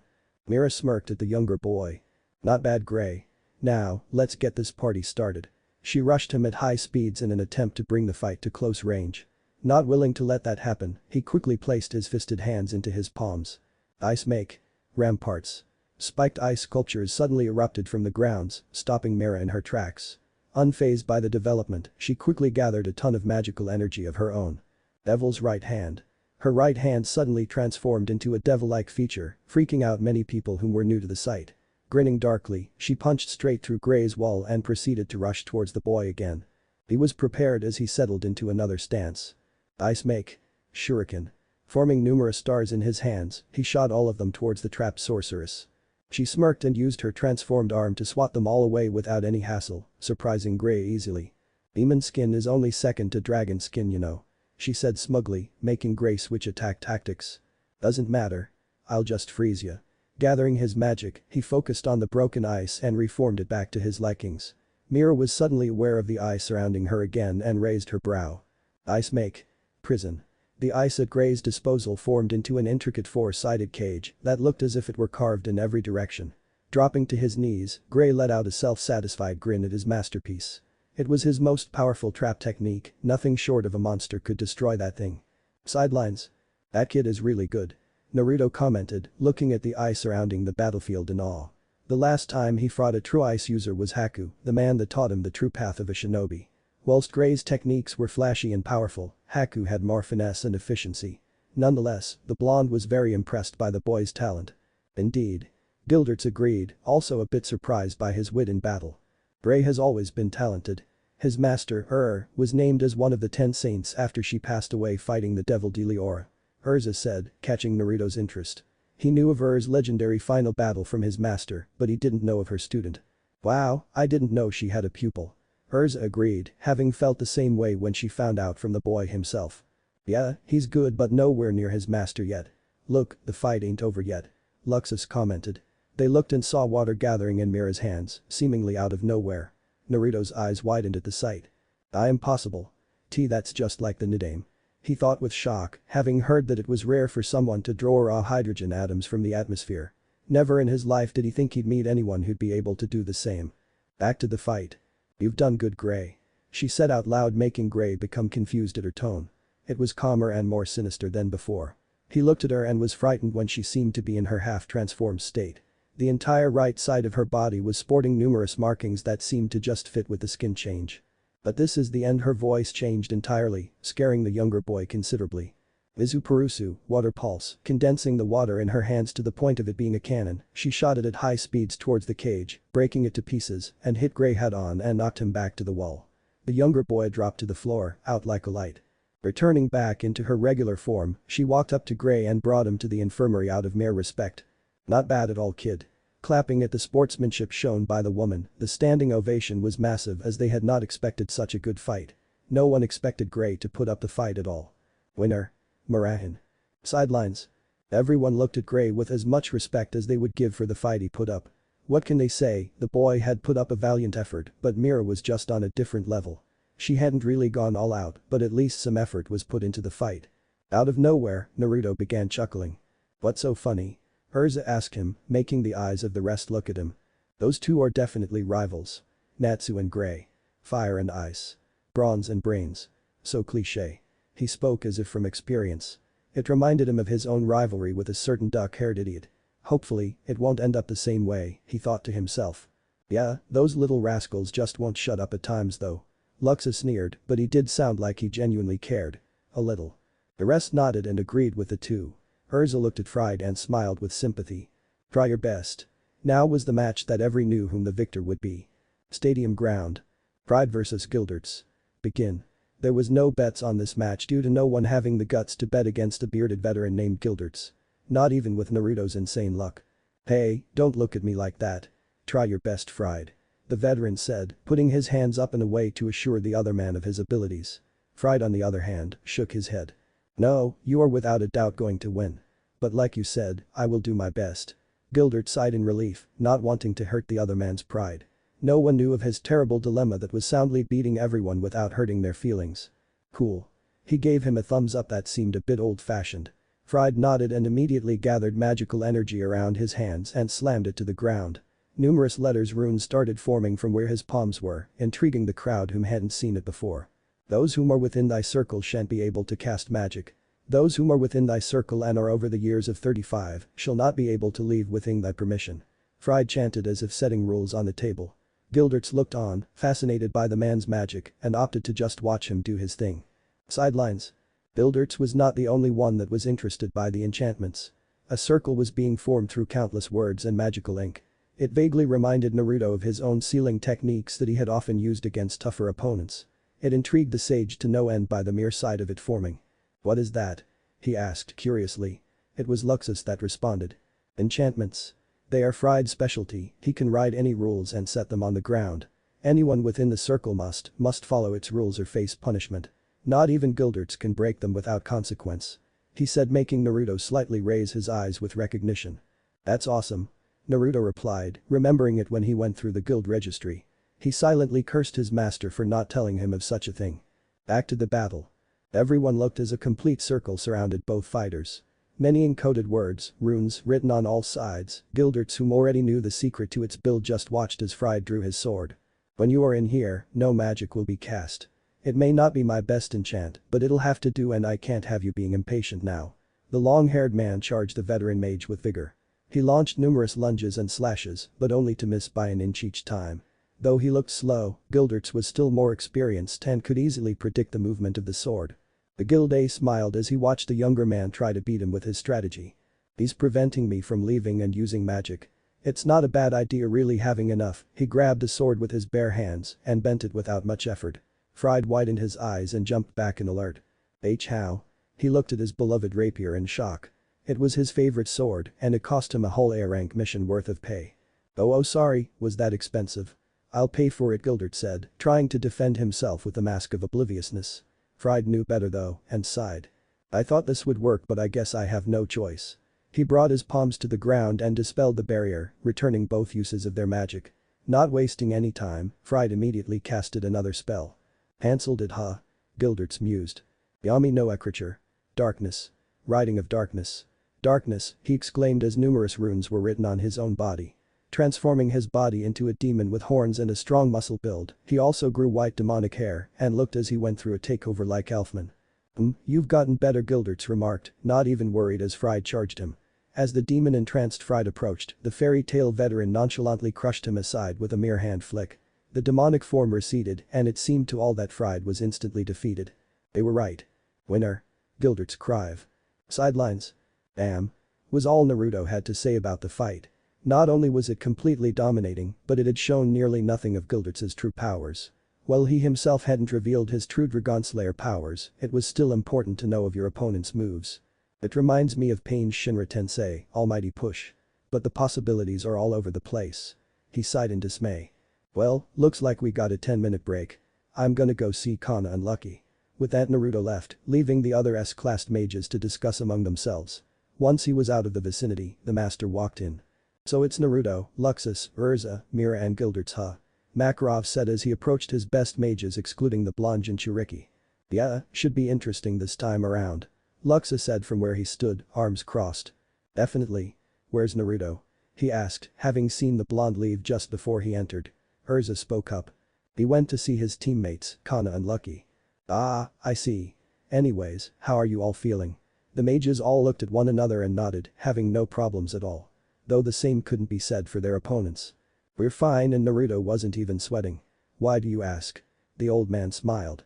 Just wanted this match to be a good one, I guess. Crowd's going crazy as you can see. He pointed to the stands, everyone's eyes followed. Only to sweat drop when they saw Naruto struggle to get away from his newly made fangirls. They were hounding him like a dog and its bone, completely obsessed. Gilderts chuckled. Well, after the show he put up. It's not too surprising. He smiled, making everyone nod. The blonde was an excellent crowd pleaser indeed. He's strong I wouldn't be surprised if he was a Dragon Slayer. He acts like one. Luxus suddenly said without thinking, making Makarov widen his eyes by a fraction. What do you mean by he acts like one? I mean, sure he's a bit loud like Natsu, but he sure as hell ain't headstrong and bashful. Luxus shook his head at her statement. His little tipsy act. It kinda reminds me of a sleeping dragon that's ready to pounce on anything that threatens him. He's dangerous to approach if his magic was any indication. Gilderts chuckled at Luxus's declaration. I don't think it was an act. That brought a few laughs, but they all knew it was true. But yeah, Luxus is right. He's difficult to approach in battle. You'd need an attack that gets around his shadows, and not to mention he's very quick with his shadow manipulation. Urza nodded in agreement. It seems like fighting him one-on-one will only be foolish. He's hiding something and it's big. Everyone nodded except Mira who looked at her rival with interest. Are you saying that you can't beat him without help? She spoke, eyeing the red-haired girl. Indeed, he seems very powerful. He's definitely on the mid to high tier of S-rank like Luxus. Said man smirked. Nah, that might be pushing it a bit. I mean come on, he took at least 4 minutes to beat Evergreen herself. He replied making Urza shake her head in the negative. No, he wasn't even trying. His magical power didn't even lower and it seemed as if he just wanted to put up a show. Mira nodded, having felt the same. He's definitely no punk. Cana told me that he finished air ranks without breaking a sweat. Also remember the hints he's been giving about his power. Winds. Shadows. He fights like that dragon from the old myths. She said, sending shivers of excitement down their spines. Indeed, it's a very old story. The dragon of the west, Tridantes would descend from the sky and skewer anything that would trespass on his home. He would use his majestic wings to create numerous hurricanes and use shadows to sow seeds of destruction within the enemy ranks. Makarov added to put in the scare only to fail as Luxus started laughing. Aren't those just little ghost stories? To his surprise, the elder man shook his head. I assure you, they are very real. Silence reigned in the air, a sign that they were all in deep thought. Makarov grinned inwardly. I see well, breaks over it seems. The blonde said, still a bit shaken by the development. Well, what do you know? You're right, we were talking for a while. Makarov mused as he checked his wristwatch. 10 minutes had indeed passed. Get your butts down there and put up a show. 10 minutes before, with Naruto. The sigh of relief could be heard if one were to look closely at Naruto's position. He had just avoided his new fangirls by a mere second using Jireya's famous transparency technique. The blonde was now praying to the old hermit with all his gratitude. Saying things like I hope you got the harem you wanted and I hoped Tsunade Bachan stops hitting you. Said hermit was currently envious of his former student's luck from where he was watching in heaven. They're gone. Now where are Cana and Lucky? His eyes combed the crowd carefully. Spotting the brunette near the top sitting next to a certain violet-haired woman. He sneakily crept up from behind them, telling the other guild members to hush on the way, a grin adjourning his features. Boo. A shriek could be heard from where they sat. Cana and Lucky turned around and saw Naruto cracking up at their foolishness. Gaining a tick, she proceeded to slam his face to her elbows which elicited laughter from the locals. Damn it. Don't do that in public. Cana mock glared him, making Lucky giggle from the side. Sorry it was my inner prankster. He grinned sheepishly, so enjoying the show. The sudden glare turned into one of a grin. Nodding, she proceeded to lightly punch him on the shoulders. Yeah. Evergreen didn't look too well after the fight though. Why didn't you go all out? Naruto shrugged and answered half-heartedly. No, didn't feel the need to. Why do you ask? Well, you never go all out. I wanna see my drinking buddies full strength you know. Naruto chuckled at the comment. And you never seem to fight seriously at all during missions. You just seem bored most of the time. Lucky added. Naruto sighed, it was true. He just didn't seem to enjoy fighting weak opponents. Well, it won't be a problem now I'm in a match with all the S-classed fighters in the guild. They look tough, especially Gildert's. Dude didn't break a sweat fighting that fried guy. Don't get your hopes up Naruto. You're strong, very strong, but Gildert's is on a level of his own. Even the master would have a hard time beating him at full power. The man became the ace of the guild when he single-handedly discarded 5 S-class criminals at once. 5 very notorious, very powerful villains and all of whom were leaders of famous dark guilds. Naruto could only nod, it wasn't too hard to believe that in his opinion. But the amount of raw power that surrounds him, it's not too surprising. The man's like a walking beacon of pure power to my senses. Need I mention that he seems to have perfect control over it all? Geez. I wish I had that kind of control when I was a kid. He thought to himself. Don't worry too much about me I have a plan. His teammates looked at him curiously. And what's that? They asked simultaneously. Well, I figure that Luxus, Mira and Urza are all more interested in fighting Gildert's, so I'll just let them wear him out first. Then I'll jump in and kick butt. He said, whilst thinking of something else as an after though. I hope that he pulls a Shikamaru and gives up. Haha good luck with that. They aren't S-classed because they're just strong you know. They'll figure out your plot. Cana replied laughing. We'll see. Well, looks like it's time. Naruto said when he saw everyone returning to the field. He nodded to his teammates, both wishing him the best of luck. Rounds. Need I explain the rules? They all shook their heads in the negative. Then best of luck to you all. He said eyeing the younger members in particular. Facing the crowd, he used a magic to super enhance his voice to project his voice. Ladies and gentlemen, this is the final match. A 5-sided super battle elimination match. He aimed his hands at the resident blonde teen. We have our competitors. On one corner we have the Dragon of the West, Uzumaki Naruto. Thundering applause could be heard, most of which were from his fangirls. A lot of squeals and marriage proposals could be heard in the air, embarrassing the resident blonde. On another corner stands our very own Luxus Dreyer. The S-classed magician. More applause were heard bringing a smirk to his face. And here we have Urza the Titania. This time, there were marriage proposal from guys that could be heard in the air. There was also some from the women too surprisingly. Marahin the devil. The stadium started stomping their feet to intensify the excitement in the air. And we have our one and only Gildert's. And with that, everyone got to their feet and started screaming for the competitors to start, growing impatient. And now Makarov drew out the statement a bit longer, making the crowd grow even more impatient. Waiting for the right time, the tension cut as he brought his hands down to signal the start. Begin. Fight. Closing his eyes, Naruto smirked when he noticed every other person approach Gildert's rather than himself. So he thought anyways. The footsteps were growing increasingly louder, and before he knew it, Urza jumped him from afar as Luxus shot a lightning bolt at him. Naruto had to dodge the attacks quickly as they were quick and efficient. Breaking out of his stupor, he grew a tick mark and kicked Urza back so he could get some space. She flew back towards the wall, shocking everyone by the sheer velocity of Naruto's attack. What the hell? Y'all were supposed to attack Gildert's. He yelled, completely out of character. Taiya, whom listened in on his plan, snickered at him. The red-headed woman got back up and looked at him, wincing at the slight pain she was in. What makes you say that? Urza and Luxus said at the same time. Well, you guys were so excited about fighting Gildert's. Now you're attacking me? Hypocrites. All of you. He pointed out like a monkey, making his teammates in the crowd chuckle. Well, there was a little theory we came up back during the break. Urza started, narrowing her eyes at him. And well, we agreed to satisfy our curiosity before fighting the big man. Luxus finished, smirking as he saw Mira approach from behind him. So is it true? She asked him. Naruto grew confused, not knowing what they were talking about. What? That you're a Dragon Slayer? Infirmary, few minutes prior. Come on Gray. I want to watch the last match. Yelling was heard from the infirmary. A certain rosy-haired Dragon Slayer had just awoken from his fight and smacked Gray out of his dream. Where am I? He said, rubbing his eyes. In the infirmary. That means you lost. Ha ha ha ha. Gray grew a tick mark on his head and smacked the rosy-haired teen upside the head. If you're in here then that means you lost too you idiot. He screamed back, not noticing the killer intent from behind both of them. Will you both shut up, I'm trying to sleep. This time it was Evergreen that screamed at them.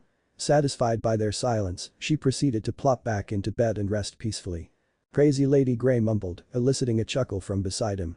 The raven-haired boy tilted his head and saw another member of the Reginshu, Fried, smiling down at him. Don't mind her, Grey, she is still upset over her defeat. Shut up. Anyways, let's go watch.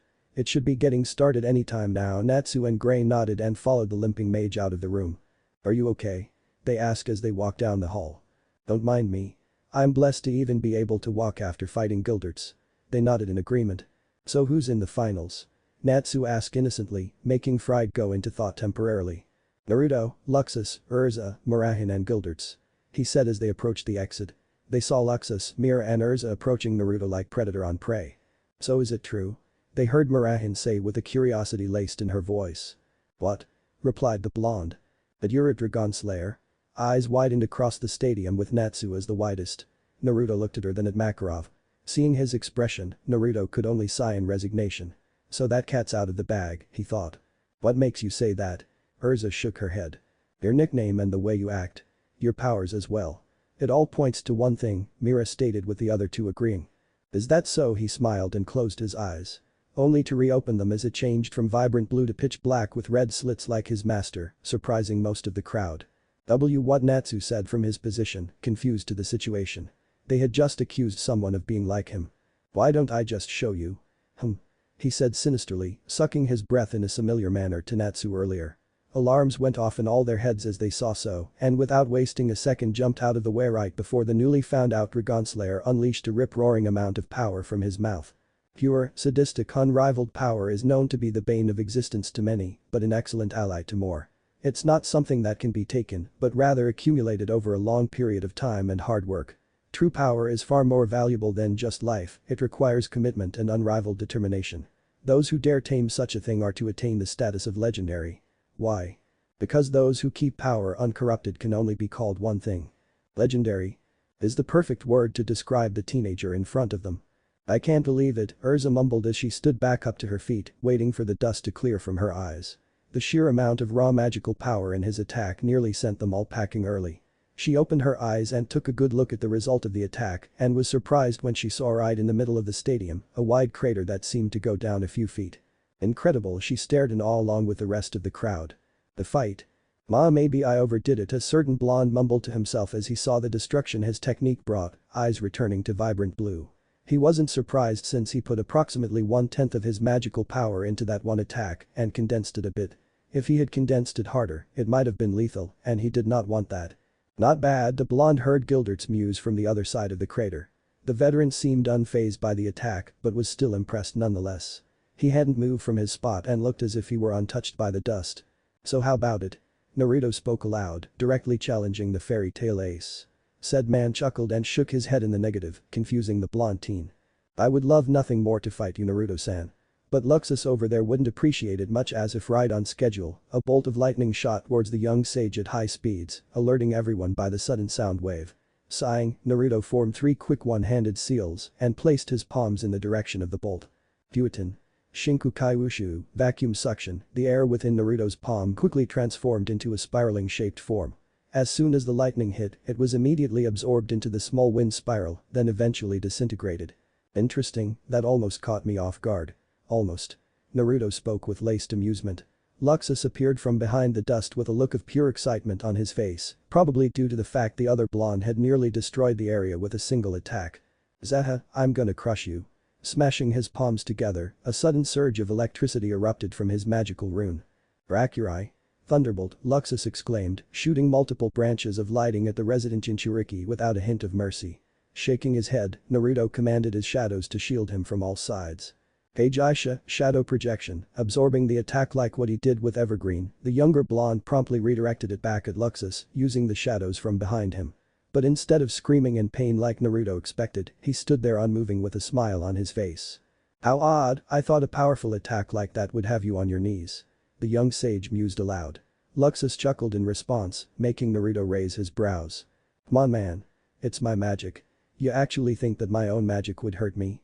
I'm not some squirt like Evergreen. My magic and I are one. Nodding in understanding, he finally came to terms with the fact that he wouldn't be able to beat them all by himself. Or rather, in his base form. Wait. Where's Mira and Urza? Luxus grinned, pointing behind him. Urza and Mira both rushed at him with the same speed they showed before. Mira jumped and launched a roundhouse kick to his head, while Urza swung her sword to his waist, slashing him multiple times. It all happened in a flash as Naruto dropped to his knees, gasping in pain. You're strong, but awareness is important in a mage too. Luxus said, smirking smugly as he saw the young sage breathe on the floor. Be careful, Luxus. That's not him. Gilderts pointed out neutrally. The smirk was wiped from the blonde's face as it scrunched into confusion. What do you mean? He's right there. The teen pointed out the still gasping Naruto. Gilderts chuckled and cast his eyes at Naruto's shadow, which was suddenly convulsing rapidly.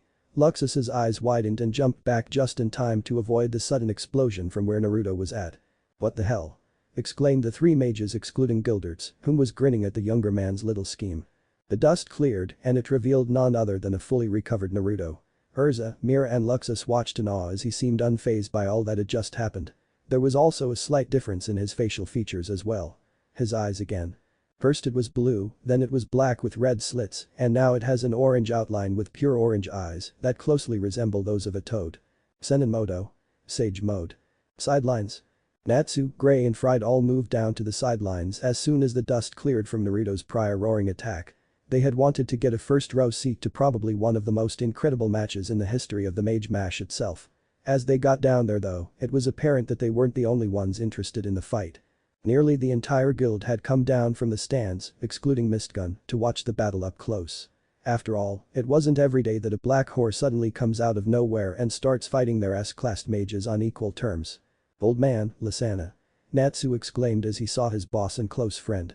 Lisana and Natsu were actually closer than most, meaning Naruto realized as they had hatched happy from an egg many years ago when they were still children. So that actually made them his parents. Good thing they don't have to explain that to Naruto because he'd probably take it the wrong way. Natsu? How are you? Are you okay? You shouldn't have done that. Luxus isn't some wild animal, you know. He'll counterattack you. Suddenly flustered by her barrage of questions and criticism, he was left confused as to what to say. Much to the amusement of everyone around, she started to check his temperature, asking him if he was dizzy and stuff like that. Ahahaha, I think that's quite enough, Lisana-chan. Makarov said, chuckling from the side, watching the fight that was going down with a close eye. It was very weird for him to watch, since everyone had been focusing on Naruto rather than Gilderts, but the entertainment was still there. Master, about Naruto's Fried started, not really knowing how to start the conversation. He was really interested about his powers due to the confession a while ago. The confession being a powerful, magical enhanced roar that created a huge crater in the stadium ground. Yeah, I don't really know much about his powers as a whole, but I know his teacher. Everyone's interest perked at that mention, obviously wanting to know the name of the dragon that taught him. Natsu's master and currently missing surrogate father, Igniel, had taught him many things including letters and cultures. Not to mention butt-kicking Dragonslayer moves. I'm sure some of you know the old bedtime ghost story. Tridantes of the West. Gasps arose from half the guild, some of them of understanding and amazement. Seriously? Cana asked aloud, making everyone look at her with weird eyes. You're his teammate. Why didn't you know? Makarov deadpanned at her, making her huff with a blush adorning her features. Every time I asked, he'd always say something like, that's my little secret, Kana-chan. Then prance around to change the subject. And it would work every single time, she admitted, hearing laughs from the background. Not to mention he never really tries too hard on missions. Sometimes, it feels like he's on autopilot or something. Lucky added from the back, also a bit embarrassed from her lack of knowledge of their teammates. You two should really try to get to know him better, the elder man lectured, sounding a bit disappointed. Cana sighed at the comment. That's not the problem, he just doesn't like talking about himself for some reason. Who am I to pry? She defended, eyes softening. She didn't want to mention Deliora because Gray was nearby, knowing him he would start getting depression by just mentioning the monster. Forgetting all that, how goes the fight? Mikao, another guild veteran, spoke up in haste. Not wanting the seemingly fun conversation to go the wrong way. Satisfied when they happily forgot the prior tone. Naruto is stepping it up, it seems. What's up his eyes though? It's like his base aura just changes in an instant when they change. Blue was his regular base form, black was his sinister form, and now it's orange outlines. Weird, Lisana mentioned with her brother Elfman agreeing from the side. It had in fact been obvious to them all, being mages themselves. Despite that, they have yet to figure out just what it all means overall. Indeed, good observation, Lisana-chan. Makarov ruffled her hair, making the young teen smile and blush. Master, what was up with the explosion a second ago? I wasn't really paying attention, Gray mentioned quietly. No need to be ashamed, my boy. Naruto's magic is very tricky. As you can see, even my grandson was fooled. You see, he has the ability to command shadows and jump into them as well. I am assuming that there is a void world between our world and another, so you see, when we weren't looking, Naruto made a clone and jumped into its shadow to rest after his roaring attack. The Naruto that was hit by Mira and Urza was actually a clone, whilst he lay safe within its shadow. Noticing that nearly everyone was lost halfway through his explanation, he just stopped and sighed. It's better if you guys just watched. They all nodded and proceeded to do so. Back to the fight. Bilderts watched calmly from his spot as Naruto opened his orange, horizontally slitted eyes. The boy had amused him quite a bit, seeing as he was always surprising people again and again.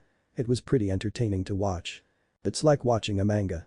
He thought to himself with silent glee. Naruto, on the other hand, mentally patted himself on the back for his quick thinking. Going into the shadow world, as he dubbed it, he was able to quickly enter sage mode without too much hassle. Though it was quite a limited amount, it'd have to do. There wasn't a lot of natural energy in the other world after all. Why don't you ever use my chakra? He saw the fox pout mentally, looking seemingly innocent. Naruto could have laughed at that if the situation wasn't so important. They're not using lethal attacks on me, why should I do the same? He countered, making the fox snort and recede back into its cage to watch the show with what looked like popcorn. Naruto mentally sighed, the fox was getting more and more human, even if he didn't realize it. Alright, let's get on with this. He heard Luxa say as he charged, lightning infusing with his body similar to Natsu and his fire, but Naruto was prepared. Dodging the attack from Luxus, Naruto formed a small sphere-like energy in his hands and slammed it into him. Rasengan. Spiraling sphere, the attack sent Luxus flying back, forcing him to cease his attacks momentarily to rest. Which was good because Urza and Mira were still behind him, getting ready to pounce like a lion does to its soon-to-be meal. Distract him, I'm going full form. He heard Mira whisper to her. Urza nodded and closed her eyes in temporary concentration. Tenrin no Yoroi. Heaven's wheel armor, her usual heart cruise wear was suddenly replaced by a white mail that seemed to have wings on the back. Behind her was a whole warehouse of swords that seemed to glare at him dangerously. That looks interesting, Naruto replied dully, eyes half-lidded. Dance my swords. Raising her two main single-handed swords in her hands, she commanded them to launch towards the blonde. Circle swords. Smirking, Naruto brought his hands up towards the attack. A rune circle appeared right in front of his hands like a summoning circle. The Oryu no Sabeda. Falvern. Night Dragon's sword. Falvern. A shadowy-like substance appeared in his hands and took form into a short double-edged sword with a seemingly dark aura surrounding it as a whole. Quickly swatting all of Urza's swords down, he charged her at breakneck speeds without even sparing a second and broke through her signature armor with relative ease using his bare fist, forcing her to jump back. Darn it. How much longer, Mira? She asked quickly. 15 more seconds. She grunted in response, gathering all of her magical power into her soul. That's too long. Urza thought with worry as Naruto started approaching slowly, only to see him dodge a wisp of lightning from the side with a side step. Luxus jumped from behind and attacked him with a seemingly endless barrage of quick lightning attacks. Luxus is back. The redhead sighed in relief while watching the other teen attack Naruto all full force. Alright, I'm ready. Mira exclaimed, her magical powers suddenly jumping a whole notch. Crouching her knees, she put her arms in a X-like formation. As soon as that started, visible energy was engulfing her in a black light. Satan's soul. Sidelines. Sister is getting serious now, Lysana mumbled from the side, watching as her beloved older sibling take over her inner demon. Yup, I wonder if he can take it like a man, Elfman said aloud, making Cana smack him upside the head. Now's not the time to start that crap. It's getting good. She exclaimed as the fight escalated into the next level. Back to the fight. As the aura faded, it revealed Mira in a form that most could easily recognize as her devil mode. Wings, a tail and a scar on her right eye showing off her demonic look. Let's get this party started, baby. Suddenly taking off to the sky, she started gathering from the atmosphere what looked like an enormous amount of water seemingly out of nowhere, holding it up to the skies to strike the blonde with. Ma, why do I get a sense of deja vu here? Naruto mentioned, eyeing the incredible amount of water in the sky. Mizuji 2. Water stunt. Water filled the main stadium as Naruto jumped to get away from the torrent of magic. Sighing, he cleanly landing on the water surface with his good all shinobi skills and took a look around the area. The entire fighting ground was flooded with water, he looked around to see where the others were. Urza was balancing on her sword which was currently piercing into the arena wall. Luxus was hanging onto the stadium ledge, seemingly unharmed, and Mirahin was flying. Bilderts on the other hand, hadn't moved from his spot. Naruto winced carefully to take a good look at his position and widened his eyes. How is he doing that? The water is just avoiding him. Like he owns the entire area and it's just moving around him. Damn it, it really does resemble Shinra Tensei, almighty push, but there's a difference and I can't figure out what. Gildertz was indeed relaxing in what looked like his own personal bubble underwater, completely unfazed by the predicament. You can walk on water? Mira asked from above, frowning. Yup, it's quite useful. He replied. He casted a look to the side and saw that the fight was closing in on 10 minutes already. Not wanting to waste any more time, he gathered what was left of his natural energy. Yo, I don't want to drag this fight any longer. Let's end this. Dismissing his sword, he put his hands in the rat hand seal. Suddenly the shadows behind him erupted from the ground and branched off towards Mira whom was in the sky. Yoryu no Nui. Night Dragon sowing. Surprised by the sudden proclamation and attack, she hastily dodged all the threads of shadows by mere inches. Maneuvering from left to right and up to down numerous times, she was suddenly frightened when Naruto grew a dark smirk on his face. I learned this from an old friend of mine, now you're in my trap. Indeed, once she looked around, all the moving she did was actually bringing her into the center of the attack. Now surrounded, she tried to unleash a demonic beam in hopes of destroying the webbing. It failed as the attack was suddenly absorbed into the void, allowing Naruto's attack to wrap her tightly. She couldn't budge. Damn. She felt her energy leave her the more she struggled. Mira could only watch as her magical power was heavily drained. Don't forget about me. Urza roared from the side, slamming a newly equipped Zwei handler down at him. Dodging the attack, Naruto let go of his shadows and allowed Mira to slowly fall into the mini lake she created, out cold. And then there was 3. But man, for you guys to force this form to such an extent was beyond my expectations. I'm almost out of nature to use it seems. He spoke aloud. Well, you are definitely beyond most of us. Why did you hide your skills? Urza asked aloud. Naruto shrugged. No, never felt the need to show it. He said, and before the fight could go on, the master stepped in. Murahin is unable to continue. That is the end of part 1 of this match. 5-minute intermission. He announced, making the crowd deflate from their anxiety. Luxus released a sigh of relief and jumped to the box where everyone else was. Already? I haven't even moved yet, Gildertz mused as he slowly made his way to the sidelines, satisfied with having to do nothing yet. Sidelines? Woo. Break time. I'm jetting some popcorn, anyone want some? Mikao asked as he was about to leave, nodding when he saw 4 others complied to him. Wow, I can't believe sister was beaten so easily. Lisana marveled, Natsu agreeing with her from the side. Indeed. Even though she wasn't going all out, it seems the same goes for Naruto. Fried replied to her comment. With Naruto. Letting his sage mode recede, Naruto took a deep breath and began gathering his thoughts. In only 10 minutes, he was forced to use sage mode and a few of his Dragon Slayer techniques. Rewinding the fight in his head, he started brainstorming a list of tactics to use like his friend Shikamaru would do. Gildertz hasn't done anything yet. Luxus looked a bit winded and Urza's the same. What should I do? I can't fight Gildertz if my energy is too depleted. I can't use it, that would be a bit overkill, and if Tridantes ever found out I used it now, he'd never let me hear the end of it when we meet again. The demon cloak is out of question, don't want to be unconscious after the fight. I guess regular Dragon Slayer moves will have to do for now. I haven't shown them much yet anyways. Well, guess it's time to let the inner monster out to play. He thought to himself. You really mean it? The Kyuubi exclaimed, pouting with no shame whatsoever. No. I meant it figuratively. Naruto mentally replied, chuckling when the fox snarled at him. Oh Breaking out of his mental conversation, the blonde tilted his head and saw a flash of pink. Natsu, he thought. Yo. He waved. Why didn't you tell me you were a Dragon Slayer? He said, unusually solemn. Naruto softened his eyes. Sorry kid, I had a few reasons. The thing is I know that the dragons disappeared, but I don't know where. I didn't want to get your hopes up. And another reason was mainly because I wanted the upper hand in the tournament. The answer made Natsu nod, understanding his purpose. But he wasn't ready to give up quite yet. Where was the last place you saw your master? Maybe I could find a clue. I need to find Igneal. Natsu told him it was always his main purpose to find his surrogate father. Naruto looked in his eyes and saw a familiar frame. One of worry and the other of desperation. The blonde sighed.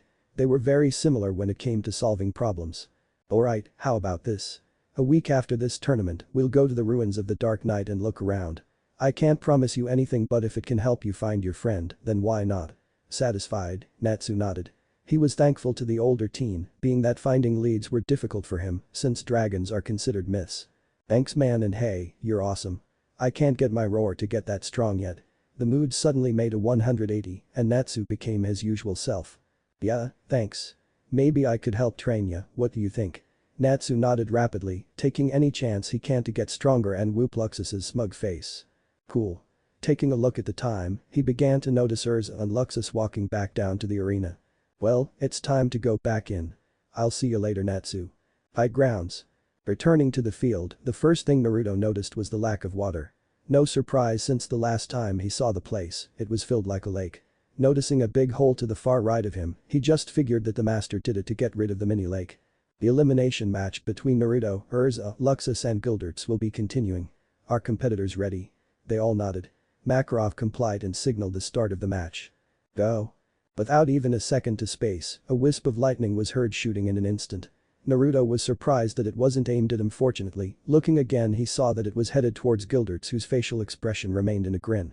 Said man just eyed the bolt and casually waved it off, sending it to the sky. Oh, now I have to fight, huh? Gilderts mumbled as he chuckled. Well, my curiosity is filled. I don't feel like making the punk over there fight 2-on-1. Luxus replied, smirking. Naruto wasn't angered by the development at all, in fact he welcomed it. Said blonde turned to the side and saw Urza nod. Your fight is with me. Luxus wanted to fight Gilderts. The blonde sighed in relief and decided to take their fight separately.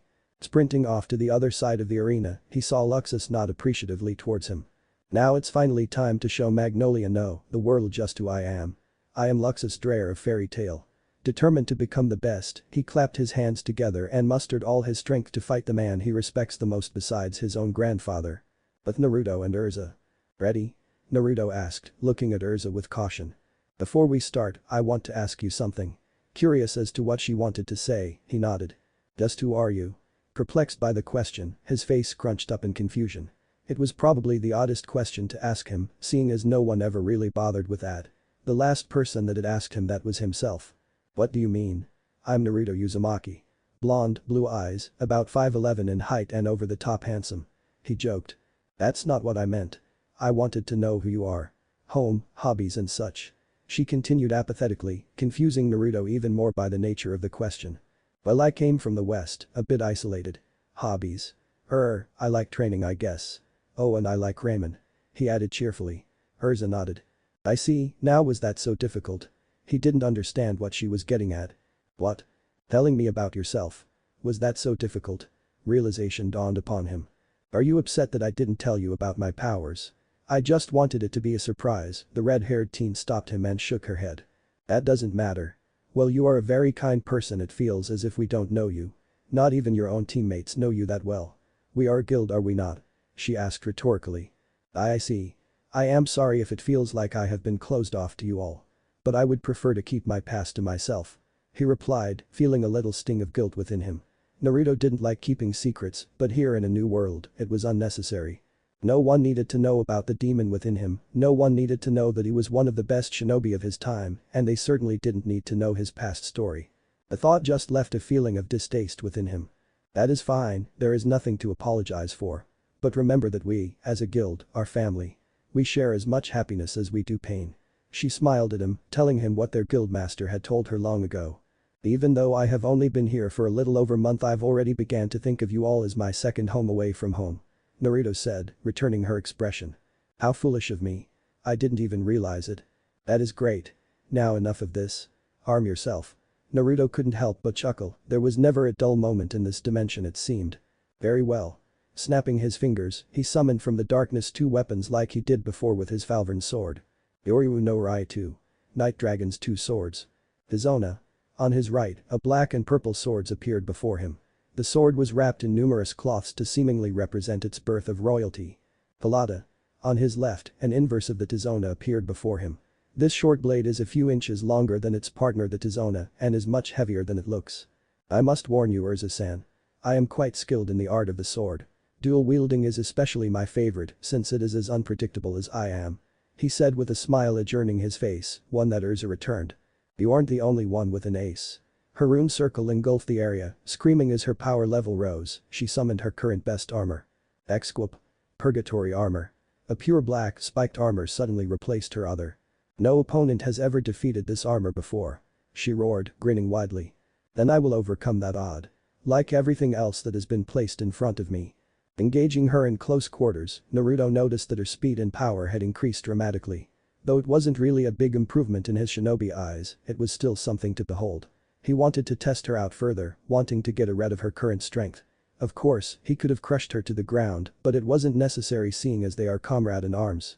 "You're good," he said, seemingly carefree.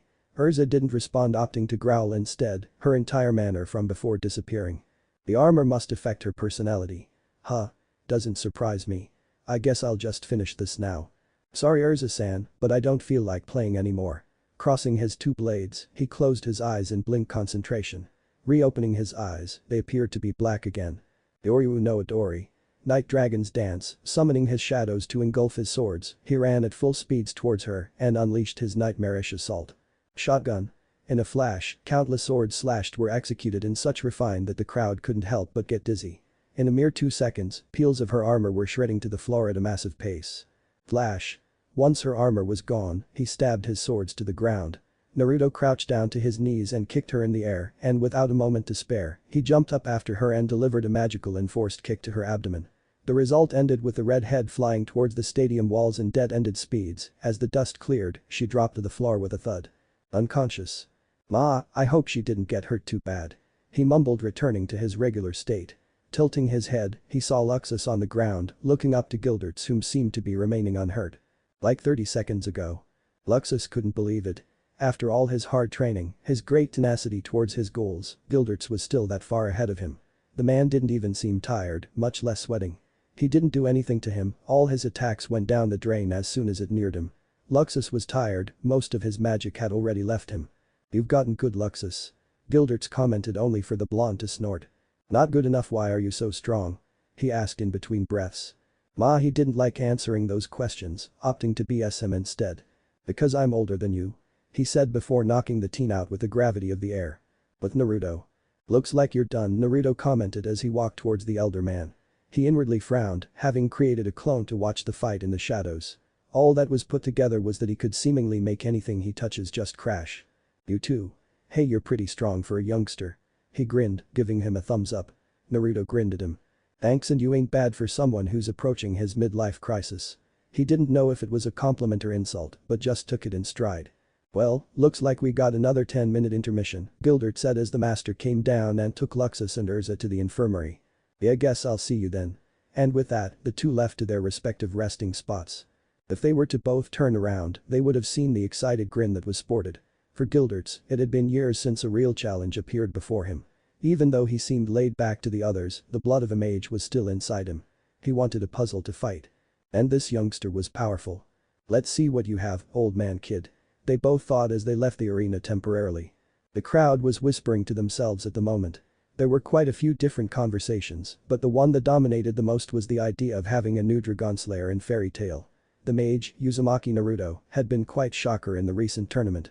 He fought 3 of Magnolia's best mages and put them down with relative ease, and now he was about to face their best of the best. Gildert's Crive, the legend. "Who do you think's gonna win?" a random civilian shouted out, seemingly wanting some attention. "Definitely Gildert's. That new guy is awesome, and all but all Gil is basically untouchable." Some other random civilian woman spoke out, confident in the old school. "I don't know, that Naruto guy has been very surprising lately, I didn't even expect him to get past Evergreen." There were a few shouts of agreement in the air for that comment. As they chatted among themselves, another being was watching the tournament with an interest. Mistgun, one of the now many S-classed magicians to be induced into Fairy Tail over the years. Not many people spoke of him, of course, but that didn't bother him due to that fact that he didn't like the spotlight. Of course, he had various reasons too. The masked man found himself in deep thought, seemingly confused as to the identity of the blonde sage. "I have been all over both worlds and I have never once seen him. But that energy is far too familiar. Where have I sensed this before? Damn it, he could be a threat. Damn the anima for keeping me busy." He calmed himself down after the mental rant, berating himself for his terrible forgetfulness. His power is incredible. Too bad Luxus is far too young to understand just where his true level is. Like Gildert's, Naruto is definitely on that SS' level. From the way he manhandled those 3, it wasn't too much of a shock. Now the question is, how close is he to Gildert's? It's weird, his magical abundance just doesn't seem to end. It's like he's overflowing with magic. Gildert's and the master realizes this as well. "Just who are you?" "Uzumaki Naruto." He sighed, having nearly given up on his identity. Maybe I should check the status of the anima. It might tell me something. Well, I'll do that after this fight. I want to see what Naruto can do against a man that can destroy a dark guild by simply sleepwalking. He joked literally. And with that, he just watched with content. Curious to the power of his new comrade and unknowingly greatest ally. But Naruto. Naruto. A voice screamed, awakening the blonde from his battle-readying trance. It was always his thing before going to a big battle, having picked the habit up after fighting pain many years ago. Cana. Yo, what's up? He waved, only to widen his eyes when she jumped him suddenly. Lucky was giggling from the back, watching her friend's antics. Why didn't you tell us, man? You were off the chain back there. She exclaimed, with a ear-splitting grin on her face. Ma, I wanted to surprise everyone. I am quite well known for that. He chuckled. Well, tell us that. I was kinda worried when you were down for a second. Naruto just shook his head at her. It's only a tournament, Kana-chan. You don't have to worry about crap like that. Nodding her head, she almost forgot that it was just a fun tournament due to the tension in the air. Though it disappeared as soon as Luxus was beaten, and now it's just good all friendly Gilderts. Sorry, and for giving you that crap about don't get your hopes too high. Kana said sheepishly, grinning. Ma, you didn't know my true powers, so it was to be expected. No apologies necessary. He told her, waving his hands dismissively. I won't hold out anymore, I promise. He thought to himself as he eyed both his teammates. They were happy and he wanted that. So how do you plan on fighting Gilderts? Lucky voiced from above. Of course she didn't expect him to have a very good one, since his knowledge on Gilderts was severely limited. None. I'll just wing it. Of course she had expected that, but that didn't stop her from face vaulting. Kana just laughed at his enthusiasm. Amazing. Only a courageous man can jump into action without a plan. He heard from the side, tilting his head. Naruto saw two figures that were very familiar. Elfman, Lisana. He acknowledged, waving at them. Hello, Naruto-san. He frowned, shook his head. Just Naruto will be fine. Hell, you can even call me Ani-chan. Haha. Lisana nodded and grinned at him. He's different now, she thought. Okay, Naruto Nai. His eyes widened by a fraction. She actually said it. I was only joking, he mentally chuckled. Cool, so how's your sister? He asked, sounding slightly worried. She's doing great. All you did was drain her magic, nothing too life-threatening. Elfman responded. Naruto looked at them sheepishly. That's good. How about Urza and Luxus? This time it was Lisana that answered. Luxus is still unconscious, not too surprising seeing as he did fight Gilderts. Urza, she has quite a few bruises. You did send her flying towards the wall twice, you know. Naruto felt a little guilty at the statement but shrugged it and opted to grin sheepishly. I might have to apologize for that later, haha. Eliciting a chuckle from everyone. Noticing Gilderts moving back to the field, he took a deep breath and started walking. Alright, it's time. After hearing a few shots of good luck, he renewed his vigor and prepared to fight the man in front of him with everything he had. Finale. Gilderts vs Naruto. Time limit. 10 minutes remaining on the clock. Ladies and gentlemen of Magnolia. Makarov shouted as he stood up on the sidelines. The crowd gave him their full attention, impatient for the fight to start. The tournament was nothing but surprise after another when the new blonde showed up. It was a pleasant experience, watching a complete enigma taking down famous mages. I present to you the finale. We have a battle between the old and the new. The young and the elder. The Dragon of the West, Naruto has risen from the bottom and climbed his way to the top. He now faces the man who stands on top. Even if he did do a good job at building up the tension, Makarov mentally laughed when he heard someone yell, "Get on with it." Competitors. Are you ready? Both nodded, eyes completely focused on the other. Then let's get ready to party. Go. As soon as the words left his mouth, he immediately jumped out of the way as a large blast of wind made its way towards Gilderts. The fairy tale veteran watched in interest as the single blast of wind separated and became 5 different attacks coming at him from all sides. Gyuten. Shinkugan. Vacuum gun. Not even bothering to dodge, he immediately dispelled the first blast that approached him from the front and simultaneously flicked both his hands to deflect the others approaching him from behind. Without even a second to spare, the other two came at him from completely different angles. Grinning, he tapped his foot to the ground and brought the surrounding earth to shield him from the attack. Interesting approach, the man thought as he saw the blonde eyeing him with caution. In a rush are we? He taunted slyly. Naruto looked at the man in front of him in awe. Okay, so he doesn't have a time skip like Pain's Shinra Tensei, almighty push after all. He used his powers to make the earth crash into my attacks as well. Can he avoid shadows though? Palming his hands to the floor, he ripped the darkness from it and started feeding greedily. Gilderts looked at him with narrowed eyes, but still grinning. I know Natsu eating fire is weird but that was on the ground. Naruto chuckled and ceased his violent feeding. He needed power to pull of his next technique. Bring his hands in front of him, Gilderts tensed slightly as he felt the sudden surge of magic. Yoryu no Natter. Night Dragon's avalanche, an overwhelming amount of darkness suddenly sprang from around the stadium and shot its way towards the veteran member.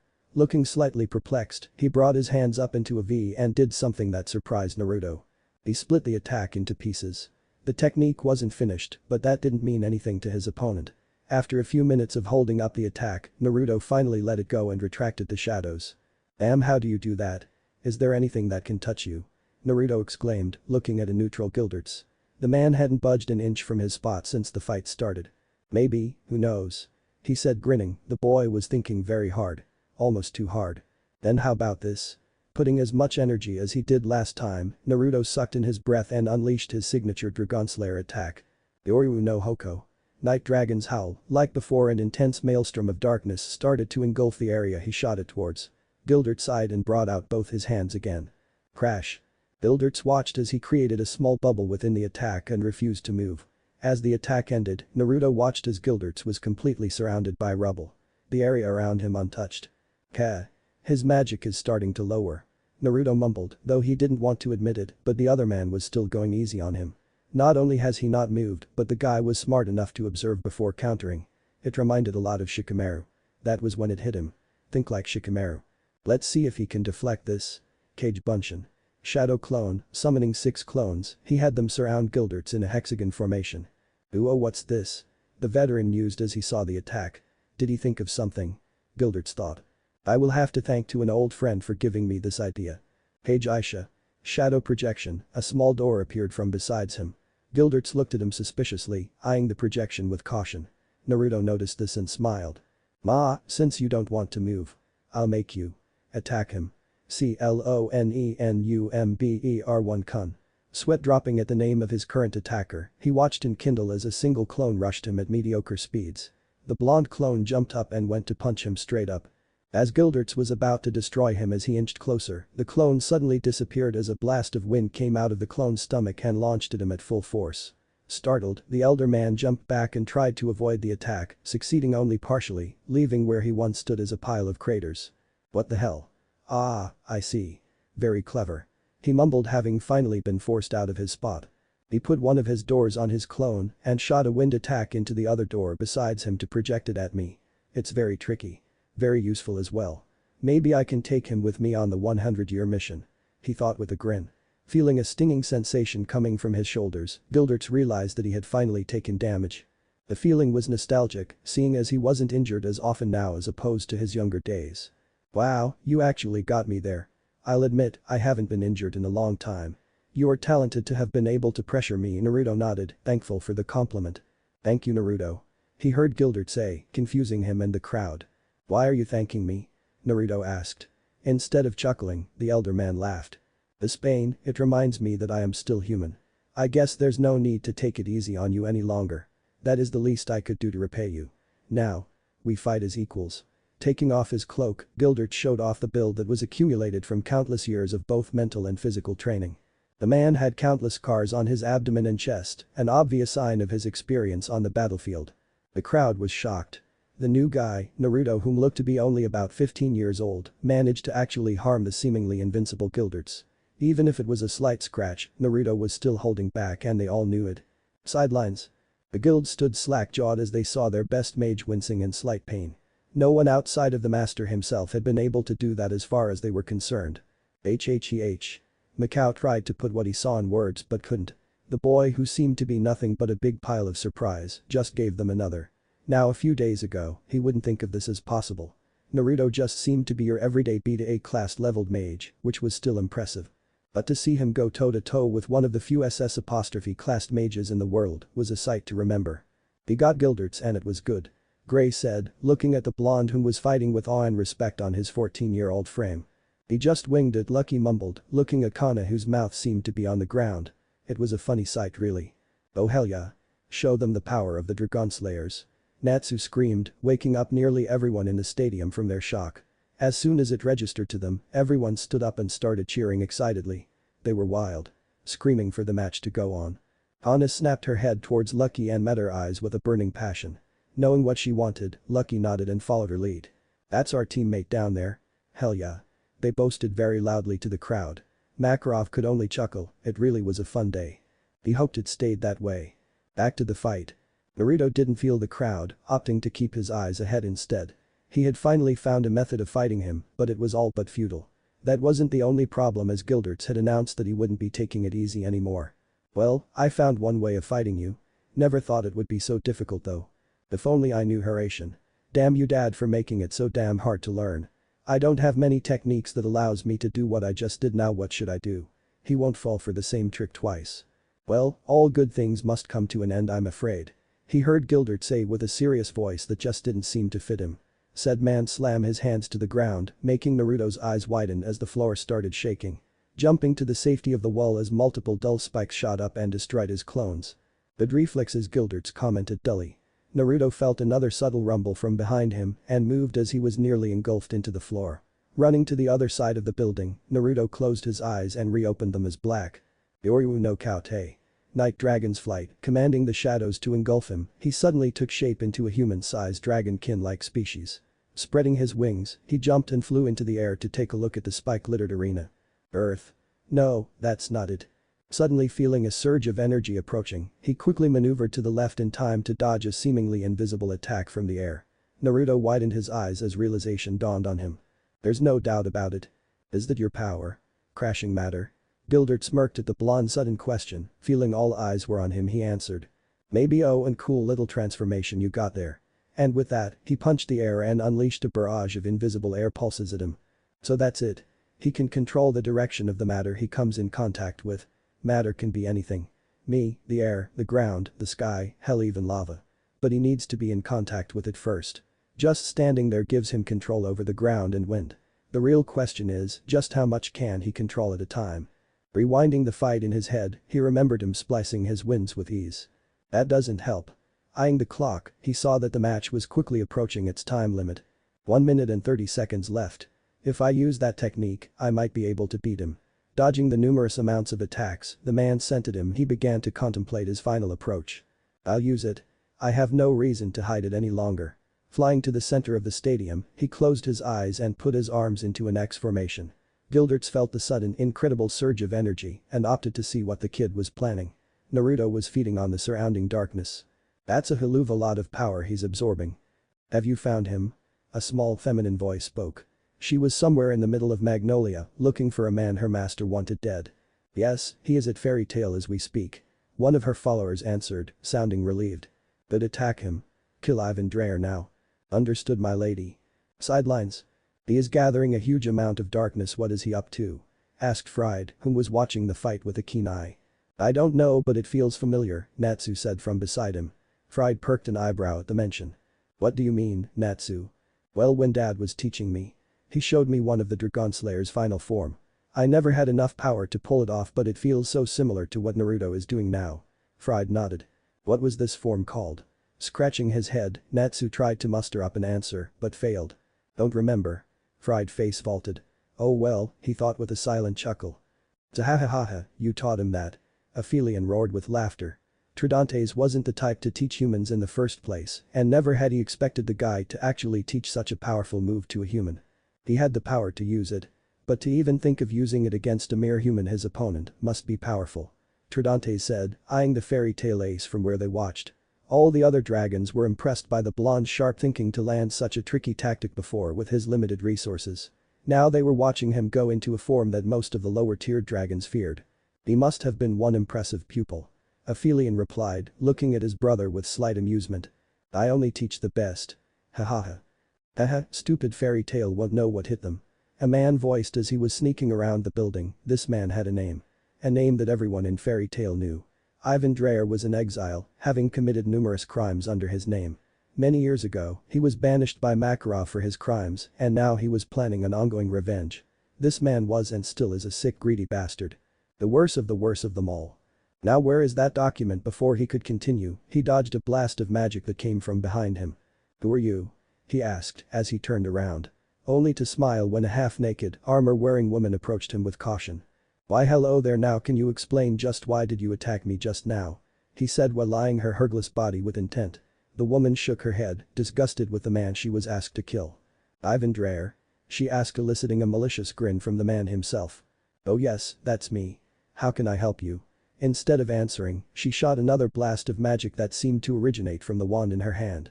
Lord Hades has ordered your execution. Now die. And with that, all hell broke loose. Fight. Gilderts looked up and saw that Naruto was done gathering his energy but still hadn't moved from his spot. Boy, what's wrong? He asked. Naruto's eyes were closed in concentration and allowed his wings to recede. Dropping to the ground like an angel of death would approach its target, he walked up slowly and opened his eyes. This is the end. The air around him started to wisp and sickle, surrounding his body like an armor.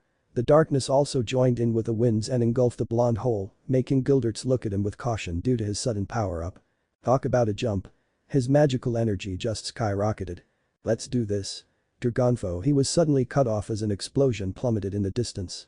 Dropping his form quickly, he jumped to the arena roof along with every other mage in the area to see what the problem was. What they saw sent waves of anger and worry through their hearts. Their home away from home was burning to a crisp along with parts of the town. Naruto winced his eyes and located a few of his clones following the silhouettes from earlier. What the hell, he whispered, rage building in him. What in the world is going on? Why is our guild on fire? He heard someone whisper angrily from where he stood. Master? The blonde called, waiting to hear the old man's orders. Right, fairy tale. To me. He commanded, every member suddenly in front of him ready for orders. Everyone but Naruto, Gilderts and Mistgun. Start evacuating the civilians. Keep them safe. They nodded and left to fulfill their orders rather hesitantly, most preferring to go check on their second home. As for you three. We're going to see just what the hell is going on. And with that, they jumped down to the floor and sprinted towards the guild at full speeds. The four of them angry and worried beyond belief. The culprits were all going to pay. With Cana Alberona was currently heading towards the infirmary to get her friends whom participated and lost during the tournament. She rushed, not wanting to be late to inform them of the dire situation. As soon as the door came into sight, she rammed it down without any remorse, waking up Urza, Mira, Evergreen, Bixlow and Luxus immediately. What the hell? I'm trying to sleep here. Luxus exclaimed, upset at many things at the moment. Not only had he been crushed by Gilderts, but he was beaten with ease in front of the entire city. It left a stain on his reputation. No time for that. The guild's under attack. She all but yelled, shocking the 3 S-class mages and 2 B-class mages. What? Urza screamed, seemingly out of character for her. When did this happen? Mira asked, eyes darkening considerably. During the finals. Naruto and Gilderts were duking it out when the explosion happened. I'm surprised you guys didn't wake up from it. Luxus shook his head. This room is protected from outer sound waves so patients could get their sleep. He explained, seemingly getting even more angry than he was before. Damn it, no time to waste. What was Gramps' order? Luxus asked, knowing his grandfather probably went to check the problem himself. He told Naruto, Mistgun and Gilderts to come with him to the guild and ordered everyone else to keep the civilians safe. Nodding at her, he stood up with a slight shake in his knees. Obviously a side effect from his fight from prior. I'm going to the guild and back up Gramps. Evergreen, Bixlow. Find Fried and follow the master's original orders. He commanded them. Evergreen was reluctant. But, sir. You haven't fully recovered yet. She told him, only to get a sneer from the blonde. I don't need my magic to deal with a bunch of cowards. Attacking my home when it's defenseless. Evergreen nodded, though rather hesitantly. Leaving before Urza could stop him, she sighed and shook her head. Well, reckless, I agree with him. Cana, can you take away my fatigue temporarily? I want to go back up the master as well. Cana complied and drew one of her cards. Magic cards. Queen of Hearts. Her tetra card glowing green, she proceeded to temporarily heal Urza. Thank you. Now, Mira and I will go see what's up in the guild. Thanks for getting us. Urza said, putting her hand on Cana's shoulders. Alright, but be careful. I can tell that you're not at full strength. I'll be fine. Mira's here with me. Now let's go. And like that, they bolted out of the room. Intent on finding out the situation. Streets of Magnolia. Naruto, Gilderts, Mistgun and Makarov were on their way to the guild when sudden blasts of energy came their way. All of them expertly blocking the attack in their own way, they looked at the source and frowned when numerous armored mages surrounded them. Mistgun. Makarov spoke as if issuing a coded command. The masked man nodded and took out one of his many staffs from his back and waved it at them. Dark Ray. Hunting shadows. A seeping dark magical energy seeped out of his staff and ravaged the enemies. The few that got away then became victims of Gilderts' subtle crashes. Who are these people? Naruto questioned, unfamiliar with their outfits.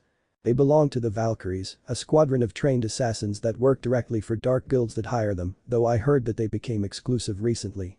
Makarov mumbled, looking at the unconscious soldiers. Exclusive? To whom? Naruto questioned, looking at his master. Grimmer Hearts. A voice said from behind them. The four turned around and saw a flash of blue and white. It was Naruto's partner, Taiya, flying with wings. Taiya. Wait, do you know something about them? The Exceed nodded, retracting her wings and landed on his shoulders. As a bard, I have many friends you could say, thus I have a lot of information that most don't. Many whispers have been going around about the assassins of the darker Valkyries as you call them, turning exclusive to the dark guild called Grimmer Hearts. She told them with a serious face etched on her features. So basically, you have a spy network. Gildert said with laced amusement. Taiya merely laughed at the term. Spy network? Oh, heavens no. More like a gossip club. She replied with glee, earning a weird look from Naruto. So Taiya has a spy network, huh? That's unexpected. This is great. Though, I doubt it's anything like the super organized Eero Sennin spy club. But, it's better than nothing. We really need to talk about these things, Taiya-chan. But now's not the time. Let's go. He said, not wanting to waste any more time. Indeed, who knows how many of them are left. Makarov said aloud, eyeing another explosion that came from the distance. Without wasting any more time, the four mages ran into the direction of the blast, talking while on the way. Master? Naruto called as they were sprinting. Yes, Naruto? Who are the Grimmer Hearts? I've heard it somewhere on one of my missions, but I never bothered on checking it up. The blonde asked him with a business-like voice. The most prominent dark guild on the continent. You know what a dark guild is, right? Naruto nodded, having met a few members of dark guilds on missions. Cana had explained to him just what exactly dark guilds were after that. Illegal guilds. The ones that were disbanded but kept working otherwise. They are called criminal organizations by the council. The old man nodded. Have you heard of the Balam Alliance? Naruto shook his head, frowning at the unfamiliar term. It's not surprising seeing as you've only been in guild affairs for a short time. The Balam Alliance is a union of dark guilds. Naruto widened his eyes, not liking the sound of that. The master sighed. And Grimmer Hearts is at its center. They are without a doubt the most powerful dark guild on the continent. How troublesome. Naruto noted, feeling a headache coming to him. To him, the entire thing sounded like a mapped-out war. And being a former Hokage and shinobi, he expected it to be soon. We'll talk about this later. We're here. Gildert said, approaching the area with caution. Once they walked up, they were granted the sight of countless dead bodies littered on the ground. Disgusted, Makarov searched the area and saw a very familiar face. Noticing the same, Gilderts growled uncharacteristically. Ivan, he mumbled, narrowing his eyes. Said man turned around and widened his eyes. Ooh, hello Gilderts. The master is here as well. Sup pops. He said with so much sarcasm laced in his voice that Naruto couldn't help but feel a burning nostalgic anger building up in him. The man gave off the same aura as a certain pale, sinister and sickening villain from his world. He reminded him of Orochimaru of the Sannin. And who are these three? Ah, you must be the mist gun. Pleasure. The masked mage only eyed him with caution. Oh, and you must be the dragon of the west. And what's this? Is that an Exceed you have there with you? Fascinating. Taiya stiffened, which did not go unnoticed to Naruto. He didn't bother to ask, opting to find out later. What the hell are you doing here? Gildert said angrily, making Ivan chuckle. It seems I am unwelcomed here. Ah well, this whole thing was a failure anyways. I never expected that old fool to send mere Valkyries to kill me. Hell, they didn't even send the boss herself. Disappointing. He paused for a second and sighed over dramatically. Well, this has been a nice reunion, I'll be going now. He tilted his head and looked at the woman from earlier. She was beaten and bloodied. Well, it has been fun. You aren't bad, but A-class at best. No match for me at all. As he was about to leave, Gildert sent a rip-roaring amount of wind attacks towards him. The attack exploded point-blank at where he stood, leaving a huge amount of dust. Don't think you can just run away. The fairy tale said. As the winds cleared, it revealed nothing but air. Damn it. As Naruto was about to go search for him, Makarov stopped him. No, there are more important things to do. Mist gun. Clear the fire. Naruto, you and Gilderts detain any Valkyries that you see in the area. I'll collect these bodies. Nodding, they complied the order. Watching them leave, Makarov sighed silently. Ivan, that miserable fool. How am I going to explain this to Luxus? It hurts me to tell him that his father is one of the worst criminals in the world. Damn you to hell, my son. Tired, he transformed into a giant and started to sweep the bodies. Planning on turning them over to the authorities for interrogation the next day. Next morning. In the end, all Urza, Mira and Luxus managed to find was their master collecting bodies of beaten mages. They were reluctant to comply when the master told them to leave the other roaming assassins to Gilderts and Naruto due to the fact that they also wanted to join in. Makarov shook his head and lectured them about limits. Now it was morning, everyone was tired both physically and emotionally. Gilderts had been quite solemn since the confrontation, but later returned to his former self soon enough. Naruto looked at the now crisp building with a bit of sadness, but shook it off, knowing that it could be easily rebuilt. He was also disappointed that his match with the elder man would remain unfinished for the moment. Ah well, can't get everything you want. He thought to himself, looking at the now dispersed members around him. Most had gone home to see if their families were okay, and others had gone to simply rest. What a day, he sighed. Indeed. We have a lot of work to do. Makarov said from beside him, looking older than he should. Yeah, and Naruto said and cracked his neck. Getting ready to create clones to clean up the building before the master stopped him. You've done a lot of work already. Go home and get some rest, Naruto. Besides, I don't think little Taiya is comfortable with sleeping on your shoulders. The now confirmed Exceed had indeed fallen asleep in the middle of the night the other day, right after he and Gilderts had finished rounding up stray assassins. Agreed. Saying his farewells to his master, Naruto left to his home. The fire had indeed spread that far, but it seemed that there was no damage done, weirdly. For some odd reason, Naruto suspected his landlords to be mages in disguise. Nah, no way. In a dimly lit room, two figures were present. One was an old man, who was currently stroking his beard like most old men his age would do when they become close to senile. The other figure was clothed in a full black garb with a hoodie sweater, efficiently hiding his face within the dark. So they failed. The older man said with a ghostly voice without a hint of surprise nor anger. Yes. Was the short and rather dull reply. The man did not even bother pretending he didn't want to be here. I see. That was to be expected. You know, I could go on and on about how stupid it was to send such a weak squad, but you wouldn't listen. Anyways, am I done here? I have many things to do. Targets to kill, people to threaten, women to entertain. A lot better than spending time here talking to you, some old decrepit man. The old man looked at him with subtle fury in his eyes. Such disrespect. If you weren't so powerful, I'd kill you right now, you insolent brat. I am the lord of this ship and I demand respect. He all but yelled, eliciting a laugh from the younger hooded man. Respect is earned. I have no respect for men like you. Now, I must be going. I suspect my lady has grown impatient with me. She was very close before your damn prick messenger arrived. Be careful next time, I don't want to kill another of your lackeys. As he was about to leave, the elder man sent a huge wave of killer intent at him. The younger man smirked and turned it back on him, eyes turning blood red with black slits. Geez, you think that you scare me? Old man Hades. You know, well they call you a god, they call me a demon of hell. I have slain gods far more fearsome than some old flesh bag like you. And like that, he left. The old man sat down and sighed in dismay. Why are weapons so hard to control? Walking down the streets of Magnolia, Naruto noticed an abundance of looks that he got from the civilians. They were all of respect and admiration, though he was used to it, the feeling of being known in a positive light was great. All the mages that he had walked by gave him nods of acknowledgement as well, seeing as he did fight Gilderts equally for a time. 3 days had slowly passed since the tournament. The town had been going through a few changes due to the damage from the numerous explosions that occurred. Houses were being rebuilt, parks being refined back anew, and lastly the guild had been easily fixed with the help of Lucky's wood magic and Naruto's clones. The detained Valkyries and their captain were turned over to the council for interrogation a couple days ago, not that the Jinchuriki cared much. Gilderts had been showing signs of leaving, and Naruto had no idea where or how long exactly. But according to way he spoke after the tournament, it would be for a long time. The blonde sighed, he would have to wait if he wanted to finish the match that was started during the night of the Mage Mash. Luxus had also been acting a bit weird lately, always spacing out when someone was trying to speak to him. After a while, he just gave up on figuring out the elder teen's problem. It wasn't the first time Naruto had to deal with Bruder. Master called for a guild meeting today. Probably wants to address the incident. Forgetting that, I guess it's a good time to bring Natsu to the ruins later as well. It should be a 10-day trip. Now's a good time to use those vacation hours I got for participating in the MASH, Naruto kindly thought with glee. The young Dragon Slayer had been bugging him about training since his offer that day, always asking for help on his dragon roar and such. The rosy-haired boy was a great student when he was focused correctly. Naruto. A voice spoke from his shoulders, tilting his head. He met the eyes of Taiya. She had told him about herself being called an Exceed, but it seemed to end there due to the fact that she was reluctant to share her past.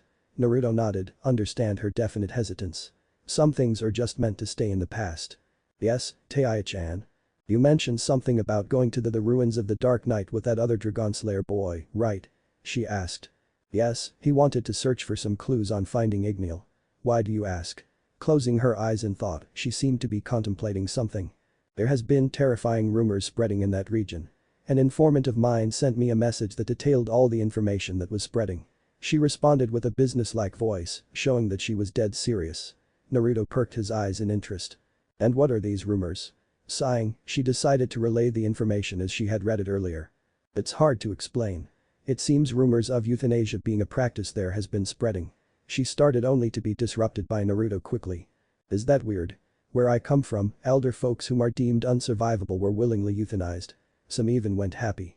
He replied dully, not seeing any interesting in the rumor. Let me finish. I meant that people have been performing euthanasia on others. With or without their consent, that stopped Naruto in his tracks, suddenly feeling the need to interrupt her. Why are you making it so complicated? Isn't murder a better term to use than unwilling euthanasia? Naruto replied, face crunching up slightly. Taiya sighed and just gave him the paper. Grabbing the information, he read it and widened his eyes in shock at the contents. Unbelievable even in this world. Where things seem so bright. I guess I have grown slightly complacent since I've been here. He thought while pocketing the paper for later reference. Shaking his head in disgust, he proceeded to increase his pacey walk to the guild to get an early start for the day. Hey Aya, we're going to inform the master. He must know about this. The Exceed nodded and sighed in content. In the far skies that seemed to be unending, a flying ship floated mystically as if it were eternal.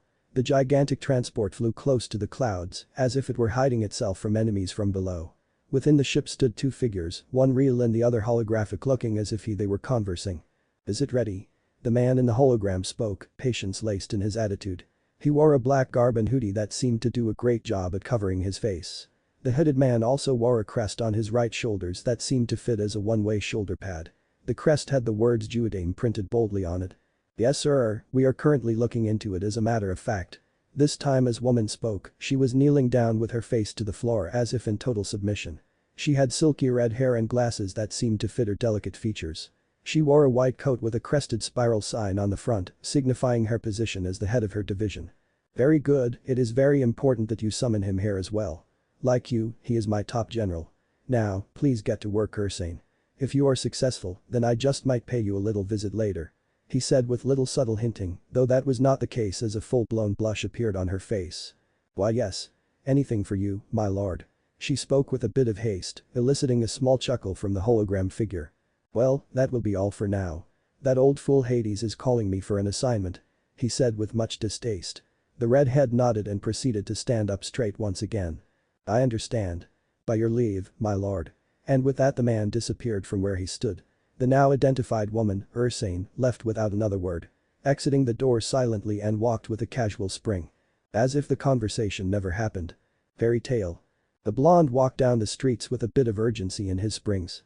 He saw his renewed guild and marched in quickly, searching around for his master. Walking over to the direction. Makarov saw him and smiled, casually waving at the blonde. Yo, Naruto. The meeting hasn't started yet, so why are you here so early? Master, I have dire news. Naruto told him in a hushed whisper, instantly earning a look of confusion from the elder man. What's up? Naruto shook his head, gesturing to the door behind them. Let's talk in the back. Taiya has an interesting piece of information to share. The old man's face suddenly turned serious, recognizing his tone. Walking to the back door, he made sure no one was listening in as they spoke. What do you have? Taking out a piece of paper, he let the old man read it. As he finished, Makarov sighed and shook his head. This rumor was just confirmed a mere 5 hours ago. I got a call from Bob, the guildmaster of Blue Pegasus. He asked for some backup due to a little situation that's been going down recently. The man spoke in a tired tone. Ironically, I was about to send your team. This is perfect, seeing as how Taiya-san over there has an informant nearby, you can get some additional info. The blonde smiled inwardly, knowing what the old man was hinting at. You know what this means, don't you? Naruto. The young sage nodded in glee. It means that I no longer need to have that talk. It seems my performance in the tournament has increased my credibility. He thought kindly to himself. Good, so I won't bother hinting it at you. Thanks to your performance in the tournament, the Council of Mages has agreed to upgrade your status to S-Class. From here on out, you will be able to take S-Class missions. He told him, giving the younger man a pat on the back. Congratulations. I planned on announcing this right before telling them of Gildert's long-term mission. Nodding, he decided to ask him a question. Will I be able to bring my teammates along with me on these S-class missions? Sighing, the man nodded. Yes. Back when Luxus led the Reginshu, he was also the only S-class mage. To take such a mission, you need at least one S-ranked mage, and the rest must be over B-class. Luckily for you, Cana and Lucky fits the description. No offense Taya, the council doesn't really know of your ability to use magic, so they didn't bother with you. She shook her head, obviously not caring what humans thought of her. I don't care. Cool. Naruto said. Good, now. Here's your first assignment. He threw a folder of documents at him, allowing the blonde to catch it with ease.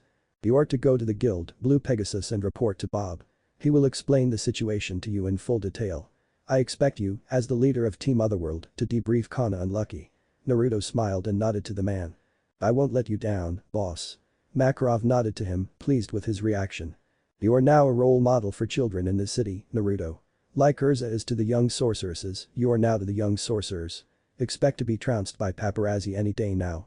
Chuckling at the joke, Naruto turned to leave before he remembered his promise. Crap. I promised Natsu that I'd bring him to the ruins of the Dark Knight.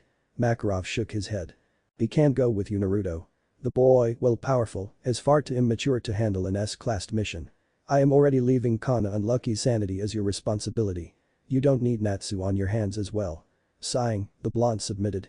Ah well, how about this? After the mission is completed, I can use my vacation hours right? He nodded. Then, can you send Natsu to Blue Pegasus after I inform you of the mission completion? If I'm right, it's only a 10-hour train ride from here to there. I'll take him to the ruins and back. It won't take too long, the place is empty. Makarov gave him a deadpan look. You really don't know do you? He spoke slowly. What? Naruto asked, shifting subtly. That Natsu has a chronic motion sickness issue. The blonde was close to laughing at that, he hadn't known at all.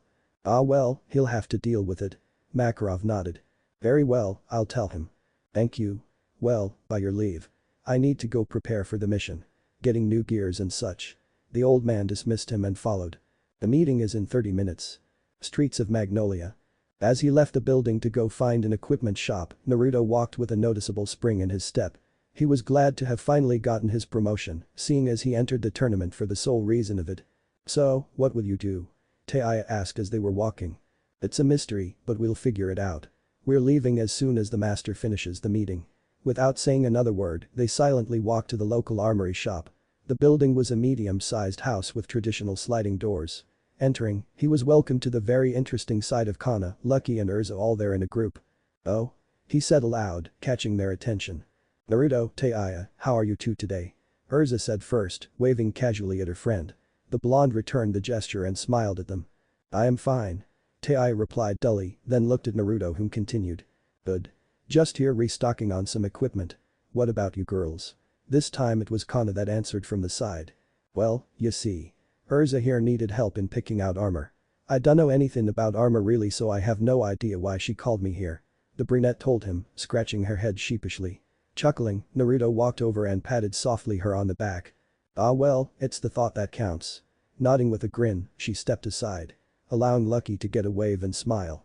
So, any idea on what the meeting's about? The violet-haired teen asked with an innocent expression adjourning her face. I talked to the master earlier today. He said it was something about Gildert's or something. Not sure. Urza quirked an eyebrow. That's odd. Well, I guess we'll just have to see. Must be big news if it involves Gildert's. Nodding, the blonde walked around and started his browsing.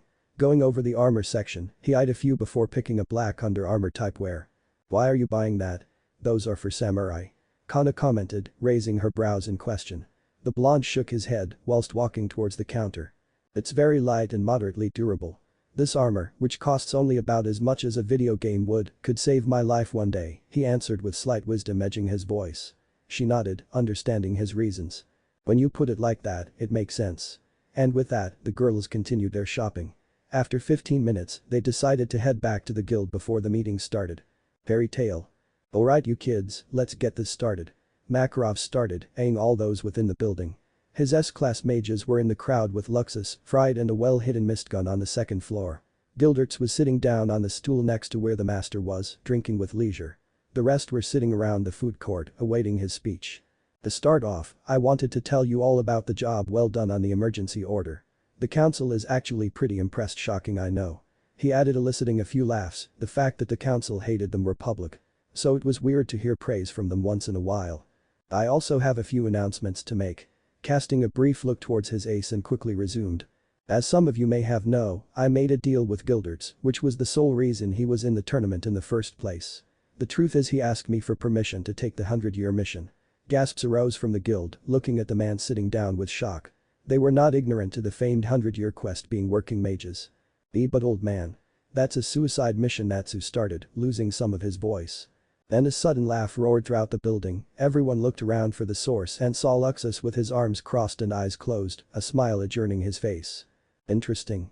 So, you're finally aiming for the top, huh? Gilderts grinned at the younger man, nodding his head. Something like that. Standing up, he took a good look at all his friends and comrades. I wanted to tell you all this before I left. Don't worry about good old me, alright.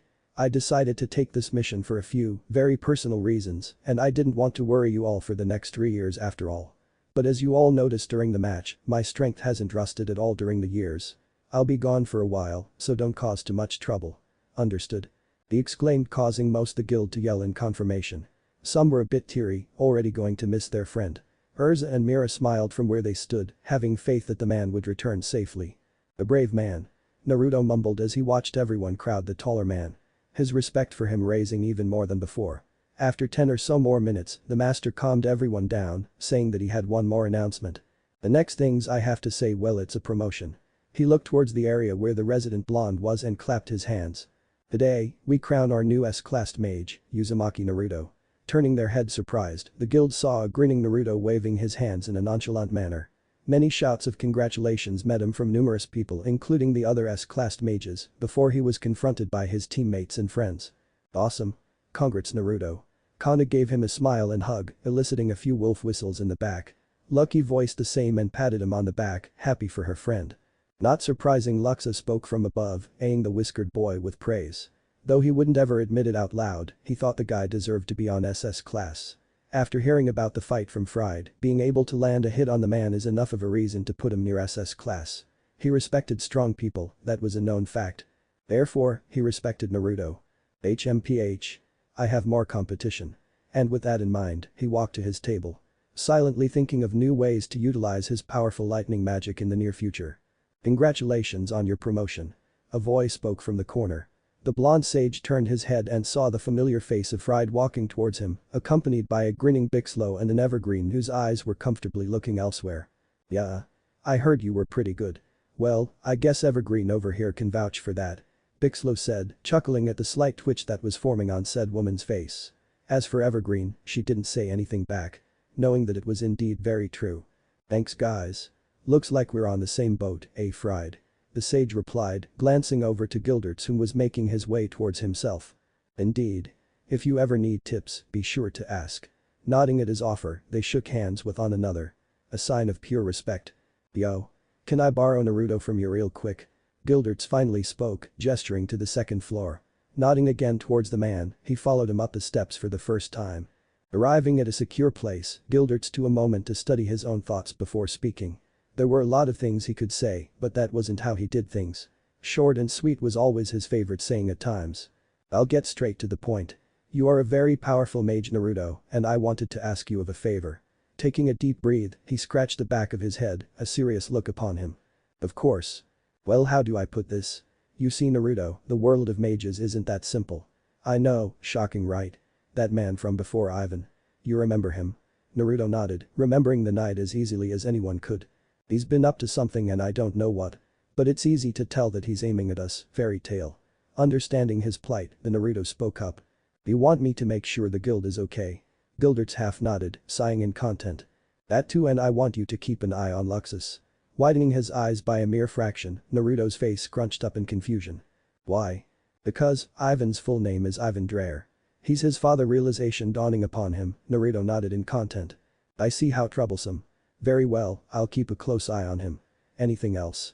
This time the man smiled genuinely, making Naruto look on in interest. That's stronger. I know that you were a bit disappointed by the ending a few days ago. So was I. We are both very powerful mages with egos. Sometime in the future, I will return and kick your ass, sonny. So get stronger and we'll fight it out. Naruto nodded in acknowledgement. It was something he's accept in a heartbeat. The chance to beat an opponent whom was considered to be standing on top of the world was an opportunity he enjoyed. The next time we fight, it'll be a no holds barred. We go with full power. Hell, I'll even find us a good place to duke it out without interruption. The man added, offering a hand to the younger Jinchuriki. Naruto accepted it without any hesitation. Men with power will always find the need to prove themselves to the world. Those who say otherwise are liars and cowards. The blonde quoted smoothly. Jiraiya had told him that many times and even published it within his famous series of books. Gilderts chuckled. Indeed. And with that, the two mages walked back down to the first floor. I'm leaving tomorrow in the morning. This will be the last time we speak in the 3 years. I'm going home to finish packing up, then I'll hit the sack early. Don't want to waste too much energy. And with that, Gilderts proceeded to leave slowly. It was a sad moment, but many believed in him to return in one piece. Naruto especially knew that he would return. CRRRRSH.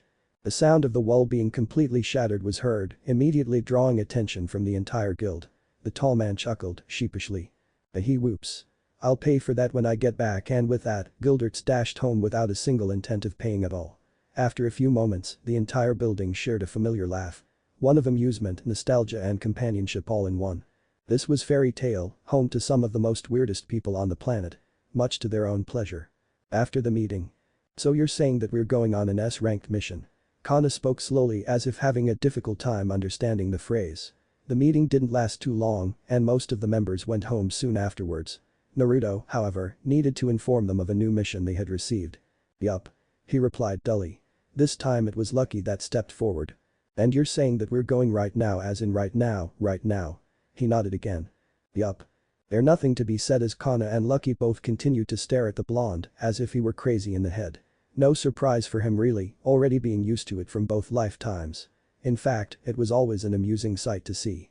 What's wrong? I thought you'd both be excited. They shook their heads at his comment. It's not that, but are we really ready for that? I mean, you're Naruto, but how about us? We just finished our first A-rank mission just a week ago. Understanding their plight, he sighed and started to rethink his conclusion. Well, if you two don't want to go, I guess I'll inform the master that I will be going alone. No sense in forcing y'all to go, eh? I can handle any measly dark guild. The sage replied, his eyes closed off. Wait a second. I didn't mean it like that, we're just a little shocked. I mean, this is huge. Kinda being overwhelmed here, you know. The brunette voiced quickly, eliciting a grin from the resident blonde. Ah well, I was planning on going now, but I don't want to rush you too. I'll be leaving tonight then, and well, if you guys are coming then meet me at the train. You don't have to go, just saying beforehand. No pressure at all, so don't come if you don't feel adequate. He finished with a small smile, walking off to the direction of his home. What should we do? Lucky said as she watched Naruto leaving beyond the horizon. Like Cana, she was also a bit overwhelmed by Naruto's casual approach to an S-ranked mission. It was no secret to the world that lives were indeed lost in those missions. The brunette didn't have much to say, still remembering the sage's smile. She was unfamiliar with the look, seeing as Fairy Tail was always surrounded by happy features and laughter. It reminded her of a smile someone would use if they were about to go off without any reason to. A rather sad smile. At night. The silent night was always a comforting aura for him to be by. The winds were always more gentler at night than during the day. The breeze calmed his face, bringing about a genuine smile due to the sheer beauty of the scene. Naruto looked up to the stars, wondering if he'd ever see one in his future life. Feeling a tapping feel from his shoulders, he came eye to eye with his Exceed partner. Are they coming? She asked tiredly, obviously not welcoming the idea of traveling during the night. Oh no. I'll wait for about 20 more minutes. Don't want Bob to wait too long, do I? Besides, train ain't here yet. There is no need to say such a thing. I've seen the man around during my travels. He is very patient, albeit a little weird. She added, smirking to herself. Weird? What do you mean? Naruto asked, bringing out a chuckle from the blue cat. You'll see. He is a very odd man but powerful nonetheless. He may even be a match for you. Well, maybe. I have never seen either of you fight at full strength before. Though I think I've seen a hint of your full power, she mused, remembering he tournament as if it were yesterday. Her muse was halted as the blonde chuckled. Nah, both Gilderts and myself were nowhere near our full power. Didn't want Magnolia to be destroyed now, do we? Laughing at her slightly shaken look, he patted her on the head, much to her discomfort. TCH. Well, one day. I will see your hidden power one day. The blonde grinned and shook his head. I hope no one ever meets my full power. He thought sadly, ignoring the Kyuubi's pout from the back of his head. "So, what is this mission about?" Taya asked. "I'll explain once we hit the road. Bob will be giving us a full description later on." Looking at the sky once more, he began to think of the few months he'd spent here. His first meeting with the guild too now. It didn't take him long to build a powerful reputation and recruit good friends. His best skill was always finding ways to create more friends and bonds of trust. Now he was thinking of his teammates. The relationship he'd created with Cana and Lucky was one of trust. Trust was always a need for teamwork or they wouldn't be otherwise. And now he trusted them to make a decision of whether or now they would come. It didn't matter to him if they came or not, but he wanted them to make sure that the decision they made was one without regrets. In a clear white room laid many different types of runes and seals that covered nearly the entire floor and half the wall. In the middle of the intricate array laid a half-dead body in a sacrificial stance. Activate the seal. One lone woman barked. In another room beside the white room sat at least 15 scientists watching with full attention, wanting to figure out the rune's true nature. Their master had told them of its importance, and to say they were interested was an understatement. As the words left her mouth, the runes and seals began glowing dark red. Everyone knew what that meant, being scientists. When an offering died, red was often a fitting color to signal it. The scientists looked at the sacrificial body and indeed saw that it was slowly disappearing. "It's working," a redhead spoke as she saw a second body being materialized. Her lord had given her many materials to work with, one including that of seals and forbidden researches. Now she was watching her hard work in action, excitement filling her body powerfully. The sacrificial body had now completely disappeared and was replaced by another body.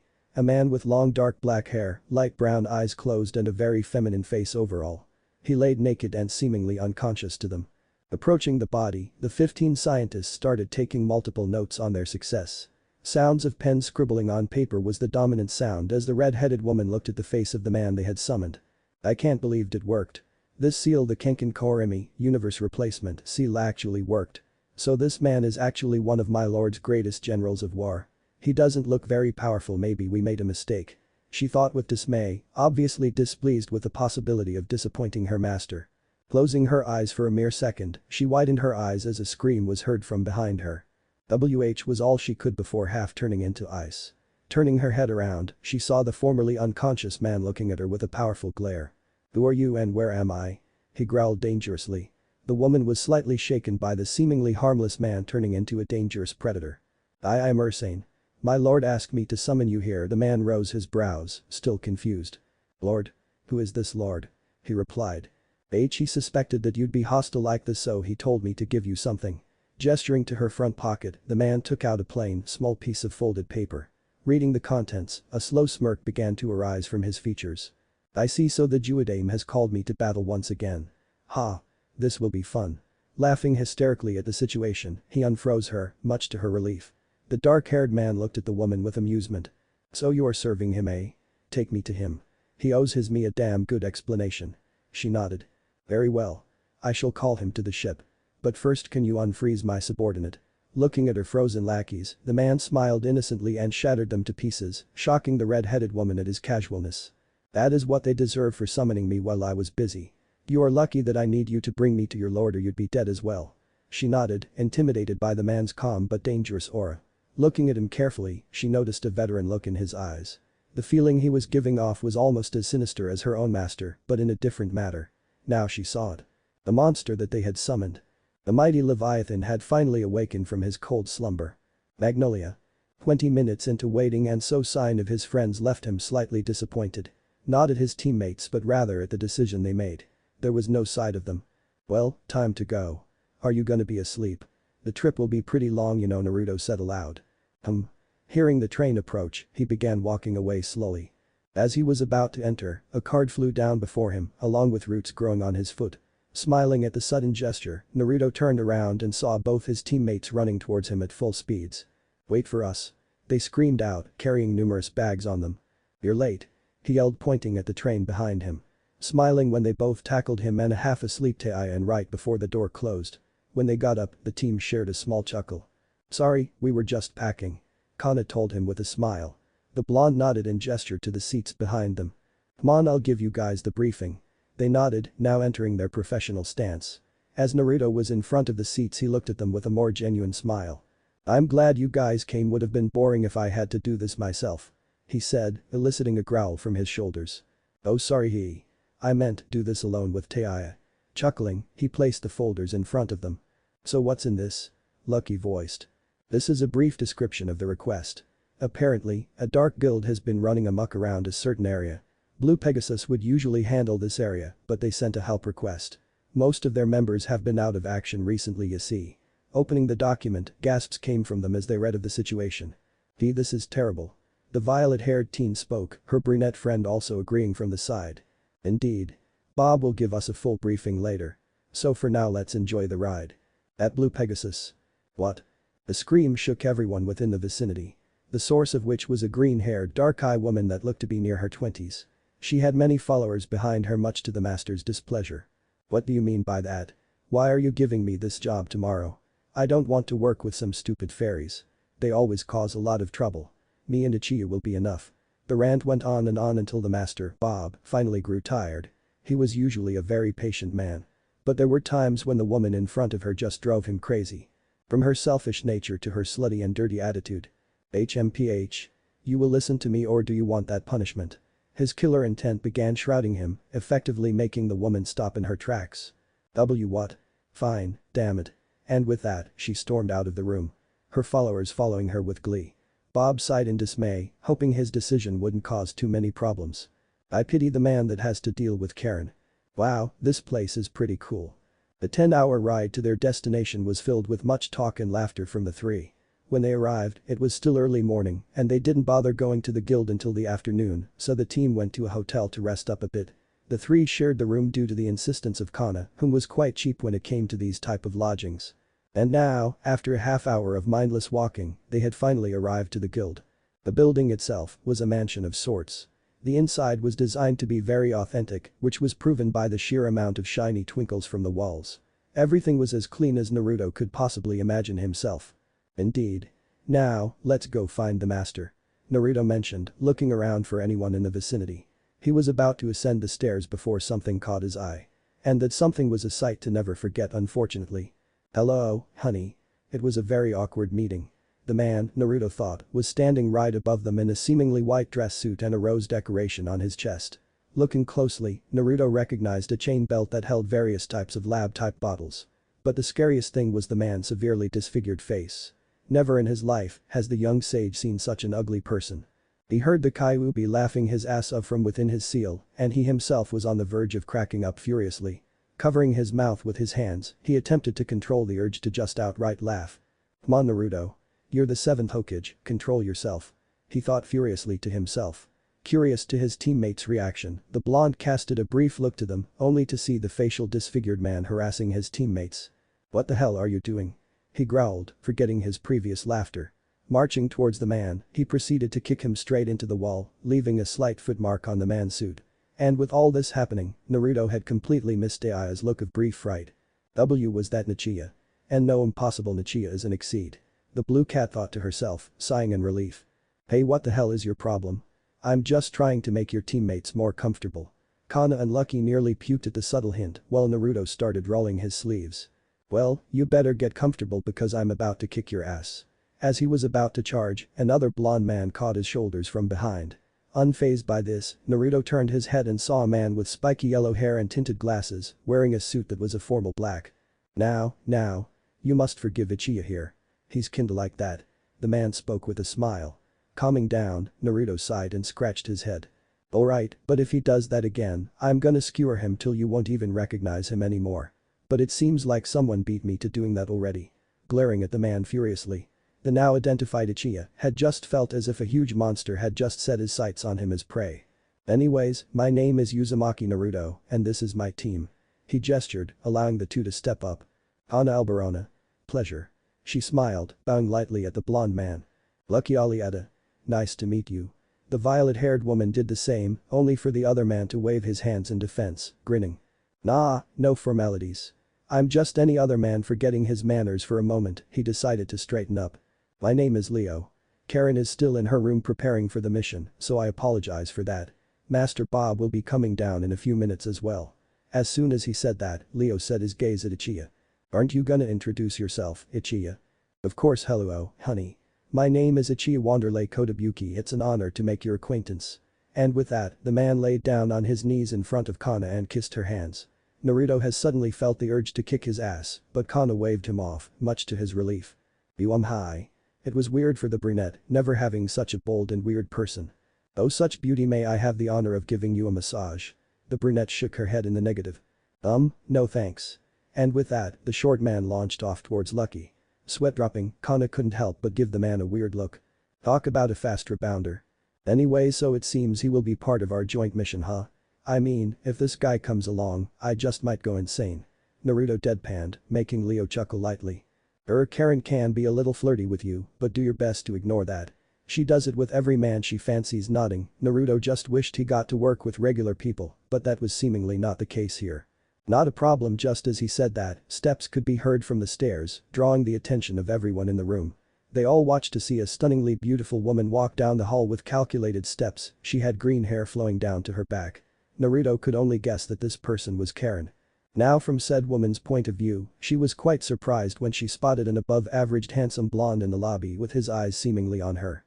Looking closely, she saw that his eyes were sea ocean blue with what looked like whisker-like scars on his cheeks, giving him a feral look.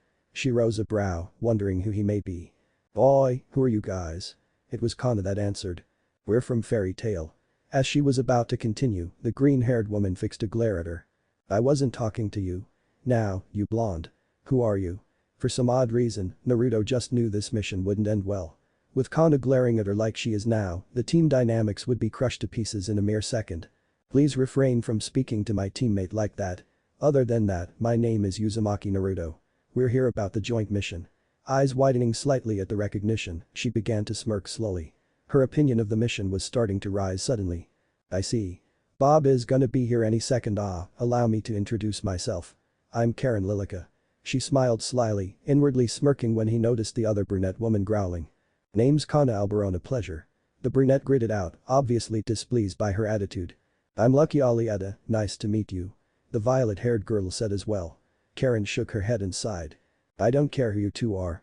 She deadpanned, further angering Cana to the point when Lucky had to hold her shoulder for reassurance. Anyways, Karen slyly made her way towards the blonde Jinchuriki, making feel slightly uncomfortable since his brown-haired teammate was glaring at their direction. How about you and me? The moss-colored woman started before being stopped abruptly by a voice from above. My, that's enough, Karen. I think our guests here came for business, are they not? They all heard a voice from above. Naruto couldn't believe the sight he had just witnessed. Again, was there a man that just didn't seem to know the meaning of persona hygiene? Bob, the master of Blue Pegasus, was a bald man wearing what looked to be pink top that just seemed to be more on the feminine side and wings on his back. The blonde winced his eyes carefully and saw what looked to be powder on his cheeks to make a blush apparent on his features. What is wrong with this world? And I thought Guy and Lee had weird features. Stop. Okay, calm down, Naruto. You're the mighty 7th Hokage. You've met far weirder things than this, remember Orochimaru's cursed seal? Yeah, that was weird. Taiya saw his expression and laughed silently, knowing full well what would happen. You must be Uzumaki Naruto. I have heard of your deeds from the gossip of my guild. It's a pleasure meeting you. The blonde nodded back. And no. The pleasure is all mine, Bob-san. Now, if I may. I would like to get down to business as soon as possible. The master complied and flew over to one of the more comfortable table. He gestured for them all to follow suit. Okay, as you may have figured out from the description, this mission will be a joint operation between Fairy Tail and Blue Pegasus. Correct. Team Otherworld nodded, remembering the mention on a footnote. Good. I planned on sending Ichiya and Karen here with you for. Naruto turned to the other blonde at the table. What about Leo here? Isn't he coming on this mission as well? It was Karen that nodded. He's my stellar spirit. Leo the lion. She held out his key, a sign of ownership. Naruto narrowed his eyes ever so slightly. I see, my apologies. Please continue on. No problem. Now, as for those nasty rumors that have been spreading, Bob restarted, allowing his voice to take a more serious tone. Every single bit of it is true. People have been getting kidnapped and found later without any organs and facial features recognizable. I doubt we'd even know who they were without our magic. That is how bad it had gotten. Over 20 victims have been claimed, most of which were teenagers from the ages of 16 to 19. Gasps were heard from the ladies of Fairy Tail, obviously frightened by the mere thought. Karen, being that she already knew of the rumors, winced slightly. Taiya didn't react very strongly, already having a strong dislike of humans. This was just another quirk in her eyes. Leo, being the ever so careless man, did not react at all.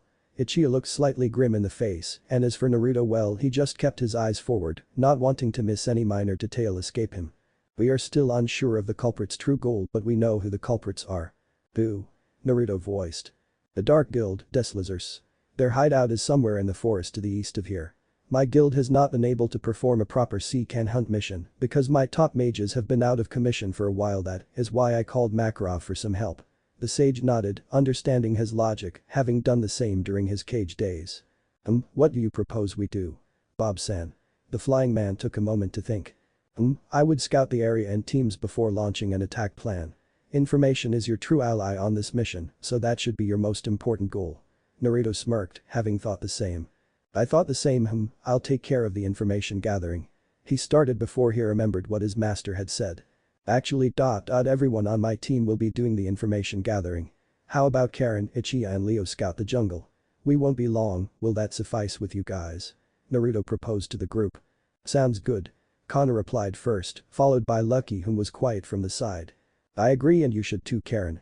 Leo said, having caught a glare of disapproval from his master's face. DCH. Fine.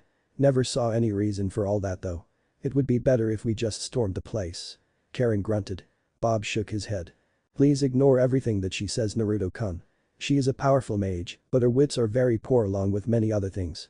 The master voiced, causing an indignant shout from said woman. HMPH, it is fine with me. I don't mind spending more time with Karen-chan. Ichiya said from the side, making a shiver run up Karen's spine. Leo chuckled and patted her on the back. It won't be that bad. Besides, Ichiya is pretty dependable, a snort was heard from Karen. Yeah, very dependable unless fighting a beautiful woman. That caused said man to pout pathetically. We will meet up tonight at 8 at this guild, and from there, we'll plan an attack. Everyone nodded and stood up. Hey, I want you to take us to where your informant is. Turning around, he saw his two teammates looking a bit flustered. You guys nervous? He asked, eliciting a small nod from both occupants. Yeah, not to mention the Karen chick is annoying as hell. Damn it, my first S rank has to be with someone like her. I felt the same way. And the way she remarked about Leo-sen being her stellar spirit. It felt really sinister in a way. Lucky added. I understand how you feel. But don't worry about it, if anything happens, I'll take care of it. For now, I just want you two to get used to the feeling of being on this mission. It's important that you keep your heads focused at all times.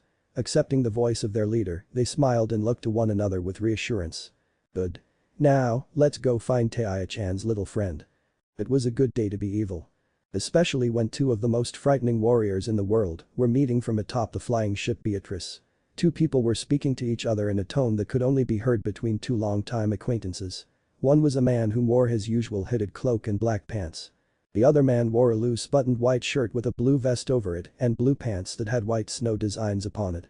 DCH. So it is you, Juadame. Where the hell have you been? Nearly half the army has fallen when you disappeared suddenly. The dark-haired man spat, glaring at the hooded man in front of him. Instead of showing fear, the other man just laughed as if he had gotten the same scolding over 1,000,000 times. Ma, is that how you greet an old friend? Friend? Ha. I don't have any friends, and if I did, I sure as hell ain't foolish enough to make friends with you. That made the hooded man laugh even harder. Ma, that isn't a nice thing to say. Come on, ha, he was cut off by the other man's sharp glare. Don't you dare speak that name. The recently resurrected man gritted out, eyes boring holes of fire within him. Fine, fine. I'll just call you Snow. They then both stood there for another moment, going through their many thoughts. It was a blatant fact that the two clearly despised one another, though it was better hidden on one side rather than the other. But whether or not anyone could sense it, the respect they shared was great. For they were both very powerful. So are you gonna explain to me just where the hell have you been during the last 3 years? I have all day. The man nodded and gestured for him to stay silent. Tell me, Snow. What do you know of the gate? The question left the man confused. DCH. The gate, as you call it, is a story told to young children. It also comes with a short story that tells of the ending of one world and the beginning of another. That's all I know, seeing as it is just a myth. The hooded man chuckled in a haunted tone, blue eyes being shown very briefly under his veil. Snow, my friend. I assure you, the gate is no myth. Snow looked at him as if asking him to continue, but was caught off guard when he started laughing. This was when it got interesting. Antebellum. Team Otherworld approached a lanky foul alleyway with much caution. Of course, it didn't bother the leader of the group at all, due to the sheer amount of experience he's had in these types of situations. The other two, well calm, they were also overly cautious and very nervous. Cana and Lucky were excellent mages, but there were times when the nerves really got to them. "Is this the place?" Naruto asked, nodding when he saw his partner's face of approval. "Yes. She likes to stay in alleyways, but for goodness sakes. Doesn't she ever clean the place?" The cat exclaimed comically to herself, breathing within her clothing to escape the rank smell. "Errara, it's not my fault. I am a busy person, Harem." Naruto turned to the voice with suspicion at first, but it was quickly changed to amusement when he saw yet another small figure with feline ears standing from what seemed to be a window. She wore a blue gown dress that had a pink flower design to it. Her eyes were round and puffy, while her face featured 3 whisker marks on it. "Whoa. I didn't know Happy had so many relatives." Taiya almost smacked him but opted to sigh. "Naruto, she is a human." The sage's eyes widened, along with his teammates whom thought like him. What? I mean, she looks just like you, Lucky stuttered. Taiya sighed and face palmed. "I apologize for their idiocy, Amelia Han." The now dentist, Amelia, whom really was just an old, short lady, just laughed it off. "Errara, no worries, Harem. Everyone thinks the same." And with that, she took off the fake cat ears, making Team Otherworld face fold comically. "So you must be Harem's new friend. I've heard many things about you, Uzumaki Naruto, or should I call you the Dark Dragon?" Naruto widened his eyes. Rumors spread fast, he mentioned. He received yet another nickname after his fight with Gilderts. It was a smaller version of his prior nickname. TCH. Don't underestimate the power of gossip. Information is victory. Amelia exclaimed, eyes burning with passion. Though he didn't look it, he agreed wholeheartedly. In the world of lies and conceit, information was as essential as food and water. You couldn't live without it. Too bad he learned that lesson too late. Well, enough of that. Please come in and make yourselves at home. A friend of Harem's is a friend of mine." She gestured to a door on her right. "Thank you." The team said simultaneously. As Naruto entered through the door, he was promptly surprised as he accidentally slammed his head into what seemed like a wall. Rubbing his head again, he looked again and saw that it was actually the ceiling. The door looked to be normal sized, but the room was actually a size fit for smaller people. Aya smirked to herself, though it did not go unnoticed from the blonde. "You think that's funny, don't ya?" Naruto twitched, ignoring the chuckling of his teammates from behind him. "I have no idea what you're talking about," the Exceed replied, amused, but her face completely betraying her words. If he was younger, Naruto would definitely throw a tantrum, but opted to sigh. He was a grown man now. The bump on his head hurt though. "Why does this situation remind me of something I saw in a movie?" Naruto mumbled as he carefully entered through the door the second time. The sage was pleasantly surprised by the place. It was comfortable. He rose a brow at the table with what seemed to be intricately designed cards on it. This also made Cana look on in interest. "Pharaohs?" she voiced. "Errara, I have a fortune-telling business. You want me to tell yours?" The old woman smirked at their gazes. Cana was excited and Lucky was the same but less vocal. Naruto, on the other hand, looked a little disappointed. Sorry. We came for information." Cana lightly tapped him on the shoulders. Tilting his head, Naruto widened his eyes when saw the cute puppy dog look she and Lucky had on. Both pouting and eyes rounded into circles, a heartbreaker for him. "Please." They both said, eyes shining brilliantly. Sweat dropping, he was always a sucker for these type of things. The sage sighed at his submissive nature. "Alright, but after we have our work done." Cana gave him a hug and thank you, seemingly glad that her plan worked. "Errara, now let's get on with this. I'm guessing you four came to talk about the kidnappings." They nodded. "Yes, we were hoping that you could give us a better insight of the situation." The cat-like woman sighed and began to contemplate her thoughts. "The kidnappings started a little over a month ago. My friend's daughter was taken just a week ago and they still haven't found her. I believe the kidnappers may be trying to use them as sacrifices." "Sacrifices? For what?" Cana asked, eyes laced with curiosity. "Errara, this is a long story," Amelia started, sighing as she began. "A long time ago, in this very region, a powerful religion dominated the community. The name of this certain religion was lost throughout the years, but we do know that the leader of Deslazers is a member of it. He must have had some descendant that practiced it for him to even remember it. In this religion, there was a prophecy. A prophecy that one day, a dragon would come and destroy their people, and if they couldn't summon a hero, they wouldn't be able to defeat him.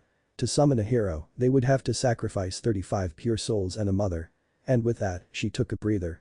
Taking a brief moment to take a look at their faces and notice the gazes of horror from Cana and Lucky, while Naruto and Taiya was clearly disgusted.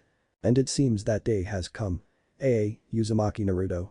The dragon of the west closed his eyes, unwilling to believe that he would be dictated by a mere prophecy. "I don't believe in prophecies." The plain answer was filled with silent conviction that made her chuckle. I see, well, that is all I know for now. I apologize if it is insufficient. Naruto shook his head. This information may be vital. Thank you, Amelia-san. He stood up and bowed slightly, along with his teammates, whom also voiced their thanks. Yes, thank you, Amelia-han. Taiya spoke from his shoulders. Now, no thanks necessary. An old lady is always willing to help with whatever she has. Now about that fortune you wanted. Cana and Lucky smiled widely, obviously wanting to go. Naruto chuckled and stood up. I'll be waiting outside. They nodded and watched as he and Taiya carefully left through the door. When he was out of hearing shot, Amelia grew a smirk. So what do you ladies want to know about your future? Cana grinned. She shared a look with Lucky and nodded. Before she even got to tell the woman, Amelia waved them off. I know that look. I used to be young as well, alright, let's get this started. She took out a deck of tarots and placed them on the deck. Everyone looked carefully at the card in front of them. Cana and Lucky looked on with confusion, but none more so than Amelia herself. She remembered the words of her own master when the certain card would be drawn. The arcana is by which all is revealed. There are always those who cannot let go of their pasts, and one cannot certainly escape it. The moon. The moon in the downright position this means. 20 minutes later. Naruto was trying his best to think of a strategy to deal with the situation. In his entire life, not once did he enjoy attempting a mission with a possible hostage situation in it. Those kinds of missions were usually given to the best of the best in Anbu, he would know of course. If one mistake were to be made, the consequences would be dire and problems would go awry. I'm gonna need your illusion magic for this one, Taiya-chan. He spoke aloud, catching this cat's attention. I figured. She deadpanned, making the blonde crack a grin. You're way smarter than I thought. How powerful can your illusions get? I need one that can blind a mage for a full 10 seconds in the least. Naruto replied. I'll manage, Naruto. What you need to be getting worried about are your teammates. Like you said before, this is no fun and games this time around. The blonde sighed. Indeed. Speaking of them, he began as he eyed both of them, walking down the alley with a grin on their faces. Too bad Naruto was far too good at reading underneath the underneath. Interesting. They were excited about finding out their fortunes and then leaves with the worst fake grin I've ever seen. Maybe I should leave them alone. The blonde thought to himself as he felt their eyes looking at him. Done already? They nodded. Yeah, we have a mission after all. Cana spoke out first. We don't want to make Karen and Ichiya wait after all. Lucky added, smirking at the thought of making the bothersome woman spending more time with the perverted oaf. Indeed. Let's roll. The Eastern Forest. Harem was very annoyed at the moment. If she wasn't his master, Leo would be cracking up at the sight of her darkened face. Well, it all started when Ichiya decided that he'd tag along with her route. And those 20 minutes of walking suddenly felt like 2 hours. The man was ugly, obnoxious, stupid, weak and worst of all perverted. She was sure that if it wasn't for Leo being there, the man would already be dead by her hands. Are you sure you don't want me to show you the way? Not to mention his pickup lines suck. He didn't even notice as he stepped on a tripwire. Ichiya, I swear if you keep going on and on, I'm gonna K. Whoa there. What's that? Leo spoke hastily, not having any problems with breaking up their conversation. They looked to where he pointed and saw a door hidden by numerous amounts of vine webbing. Karen, being ever so professional, took a look at the site and knew it was a dark guild at first sight. The setting was within the correct area and she was sure that the crest of Deslizers was on it as well. But Leo, what else can you sense from within there? She turned to him, only to see his eyes widened. We should leave. Now. He silently exclaimed, grabbing his master by the arms, pulling her back to where they came from. What is going on? Karen yelled indignantly at the blonde man. They've spotted us. We need to run. She smirked and retracted her arm, causing confusion. What are you doing, Karen? Leo said with Ichiya agreeing. Cowards. We can take them.